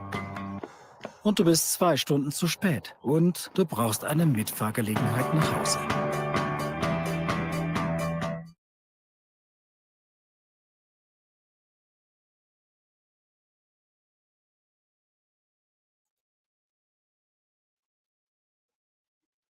Fellow Nigerian, in search of excellence for Africa, my mission remains to create awareness, advance practical solutions, and transform mindsets via case studies.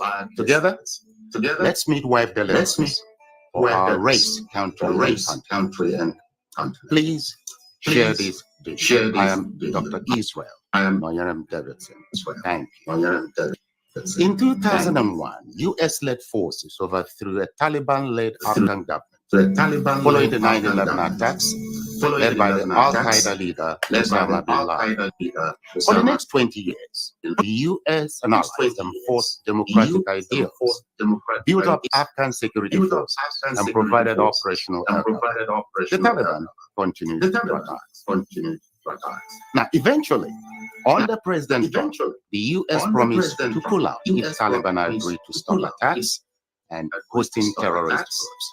Today, the Taliban militants have declared Islamic element of Afghanistan and overrun most of the country at lightning speed with little or no resistance from the 300,000 U.S. trained and heavily equipped Afghan forces. U.S. general could not believe an army could crumble at that rate. I did not, nor did anyone else, see a collapse of an army that size in 11 days. There'll be many postmortems on this topic, but right now is not that time.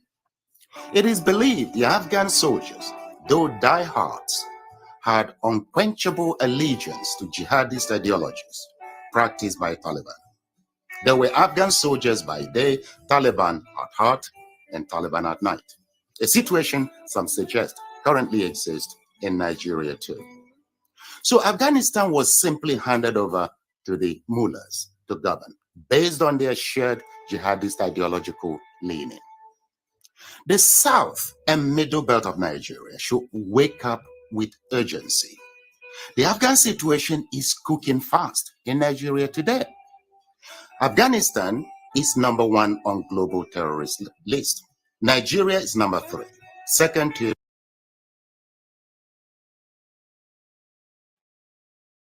I've just listened to that. Exactly Afghanistan playing right before your very own eyes in Nigeria. And what they are doing is to say, Simon Ekpa and Napoli handing a table.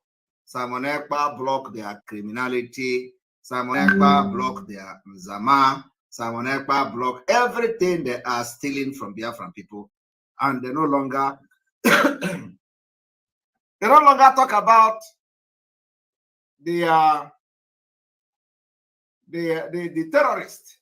They no longer talk about how they want to take over Nigeria. They no longer talk about Biafra. It is now Simon Ekpa. I have become a thorn in their flesh.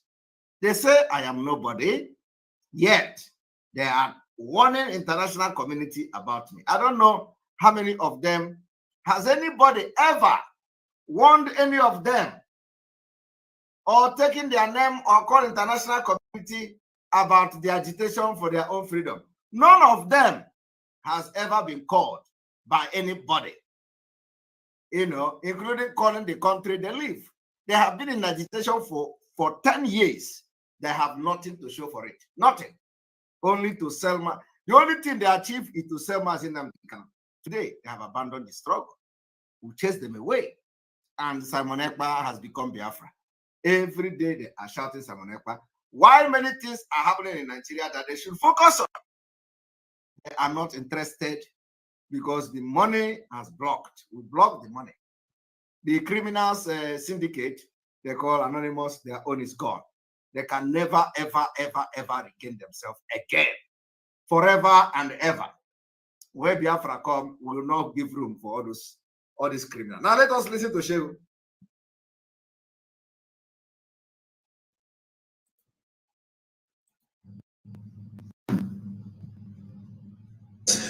Thank you again for having me. Well, first and foremost, over the years when I was at the National Assembly, I had on countless occasions stood up on the floor of the Senate to bring to the spotlight and the conscience of the nation and the attention of the executive arm of the state to the reality of the situation in Kaduna State. I have stood up and I have raised motions and I have spoken continuously and consistently on the paralysis of security situation in Kaduna State. But at that time, each time I stood up to speak, people like the governor of the state and his likes had used the opportunity to portray me as someone who was undermining the government or exaggerating the situation or falsifying what was actually happening in Kaduna State. Are you hearing it? Many of them thought we were painting the president in bad light. They were so subsumed into President Buhari to the fact that they refused to tell him the truth about the situation for political reasons or for whatever. Now, the letter written by the governor of the state appears he is a new convertee to what we have been talking about over the years. And there is nothing special about that memo. Kaduna State has been under the siege of bandits for many years. Right now, you can appropriately say it is the hub of terrorist groups and also the hub of kidnapping as a business, as an industry, and the state. The fact that he said they were establishing a parallel government is also the truth of the matter as it is on the ground. In places like Are you hearing it? The fact that El Rufai said they are creating a parallel government is truth. Fact, confirmed.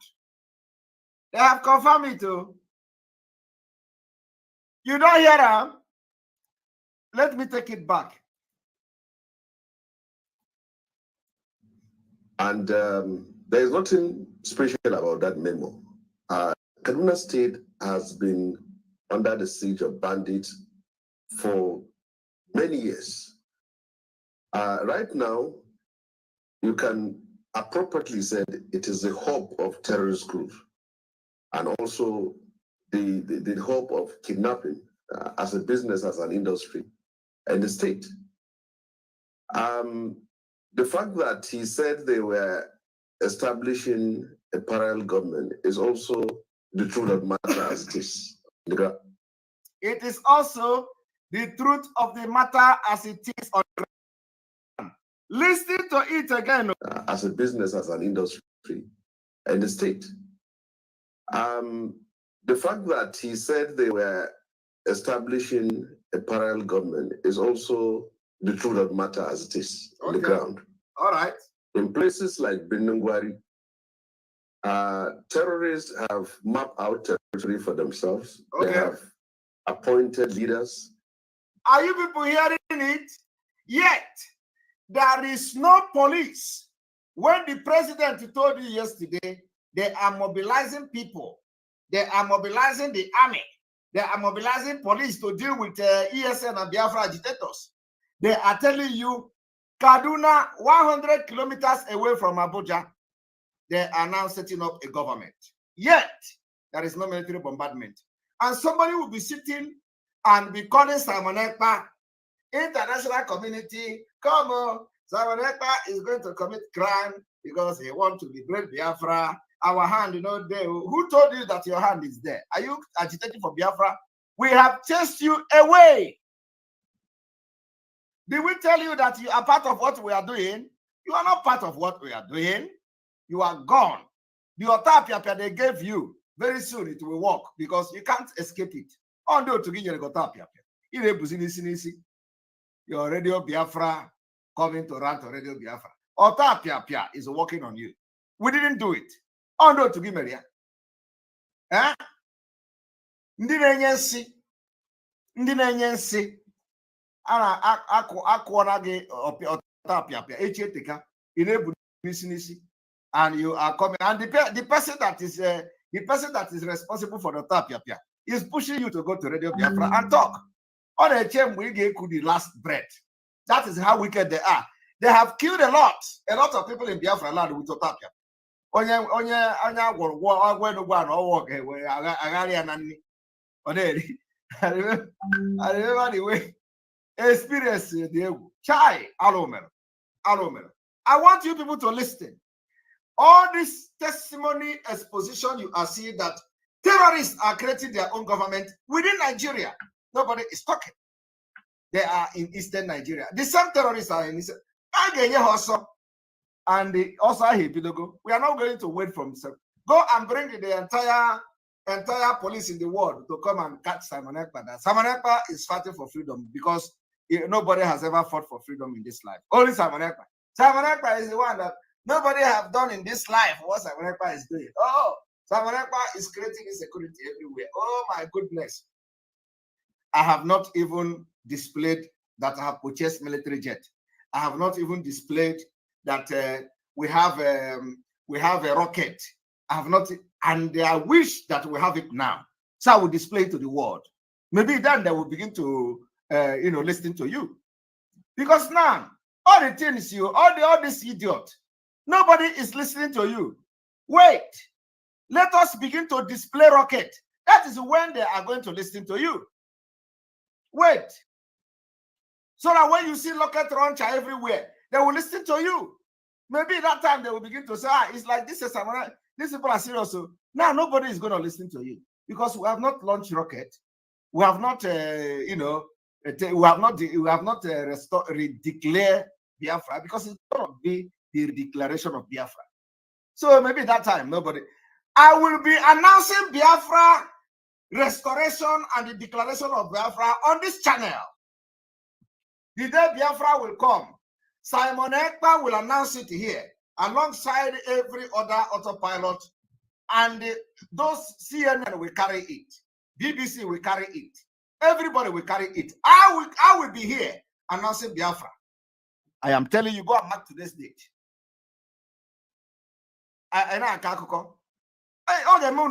You will sleep in Nigeria and wake up in Biafra. When I told you people, I know the date Biafra will come. I know the date Biafra will come. I am saying it again. And let me tell you, except that Biafra people decided they don't want Biafra again. It's a different thing. But I believe of God, that can never happen. Okay? I know the date Biafra will come. You know that, you people know that. Can you imagine? 1 year ago, the first day I made that comment, hey, internet was on fire. Everywhere was, they were blackmailing me. They used the video. They play it on their platform. Ask yourself, can they play it now and again? Can they use it to do program again? They cannot, because they themselves, they are seeing the green light of Biafra. They see what we have done so far. They know how far we have gone. So they are now very skeptical. They are like afraid. It'd be like, say, this guy, every ESN now, they are in charge. All the armed group in Biafra, they are in charge. So it'd be like, say, this guy is talking the truth. We will not attack this thing again. I am telling you, I've been making this comment lately. They have not attacked me on it. They have not come to do program. Tell them now. He said, you don't wash your brain. I'm not seeing that again. Well, you remember that last year, especially last year, when I made such comment, hey, was it last year or early this year? When I made such comment, hey, the hell was let loose everywhere. He said, Onyori, Ekperima, he knows where he knows when Biafra will come. They were blackmailing, making video. Today they are not making video. This one I'm saying today now, you will not see them tomorrow.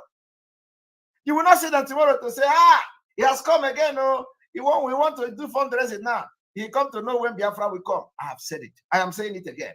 I know the date Biafra will come. I want to tell you the reason why they are not doing it again, because they know the truth.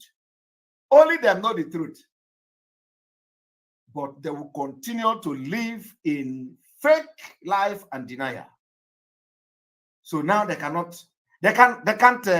dispute that particular claim of, I know the day Biafra will come. Somebody, Tina Martin he said I should start waking them up. No. Oh, yeah, dragon Jerry. Yeah, dragon Jerry, up walk no be. but when they are awake. How can I live? How can I survive on social media when they are not awake? I have to wake them up. Huh?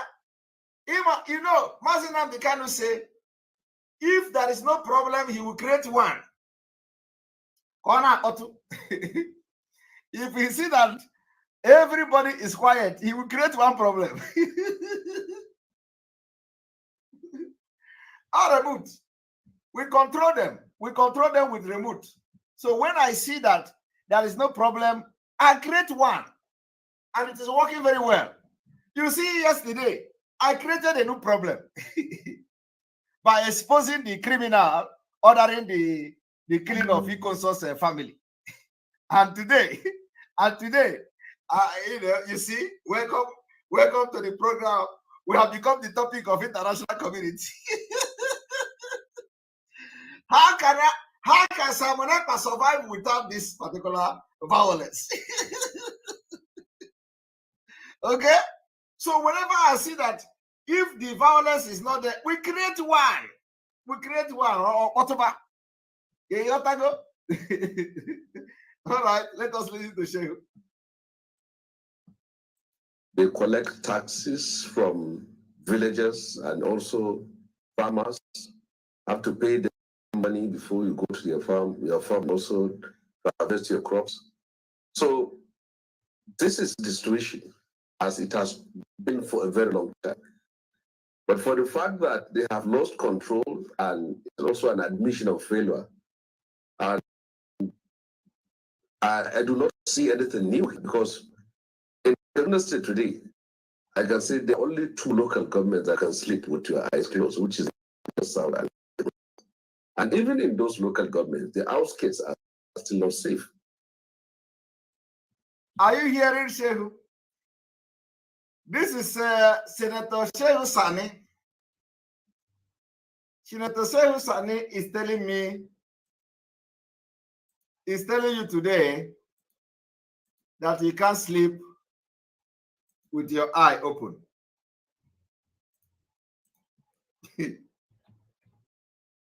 Okay?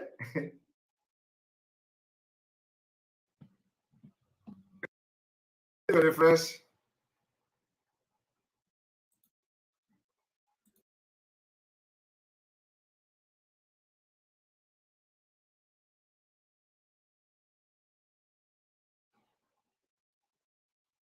You can't sleep with your eye open.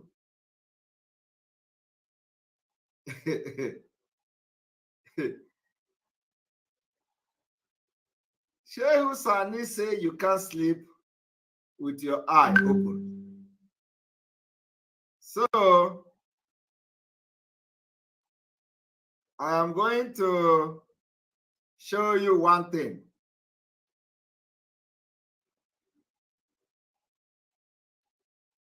I'm going to show you one thing.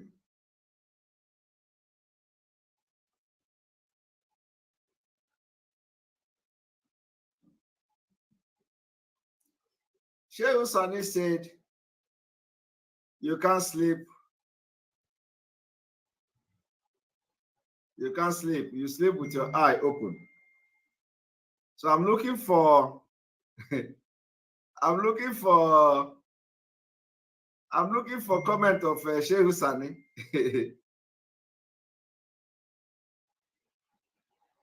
I'm looking for comment of Shehu Sani.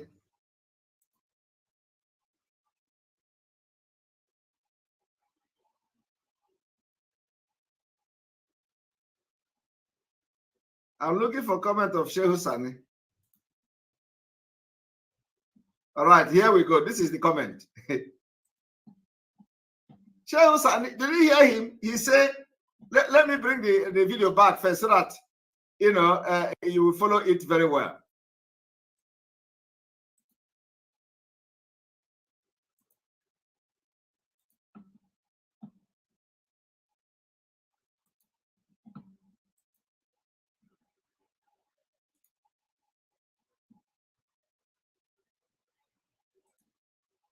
Harvest your crops. So this is this terrorists have mapped out territory for themselves. They have appointed leaders. They collect taxes from villagers and also farmers. Have to pay them money before you go to your farm and also harvest your crops. So this is the situation as it has been for a very long time. But for the fact that they have lost control and is also an admission of failure, and I do not see anything new here, because in Kaduna State today, I can say there are only two local governments that you can sleep with your eyes closed, which is the Kaduna South and Kaduna North. Are you hearing? They say, he said, you cannot sleep with your eye closed. This man who say you cannot sleep with your eye closed is inviting me to go to a place where I can sleep without my eye closed. I want you to watch. Look, Shehu Sani inviting me. Shehu Sani inviting me to come to a place that I will sleep without my eye closed. Are you seeing it? Shehu Sani is inviting me to come to a place that I will sleep without open my eyes. Look at it. Shehu Sani say, I am inviting you to Kaduna coming weekend. Come, let's visit Kafanchan together. We just talk. Have you seen how bad these people are? Have you seen it? Here he is, lamenting that you can no longer sleep with your eyes closed in Kaduna. He is on Twitter, forming that he can go to Kafanchan, and he is inviting me to come to Kafanchan. Look at it. Shehu Sani is inviting me to come to Kafanchan. I want you to say all these people are just fraudsters. Fraudsters. Oh, Jesus Christ. Look at him. Shehu Sani said that Chief Ekpa, he just the fresh and the add weight for Europe. He just the fresh for Europe. In the penam. I told the man, Governor Shehu, my Moscow alone is weighing 90 kg. It is only people like you that look fresh in Nigeria upon the fact that Nigeria is bankrupt. Please, can you tell people in Southern Kaduna your secret? They too want to look like you before the country break up in 2023. He said, I am inviting you to Kaduna coming weekend. Come, let's visit Kafanchan together. No, we just talk. Here, this man is now here telling you you cannot sleep and close your eyes in Kaduna, where he is inviting you. No, be juju be that.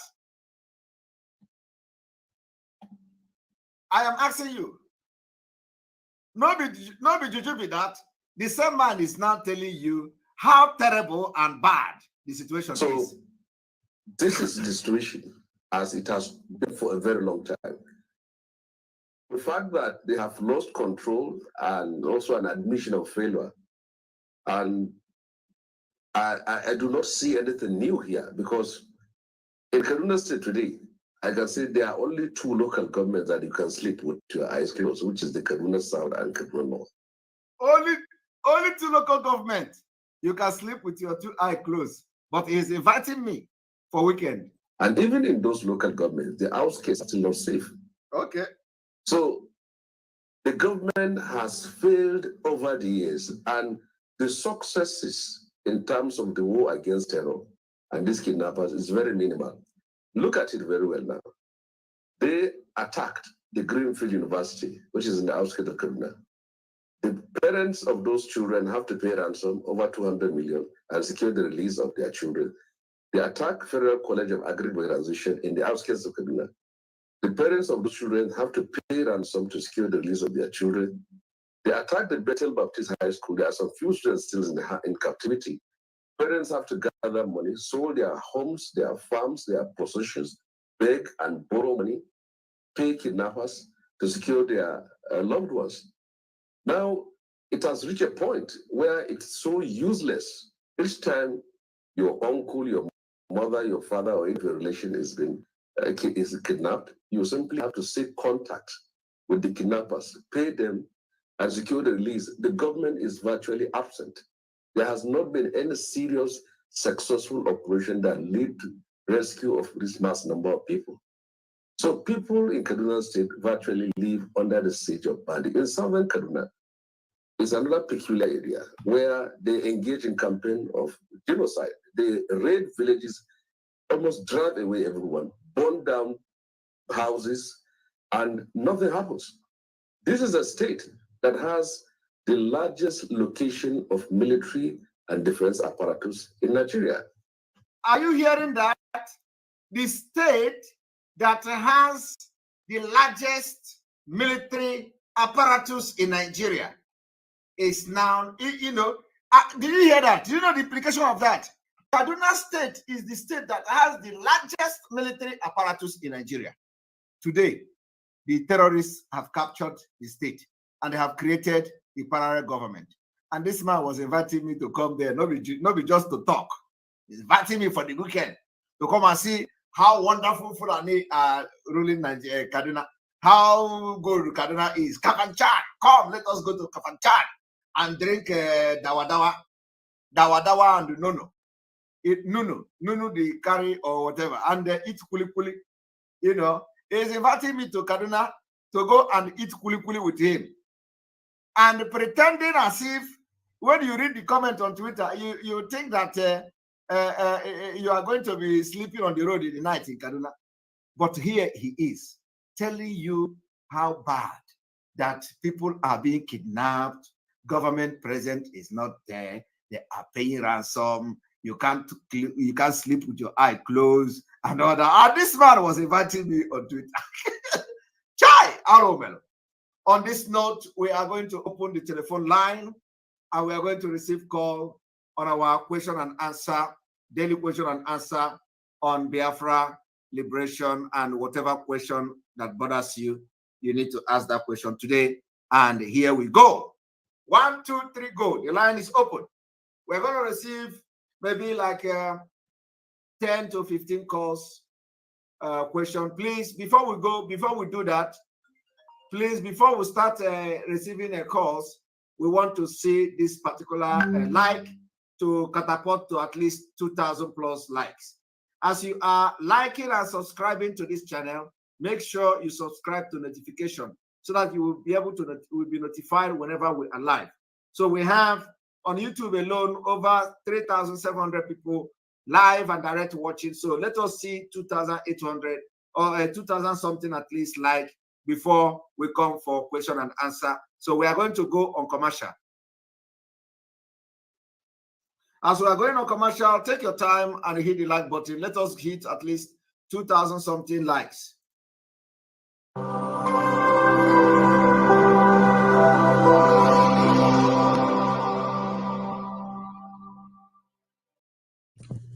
IPOB, one family. Biafrans all over the world. If we want safety and security for our people, then let's continue to support Eastern Security Network. All donations are welcome. No contribution is too small or too large. Do your part, knowing that freedom is in our hands and together we must all rise to the occasion. Go to our website to make your contribution, www.ipobinUSA.org/donate. And remember that freedom is not free, but together we restore it. Farm by farm, forest by forest, house by house, and street by street. You must listen to that. Of course, you must go and listen to Simon Ekpa, who is doing a very fantastic job. Very great job that Simon Ekpa is doing. Very, very, absolutely fantastic job that he's doing. You must listen to him and share his videos accordingly. Very, very important. He is bringing a new dimension to this very awareness that we are making, and you must listen to him. Very, very important. All right, you're welcome. Yes, we have hit 2,000 likes. So before we'll take calls. Welcome to the program. Good evening from here. Go ahead with your question, please.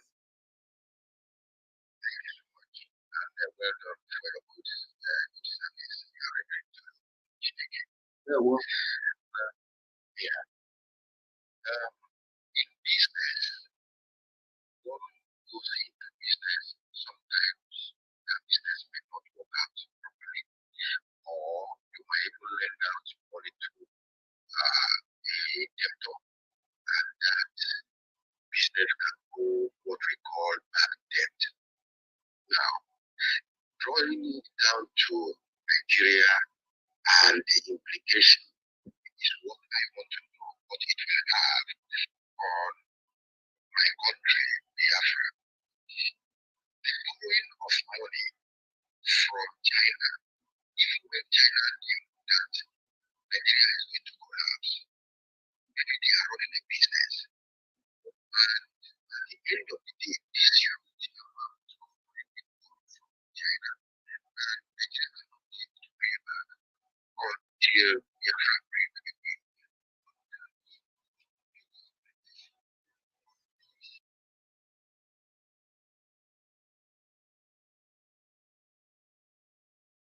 That this money were borrowed and none was affected in the southeast.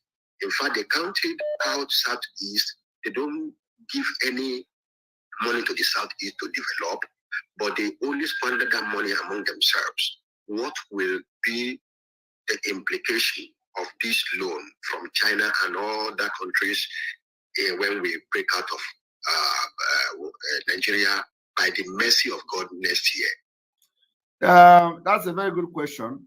If you look at the original declaration of Biafra, you will understand that Ikem Bandewe, General Ojukwu, while declaring independent state of Biafra, recognized the fact that every debt, that Nigeria was owing, could be shared between, and that he was ready for that particular compromise to share the debt, and so. But that was completely a different thing at that time, because at that time there were no the issue of this borrowing and the Southeast Gate Zero and stuff like that.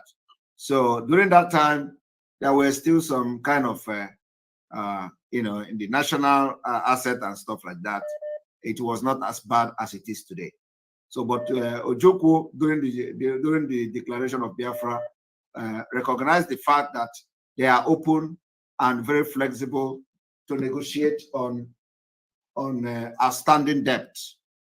Okay, so moving forward to today, to this 2022 and the situation of Nigeria, we may decide to also share the debt selectively, partially, and those borrowing that we did not, that has no that the Southeast or did not benefit, or the Biafra did not benefit, we may also dispute it legally. So these are options that we are going to take.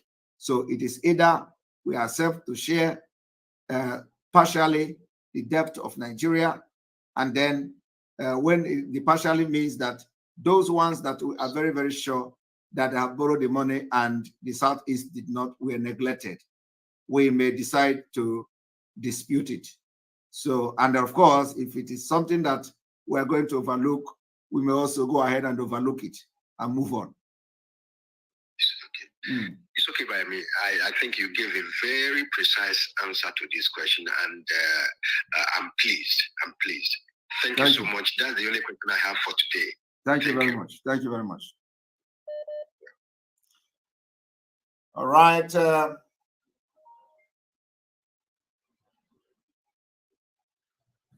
Welcome to the program. Yeah, this is the Gaddafi. Gaddafi, go ahead with your question. Yeah, sir. The question I want to ask is that, you know, here we are living ordinary fight. Fighting. If you fight here, you pay like $1,000 just that you fight. Then if you make the part of the person's body, you go to jail. So in Biafra, is there any law like that? And also, two, my second question is, why is it that the law did not handle for everybody that holds a political office in Biafra land, from councillor to senator to the president, that their children will not go to school abroad? Their children will not go to private school. Third question, what about the every official should not have a bank account in abroad? Those things like this. One, you know, in South Korea where I am today, you don't fight here, no matter what, you don't fight, no matter what. As long as you fight, first of all, you pay fine. You know, you need to be asking your question one after the other. So you don't just ask all these questions. And so which one do I address now? Which one do I address now? Okay, let me start from children of the politicians, from councillor to president. The law will prohibit them from attending schools in abroad. We are not going to have such laws that will prohibit anybody from studying abroad. The thing is that you can't have, of course, if some people may want to have such law, but I don't think it is human to prohibit somebody from studying abroad because the father is a politician or the father holds a position of office. We are not going to have such law. It goes against the Universal Declaration of Human Rights. So one thing is that what we are going to do is that Biafra will be a country that you don't have any reason to study abroad, except on a very, very exceptional ground that the person want to just go to acquire knowledge somewhere. So we're going to have the world's best standard educational system. So, you know, we are going to invest in education. So I don't think people will want to go out abroad to study, because what you are going to study in abroad, when you come back to Biafra, the standard of education, will almost be the same. So nobody is going to accord you any respect differently for studying abroad. The reason why people are going abroad to study today is because of the Nigeria educational system is in the hand of Fulani. It is dead. They go on strike and the students don't have motivation. There is no social amenities. There is no equipment. There is no library. There is no structure. There is no conducive environment to study. The teachers are corrupt. Everything is just rotten. So you see, if you go to Nigeria school, you may end up not learning anything. And that is a very bad thing. So that's why some people would prefer to send their children abroad to study. If you have a educational system that the teachers don't go on strike, that the teachers are well cared for, pay their salary and all that, and their whatever that they need, they don't need to go on strike, and you set the curriculum, the educational curriculum, to one of the best in the world, why would somebody send his children abroad to study? So that kind of law cannot be made to target a certain people, because when you make that kind of law, you are not being, you are targeting a certain people. Law is not made to target anybody, okay? But once you define it that a politician children or anybody that that the parent is a politician or holding a political position cannot do this, cannot do that, it means that you have targeted a certain people, and law is not for it to target certain individual. Two is that people who have political position, opening account abroad is also the same thing. You can, the way our banking system will be in a way to regulate certain things. You can't actually stop such activities or action of people. People can still open account abroad. Even in this country where we are, as developed, as innovative as this country, the citizens still go abroad and open accounts. So you can't, it is something that you cannot control. But the point is that opening account is not the question. The question is that how are you going to spend the money you are going to put into that account? That is the question. And we are going to make sure that our system doesn't allow such. Another question, sir. What about, in Nigerian system, the children of the political holder, office holder, their children go to private school. That is why they run down the government schools. No. The reason why it is the same explanation to going abroad. It is the same reason. Okay. It is the same reason they go to abroad to study, because the government schools are not being funded, and they don't regard them. So when you have standard school, when you fund them, when you have all the equipment, library, and all that you need in a government school, why would somebody go to private institution?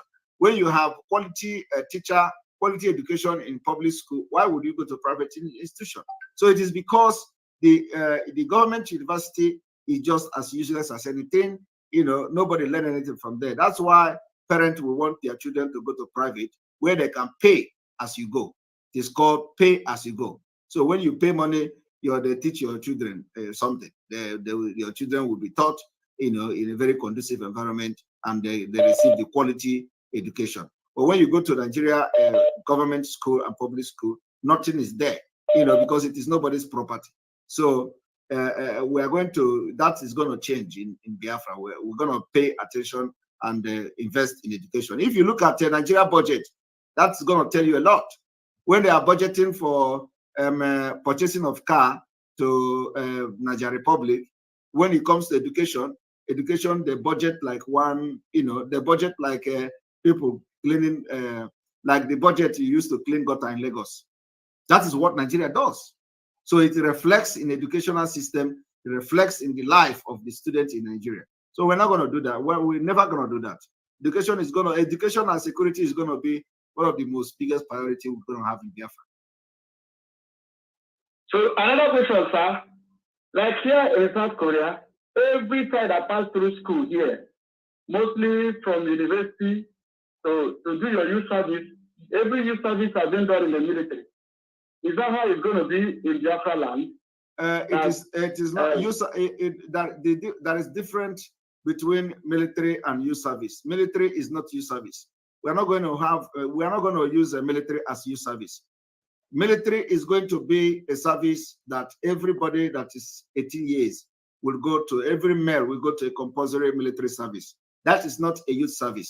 Now we are going to, when you talk about youth service, youth service means somebody who went to school and you went to university and they graduate from university and you go to serve the nation. So when people are talking about for 1 year, so when people are talking about, so not everybody in Nigeria have the opportunity to go to youth service because not everybody went to school. So that is different there. So when people are telling you that military service is youth service, no, it's a different thing. So we are going to have military service. We're going to have youth service. Youth service is not about, it's not like the way you do it in Nigeria. What we're going to do is that as you are going to school, studying, we will put you into work life. You are going to go to practical training. You are going this thing they call IT training is rubbish in Nigeria. We are going to design our system that as you are studying, you are putting whatever you are studying into practical. You go to practical training to companies, to government offices, depending on what you are studying. So you go maybe you study 1 year, and then the first 1 year in school, the 3 months goes to training, and then you come back to school. So this is the system we do here, and it is very, very productive. So it is not about just go to school for 4 years and graduate and come out. No, you are going to be going to practicals. You're going to be going to get work experience as you study, so that when you come out, before you graduate from school, you already have work experience from practices. Yeah, sir, the last question is that maybe could be Another question is that, sir, you know, in other countries, they pay their any child that born in that place are being paid to a certain age. How is that going to be handled in Biafraland, sir? In Biafra, even the ones that are not working, the ones that are born newly. In Biafra, we are going to have social service. The social service, the social security service, we are going to have it. And that is why the most important and the first thing we are going to do is data collection. We are going to build data, electronic data collection, that anybody that is born today will automatically be registered and it will go into the data system. When you have that database system, you can now begin to organize your social welfare and social services. So yes, we're going to have that. And because that is what is going to solve the crime problem we are going to have. The problem we're going to have in the first 2 years, 3 years, 5 years is going to be this particular issue, and we are going to solve it. So, and this requires a very good structure, a very good policy, government policy. And it is working in different parts of the world. So if it is working in other parts of the world, it is going to work in Biafra. So yes, we are going to care for those who are unemployed, and they're going to be receiving things every month. Sir, the last question, sir, please. Sorry to take your time. How are we? The question you just asked, you just said that this question now was the last one. Now you are asking another one. Sorry, sir. This is the last one. This is the last one. Like a government grant, you know, like here in South Korea, which I use as an example. When you have a knowledge and you have things to do, the government will give you grants, so that's why you see all over here, you can see manufacturing of a thing is much there because government gives the citizen grants, you know, to go into manufacturing. Is that going to be included in the Biafran constitution? We are going to we are going to have a design. This falls into the labor market, okay, into the labor law. We are going to design such programs for people who want to go into innovation and all that. So we not only that, not only those who want to, we are going to also have a system that if you want to go into entrepreneurship with your skills, you will be, you will be put into training how to, run that particular business, entrepreneurship, and the government of Biafra will support you to give you a startup for that particular small scale businesses. So we are going to have that particular. What we are going to do in Biafra will shock the world. Of course, it's not going to shock them because they have this system very functional in their countries, in different countries. Every Europe, have it. So you have possibility to support the small scale businesses and even the big businesses when they have a very good business plan and business idea. They make application, and once they file application, some professionals, experts will assess that particular application, know whether the business is going to be lucrative or not. And if the business is if the person application and the description of business is convincing enough, you are going to be approved to be given some kind of a certain fund, maybe for like 6 months for a startup. So that kind of system, we are going to have it in Biafra. And the thing you are talking about is for those who want to embark on research, on research and innovation, that they have idea, they want to produce gun, for example, they want to produce weapon, for example. Of course, we're going to support them.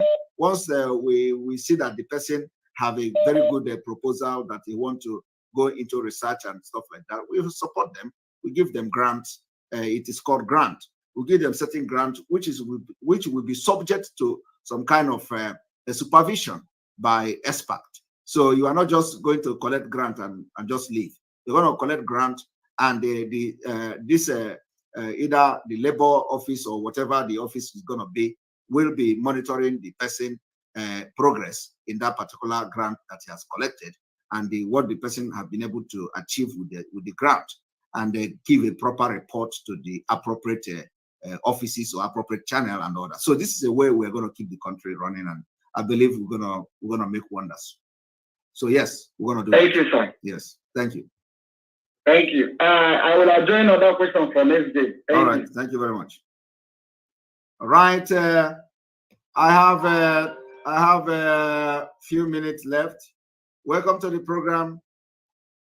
Good evening from here.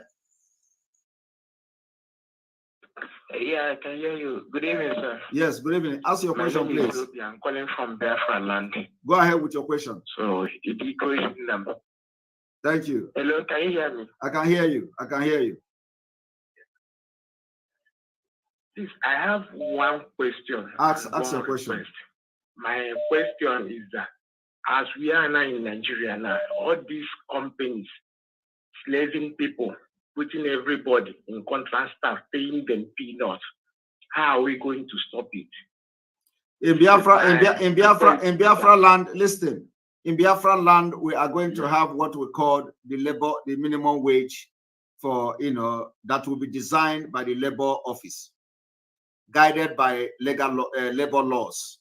So they're going to be a minimum wage. Yeah. So nobody is going to breach that law. If you breach that law, it falls under human trafficking. Because human trafficking is not when you capture somebody and transport the person to another country. No. Human trafficking falls under when you exploit somebody, when you employ somebody and you rip the person off. That person becomes a victim of traffic. So we are going to, that particular crimes falls under human traffic law. So Biafra is going to uphold that. Okay. My request is that, we are in the Biafraland. We want to contribute, even if it's for 1 naira. At least most of us, we can drink beer 2 bottles, 3 bottles, at rate of 3.50. So let's contribute, no matter little. We are going. We are going to.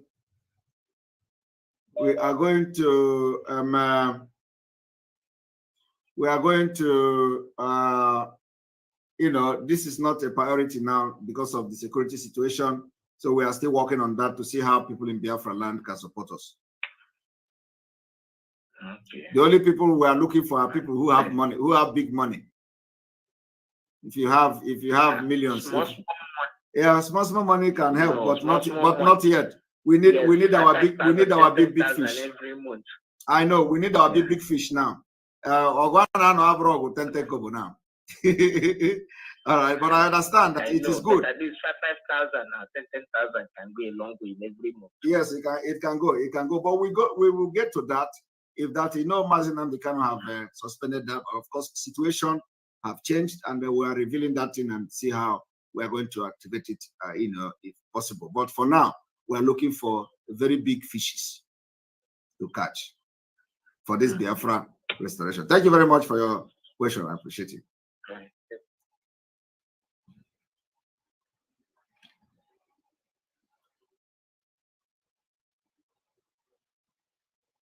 All right. Good evening from here. Good evening, Mazi. This is a call from South Africa. You're welcome to the program. Thank you. I've been calling you for years, but I couldn't. I'm happy to get you online this evening. Thank you. Mazi, there is something that I wanted to highlight, please. It's not a question. I know this war that you fought, internal war, the people that are supposed to work with you decided to turn back and fight you.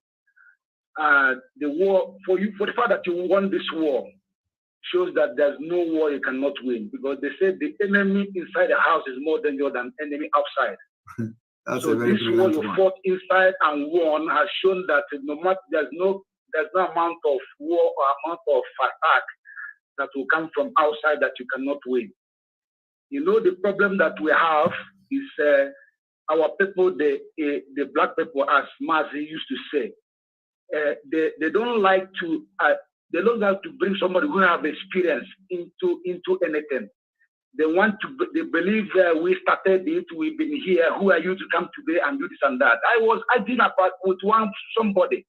I told him, why is it that in Europe, like in the league they're playing, they go today in Africa, they see somebody who can play football enough, they buy that person. Yes. Then they bring that person and feature him in a club. He started playing. Why there is people that is there before? Why do they do that? Yes. Why can't they say we've been here, we started this Very club, why are you brilliant. going bringing somebody and this and that? Very brilliant. But this is the problem we have in Africa. Africans and especially Nigerians, they don't want to apply somebody, employ somebody who knows the job. Very they brilliant. want to prove that they have been there and they what we started and this and that. So I'm happy that God brings you into the struggle to give it a shape. Because now that the struggle have a shape, anybody who is interested to fight for freedom will join you. Anybody who didn't join you, that person doesn't want to fight the freedom. He just wanted to do whatever he feel like that can benefit him personally. So that's the only thing I wanted to tell you today. Thank you very much. In fact, this your illustration is a very win team. What we call diamond is a diamond illustration. Honestly.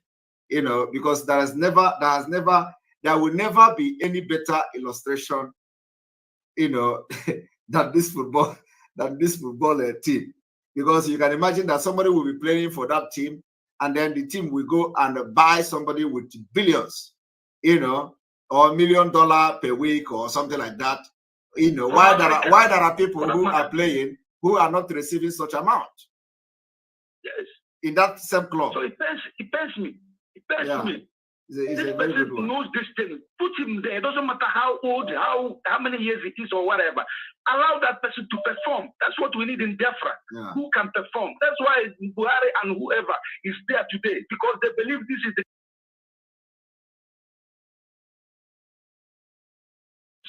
Thank you, Mazi. Thank you, Mazi. I'm very happy. Thank you.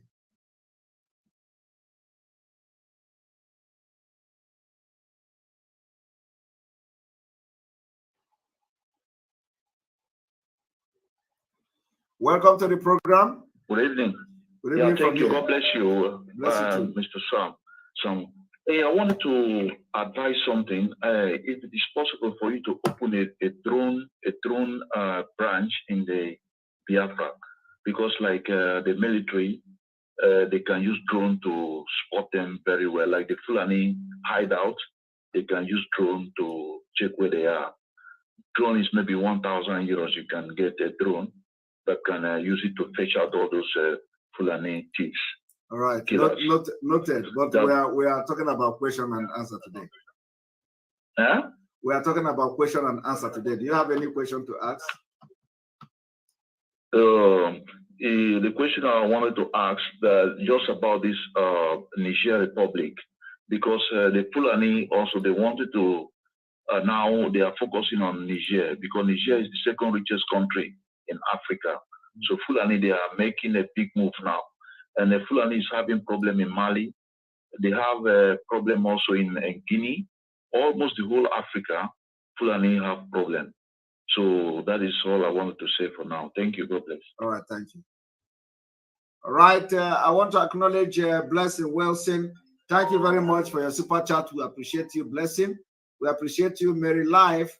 We love you, Simon, and God bless. Thank you very much for your super chat. We appreciate you. I want to appreciate Chooks Onyebule. Thank you very much for your super chat. We appreciate you. Chinasa Love. I appreciate you for your super chat. God bless you and protect you and our leader, Mazin Ambikan. Thank you very much, Chinasa Love.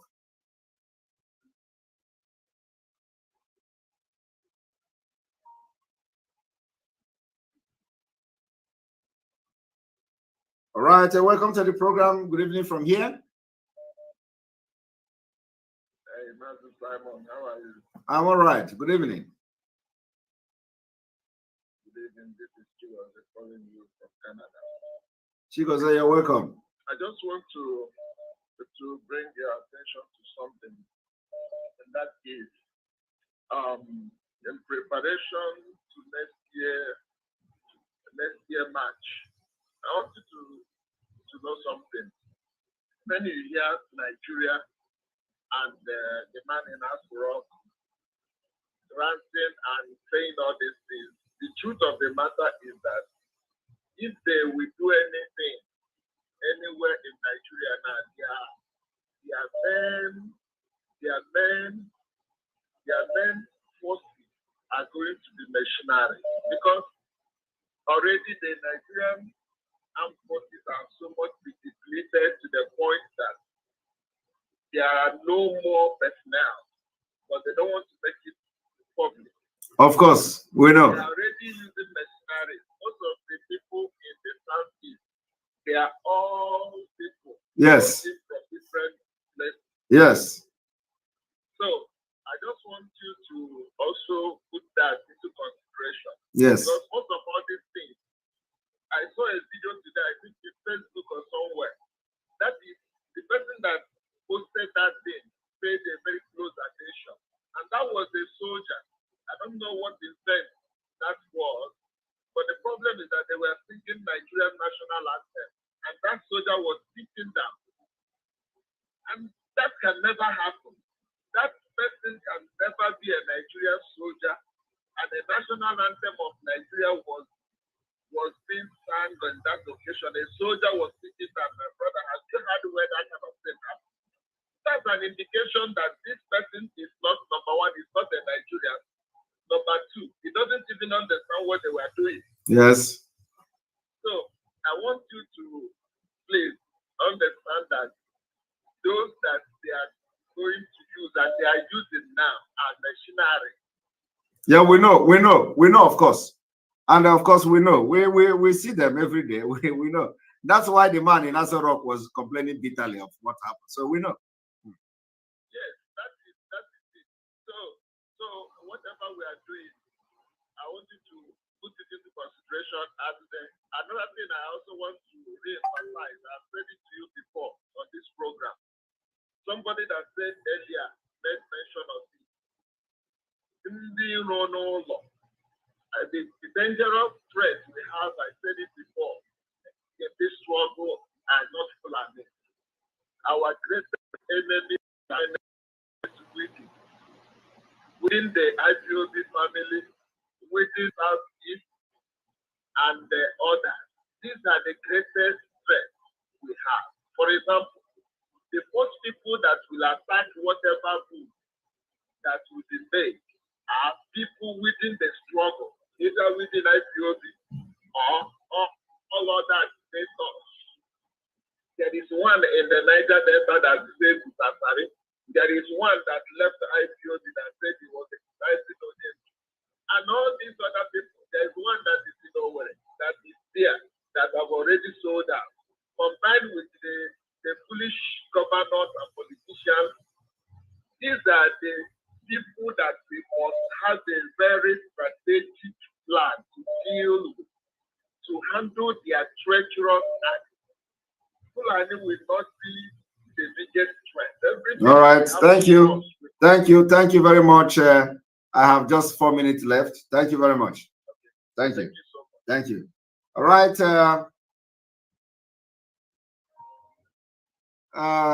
Welcome to the program. Good evening from here. Good evening. Good evening. Please, Max, there's something is bothering me. I wanted to ask you, please. Go ahead. First, before I ask you this question, Max, if you look at in Biafraland now, you see that, Max, we don't have people again. Our man is gone. Now, my question now is there any law when Biafra comes that will stop our women to stop killing our children for abortion? Because why I'm asking you this thing, in our land, we call our Biafra land motherland, not fatherland. And those blood that our women are wasting in the name of abortion, because Europe carries all manner of drugs that give us in the name of family planning. And women are killing children every day. They throw children away, and tomorrow they still go to the church, read the same Bible that God said, "I shall not kill." This is the most important thing that destroy our land, but we don't want to look into this thing. Is there any law that will guide this thing? This abortion. That is what I wanted to ask.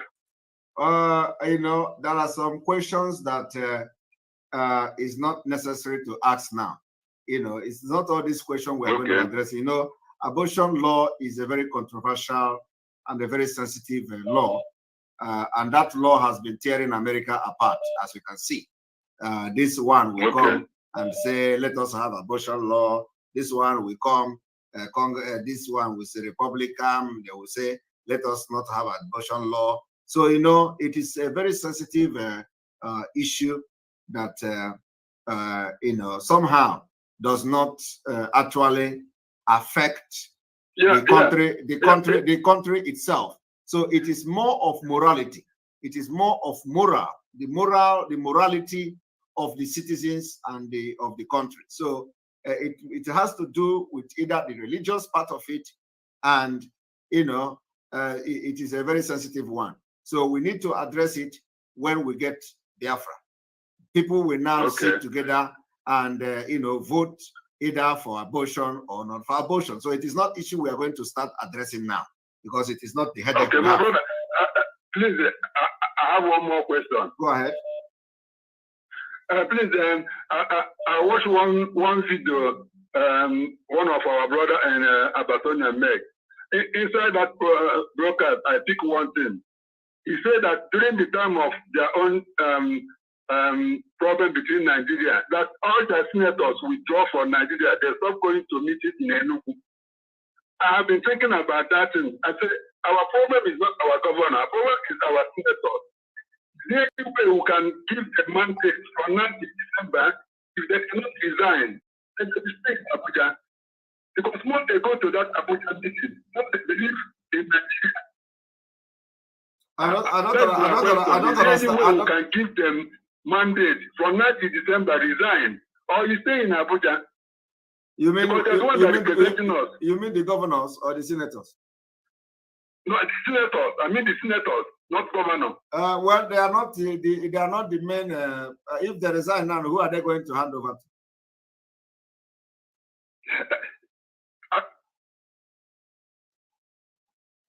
Huh?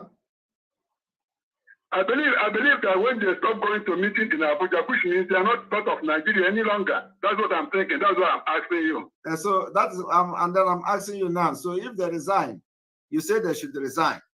Resign doesn't mean they should stop going to meetings. You say they should. If they resign, who are they going to hand over to? That is not our concern. That is not our concern now. They can do whatever they are doing. When we get to that bridge, we're going to cross it. So you cannot ask them to resign and hand over to Fulani. Okay, man. What of the time our leader is telling the army to resign and all those things? Is it not the same thing? It is not the same thing. It is not serving Nigeria. No, it is not the same thing. You just you said the representative, those representing us, the governors, they should resign. So if they resign, who are they going to hand over to? Okay. I'm just like, thank you very much. They should wait. They should wait when we have activated our liberation in full force. You know, it will handle itself like that. So you understand? Okay. Thank you very much. Thank you.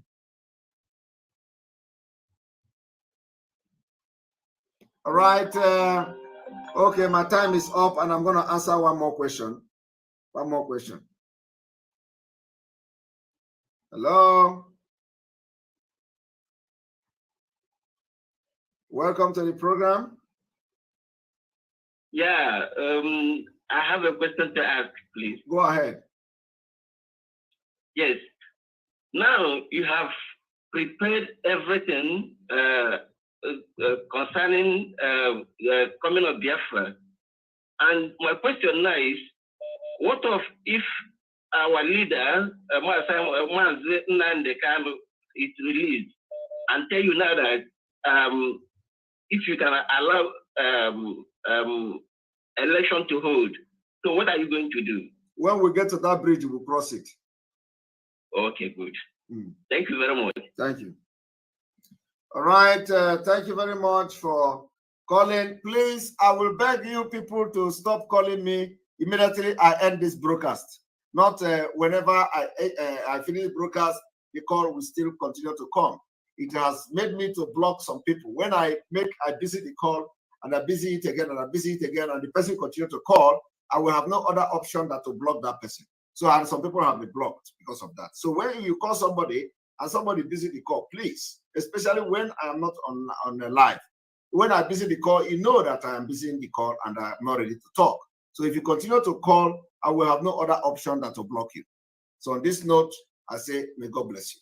May God bless Biafra. May God bless Oduduwa. May God bless the Middle Belt. May God bless Amazonia. May God bless Mazen Amdekano, Sunday Igboho. May God bless Eastern Security Network, Umuada.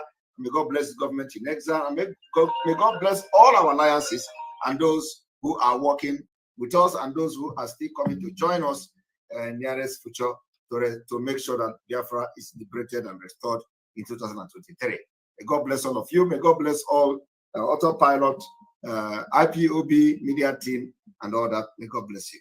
Please disregard anybody that are trying to gain your attention, to get your attention by writing about Simon Ekpa. Jump and pass. When you see them, jump and pass. Do not respond, because once they write about Simon Ekpa, you are going to react. That's what they are looking for. Jump and pass. If you see them, jump and pass. When you see those people covering their face, those criminals calling themselves anonymous, jump them pass. We have destroyed their business and they will never rise again. When you see those shouting on Radio Biafra, jump and pass. They are all gone. They are all gone and they are gone for good. Thank you. From here, from me, is Grieving.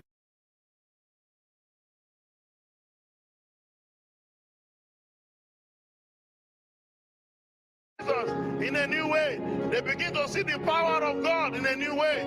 Let's pray.